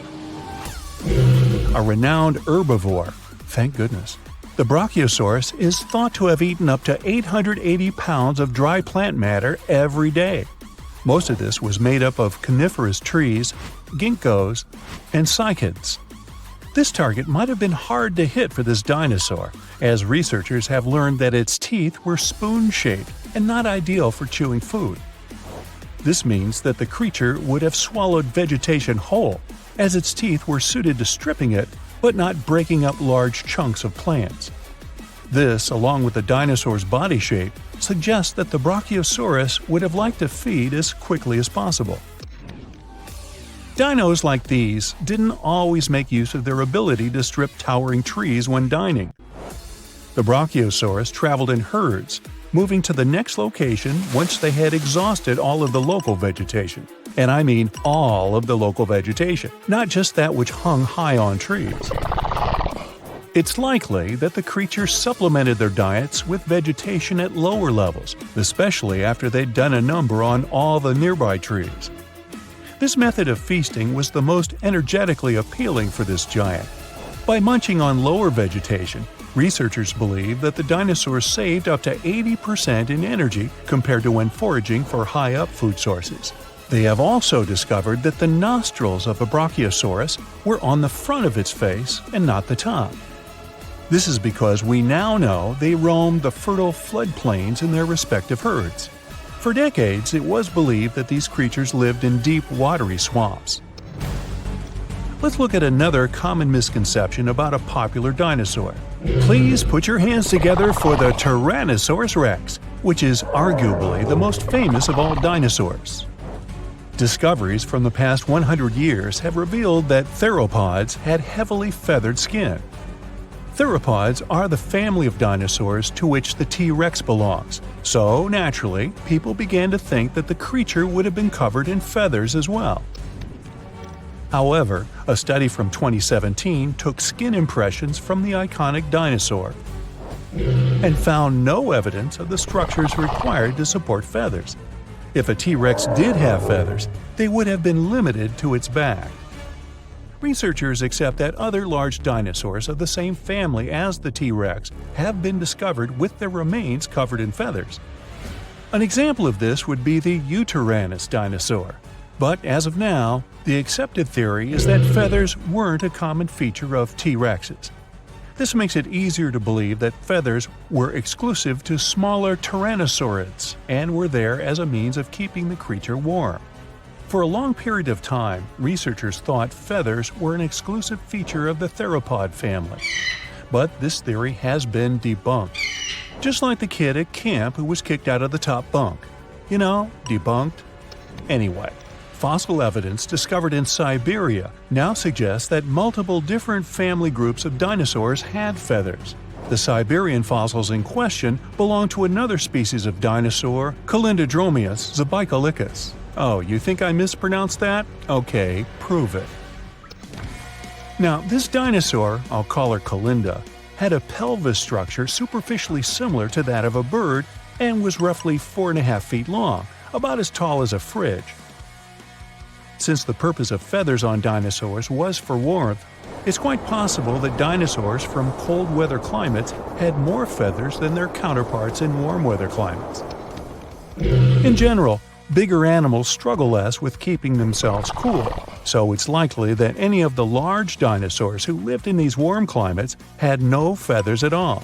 Smaller dinosaurs who lived in cold climates, on the contrary, had plenty of feathers. We now even understand what some of the designs and patterns of these feathers on dinosaurs looked like, thanks to the discovery of an ornithomimus, complete with feather and skin impressions. The name of this dinosaur is derived from Greek and actually translates to bird mimic. They were typically 11.5 feet in length, nearly as tall as a giraffe, and despite being omnivorous, had no teeth. Its other distinctive features include 3 fingers, which were all unusually the same size and length. And despite their thin-boned skulls, they also had large brain cavities. Their legs were extremely long, in particular their foot bones. Combine this with their toothless beaks and long necks, and yep, it must have looked a lot like an ostrich. Although they're not as big as the Brachiosaurus or dinosaurs in general, they are bigger than any other bird in the world. And it wasn't just the body limbs of an ornithomimus that made it resemble an ostrich. They also had very similar feather patterns. Their heads, necks, and lower legs were mostly bare of feathers, but the rest of their bodies were well coated in downy plumage. This is what you call a bird's layer of feathers as a whole. It's possible, like an ostrich, that the dinosaur would have used this unusual feather pattern to regulate its body temperature. Despite some dinosaurs possessing feathers like birds, on top of also being their distant relatives, dinosaurs didn't have the type of feathers required to fly for most of their existence. Feathers found in fossil impressions or preserved in amber have allowed researchers to gain insight into why these creatures weren't very aerodynamic. The structure of these feathers appears to be very simple, with a poorly defined and flexible central shaft. These feathers would have better served any dinosaur as a fashion statement, as they would have helped attract the attention of other dinosaurs. These feathers also would have had the ability to regulate body temperature. Surprised to hear that dinosaurs had ostrich-like feathers? Wait till I tell you that their prehistoric distant reptile cousins had something that looked like fur. Allow me to introduce you to the pterosaur. Its name is derived from Greek and translates to winged lizard. Just like dinosaurs, they were initially thought to have scaly or leathery skin all over their bodies. But over the course of the 20th century, fossil examinations revealed that many parts of a pterosaur's body were furry. The wingspan of a pterosaur could reach the length of over 23 feet, about as long as a London bus. Its toothless jaw was very long and resembled that of a pelican. How could something that looks like a pelican be so terrifying? These creatures were coated in pycnofibers. Those were simple structures, feather-like in composition, but strand-like and fuzzy like fur. Further research suggests that some parts of the pterosaur's body had more complex kinds of feathers with branching strands. If this is accurate, it would be the first time feathers were found on an animal that was neither a dinosaur nor a bird. Big herds of dinosaurs run through the forest. The temperature rises rapidly, and everything behind them begins to ignite. Some dinosaurs get stuck in swamps and can't get out. Pterodactyls fly over their heads as they try to avoid the blast wave that will soon cover the Earth. This event happened about 66 million years ago. It wiped out almost every living thing on Earth. Birds and flying dinosaurs were just about the only ones who could survive the most massive extinction event ever. Hey, don't blame me, I wasn't around then. Let's go down their evolutionary tree to look at the world's first bird, Archaeopteryx. It was about the size of a modern raven, but it looked like a small dinosaur with feathers. It had many small conical teeth, almost like alligators. It's because Archaeopteryx was closer to reptiles than to birds. However, its brain was 3 times larger than that of these reptiles. Although it had wings with feathers, it could hardly fly like modern birds. Its shoulder joints didn't allow it to lift its wings above its back, so it couldn't make a full wing beat. Most likely, Archaeopteryx was capable of gliding flights with small wing flaps. Evolution has led to more evolved species capable of full flight. Pterodactyls. These guys had no feathers, but membranes made of skin and muscle. Its wingspan was about the length of a human leg.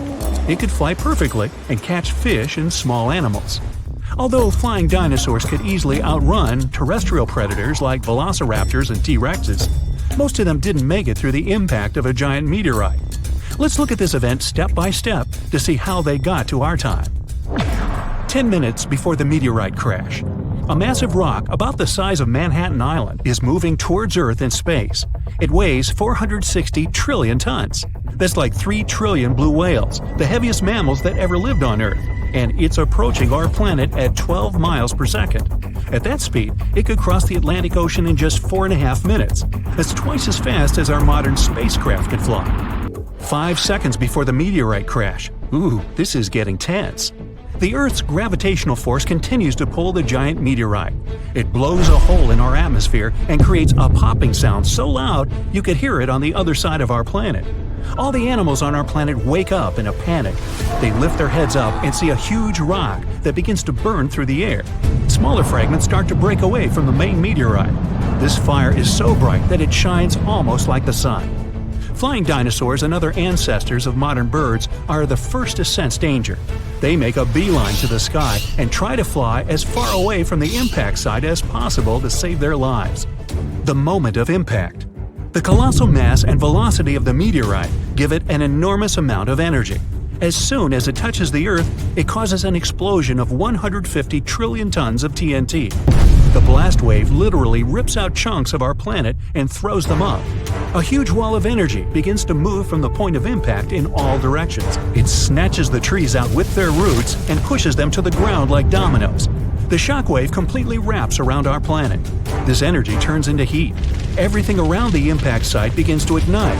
Green jungles and trees turn into smoldering charcoal in seconds. The ground and rocks simply evaporate. The collision caused a massive earthquake. Some dinosaurs may have fallen into cracks that appeared in the ground. A strong earthquake caused a tsunami, with waves higher than the Empire State Building.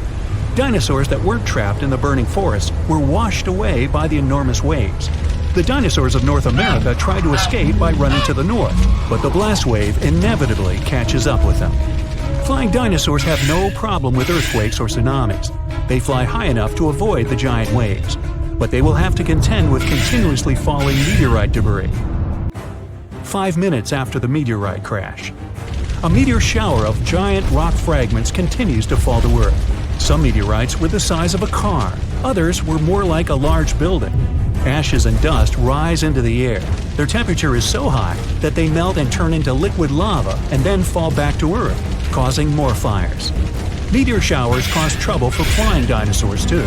They have to maneuver and dodge the falling red-hot rocks. The high temperatures are a huge problem for them because it might make them lose feathers. With no feathers, they aren't able to fly. 10 hours after the meteorite crash. The dinosaurs continuously ran north all this time. They found themselves in unfamiliar territory with many swamps. Giant dinosaurs like T-Rexes have legs as long as an adult human's height. They have a chance to get through this terrain, but if they fell, they could never get back up. The smaller dinosaurs like Triceratops had short legs and couldn't go through the dense swamps. 1 month after the meteorite crash. 15 trillion tons of ash were ejected into our atmosphere. A dark cloud blocked the sun, and the Earth was immersed in complete darkness. Surviving plants couldn't feed on the sun's energy and stopped producing oxygen. Surviving dinosaurs could hardly breathe because of the lack of air and a large amount of dust. The lack of sunshine in the sky made phytoplankton disappear. Many marine animals were left without their only source of food. The dust and ashes in the atmosphere prevent our planet from getting heat from the sun, and the temperature here is beginning to drop. The place where the meteorite fell was rich in sulfur. This toxic acid evaporated at the time of the impact and formed in clouds. Now there are acid rains on Earth. Flying dinosaurs now have to hide from these rains. They have to stay in caves and can't go outside to get some food. So far, a large number of terrestrial and flying dinosaurs have survived. They come out to see the aftermath of the disaster. The site of the impact was in present-day Mexico, the Yucatan Peninsula.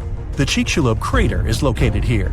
It's about 93 miles wide, like half of all of Lake Michigan, and it's 12 miles deep. You could plunge the whole Mount Everest in there, and there would still be 6.5 miles of available space. It wasn't the impact itself that made the dinosaurs disappear. The fire destroyed most of the plants the herbivorous dinosaurs ate. With no food, their numbers dwindled rapidly. Predatory dinosaurs had nothing to eat either. Acid rain and the disappearance of phytoplankton threatened all marine life. Even though birds managed to avoid the blast waves and tsunami, they were short of food too. About 80% of all birds didn't make it to the end of the extinction event. The problem was that all of the forests on Earth were wiped out. Most birds would nest and live in trees. Besides that, the forests were always full of food, from all kinds of ants and termites to flying insects and small mice. So, only those species that lived on the ground and could fly well survived. Most likely, they fed on the seeds of small surviving plants. This habit made flying dinosaurs lose their teeth during evolution. Instead of jaws with a bunch of sharp teeth, they got long beaks to grab tiny seeds from the ground. Although Earth looks like a terrible place to live now, there's an evolutionary boom for birds. They have to travel long distances in search of food. Their wings get stronger. They also feel safe from predators who regarded them as food before. No T-Rex now catches a sleeping bird off guard. About 1,000 years after the collision, the first dense forests appear. It gives another boost to evolution. 1,000,000 years later, forests full of food are populated by the ancestors of modern mouse birds. And 65 million years later, in modern times, we have about 10,000 species of birds. Pigeons, crows, eagles, and hawks, even penguins. These are all descendants of the dinosaurs. But there were other survivors. Some alligator and crocodile ancestors were able to adapt to changing conditions. About 80% of turtle species managed to survive the mass extinction, and now their descendants live among us. Snakes and lizards were also able to wait out the hard times in their burrows. Even some mammals, like monotremes, survived. This hedgehog-sized animal was able to continue to evolve. Many millions of years later, these mammals evolved into primates, which later gave life to modern humans. Much later came the iPhone. So your starship is flying through space at 99.9% of the speed of light. Hey, aren't you cool? The stars turn into bright, continuous lines. Infinite outer space has shrunk into a tunnel. A bright flash ahead. Boom! Starship shoots out of the tunnel like a cork. You see the ancient Earth. The computer says you went back 70 million years. You're a paleontologist of the future who traveled through time for one purpose: to see with your own eyes the most underappreciated dinosaur in history. You have come down to Earth and are walking through the jungle. Suddenly, you hear a mighty roar. There's a dinosaur coming out of the trees. It's more than twice your height and weighs as much as 4 cars. Scientists have found only 2 huge arms left of this dino. For 60 years, Dinochirus has been a major mystery in paleontology. Now we can see this creature in its entirety. They managed to find a complete set of fossils in Mongolia. Translated from Latin, the name of this dinosaur means terrible hand. Apparently, this dino was lousy at playing poker. Dinochirus is an animal cocktail that nature has prepared to make you both shriek and laugh. Let's take a look at it from the point of view of the evolution itself. First, we take the T-Rex. Dinochirus and the king of the dinosaurs are about the same size. From the T-Rex, we'll only leave the powerful hind legs and the long tail. Instead of small forelimbs, we'll attach mighty 8-feet-long arms. And let's not forget about the fingers with razor-sharp claws. Each claw is as long as a kitchen knife. Then we add a hump like a camel's, a neck like an ostrich's, and a horse's head. And instead of a toothy mouth, we put a duckbill. Now our Dinochirus is ready. It also has long and sharp claws on its flat feet. Such broad soles help it walk along the river bottom and not sink into the silt. Most scientists believe it was covered in feathers too. Plants were the main dish on this dinosaur's menu. To digest plant food, Dinochirus swallowed stones. Many modern birds do the same. Stones in the stomach grind the tough plant fibers. In one of the Dinochiruses, scientists found 1,400 of those. Yes, this dino had a huge belly, which slowed it down a lot. With such a size, Dinochirus lived for a very long time, 75 to 300 years, give or take. In a 100-million-year-old piece of amber, they found strange bones. They belong to the smallest dinosaur known to science. Take 2 paper bills from your wallet. This dino weighed the same. It was about the size of a modern hummingbird.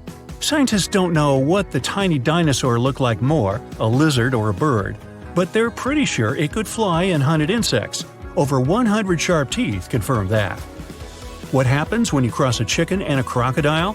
You get one of these bad guys, a Hesperonychus. This dinosaur was small but had quite an attitude. It lived in North America and probably hunted mammals.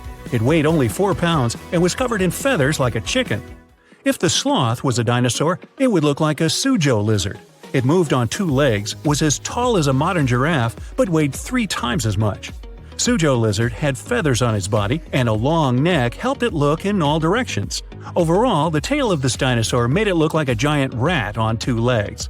When scientists first saw the fossils of this animal, they didn't believe they were real. The Hulscoraptor looks like a hybrid of a velociraptor and an ostrich, only this dino was the size of a goose. The creature's strong hind limbs confirmed that it could walk on land. The dinosaur hunted fish, diving underwater for its prey. Now, we're used to flying animals having 2 wings, but evolution loves to break the rules. The Microraptor had 4 wings. Strong feathers were attached to each of those. The dinosaur weighed no more than 2 pounds. Its feathers were black and shiny like a crow's. There are no birds on the planet that have 4 wings. That means they evolved from 2-winged dinosaurs. Microraptor was the dead-end branch of evolution that didn't give way to any new species of animals. It seems that this hard-to-pronounce guy, I'll give it a shot, Tanystrophus, was a dinosaur drawn for a cartoon. But it existed in reality and lived in the water. It weighed 300 pounds and was 20 feet long. Half of its body was a flexible neck the size of a green anaconda. Scientists don't know why the creature had such a long neck. Most likely the dinosaur used it to catch fish or play jump rope. Imagine that 66 million years ago, I wasn't around then, an asteroid didn't crash into our planet. The dinosaurs didn't disappear, and the mammals failed to dominate the Earth. This means the primates didn't evolve and remained in the trees. Who would have taken the place of primates in such a world? Many scientists believe it could be Troodon. The dinosaur had the largest brain relative to body size. It walked on 2 legs and was about the size of a human. Hypothetically, Troodon could evolve and become as intelligent as we humans are now. By the way, the smallest brain relative to body size belongs to Stegosaurus. It was the largest of the armored dinos. It was a plant eater, but its powerful tail and sharp spikes were feared by all hunters of the age. A Stegosaurus weighed almost 4 tons, but its brain was meh, not much larger than a hot dog. Pagomastax was no bigger than a domestic cat, and it ran wild and free in Africa 100 to 200 million years ago. Imagine a bipedal lizard that looks like a parrot. Pagomastax was covered both with feathers and porcupine-like quills. It had a beak, but 2 sharp fangs grew from the lower jaw. Still, the creature's scary appearance is deceiving. The dino ran fast and could bite hard, but it was a peaceful plant eater all the same. Now, this one, Linhenicus, lived 80 million years ago. It resembled an ostrich that weighed like a medium-sized parrot. It could run quickly and hunted insects. Instead of arms, this dinosaur grew 2 tiny fingers with claws on their ends. It's the only one-fingered dinosaur known to science. This strange creature was one of the ancestors of modern birds. Jeholopterus was a flying dinosaur, looking as if it came straight from a sci-fi movie. It looked like a cat with bat wings. The creature was feeding on insects, but there's another theory that it could feed like a mosquito. This dino landed on the backs of large dinosaurs and pierced their thick skin with sharp fangs. Now, this is a fairy tale unicorn. It's as white as snow, beautiful and graceful. And this is a Qingdao lizard, the real-life prototype of that horned horse. A bony horn more than 15 inches long grew on its head. Perhaps the horn helped float in the water, attract partners, or make different sounds. The fairy tale unicorn is definitely cuter than this prehistoric creature. Our next guy, Inostrancevia, resembled a cross between a lizard and a tiger. Imagine an animal that weighs as much as 5 wild boars, with the body length of a sedan. Limbs with sharp claws, fangs similar to those of a saber-toothed tiger, and powerful jaws. It was one of the most dangerous animals that roamed the planet Earth. It occupied a niche that today belongs to lions, tigers, and other large cats. Next, please. Epidexeturus. Now, this is a small dinosaur about the size of a pigeon. It couldn't fly, but it was one of the first dinos with feathers. They were different from those of modern birds, though. They weren't divided into separate threads, but were whole and resembled plant leaves. This big guy, Therizinosaurus, isn't only known for its strange appearance and size, although it was as tall as a 5-story building and weighed like an elephant. The giant was notorious for the largest claws on the planet. It was really a manicurist's nightmare. 2-inch-long scythes protruded from its fingers. Despite those horrific appendages, it ate plant food, chewing it with its small teeth. The humongous jaws were needed to pull leaves off of tall trees. Ouch! Hey, I'm growing here! Meet the largest animal that flew in the earthly sky, Quetzalcoatlus. Just imagine a creature with a wingspan almost the width of a basketball court. To lift such a machine, it needed to be lightweight, so it only weighed as much as a modern pig, with its wings looking like a thin membrane. They stretched from the bottom of the legs to the elongated fingers. Artists often depict this creature covered in feathers, but its body was actually coated with fibers similar to human and animal hair. Acrotholus is an unusual dinosaur that wore a cap made of hard bone. No, not a baseball cap. The creature was the size of a Labrador retriever dog, but not as friendly. It wouldn't run after a stick. Rather, it would rush and ram its hard head into the rival of the same species or a predator.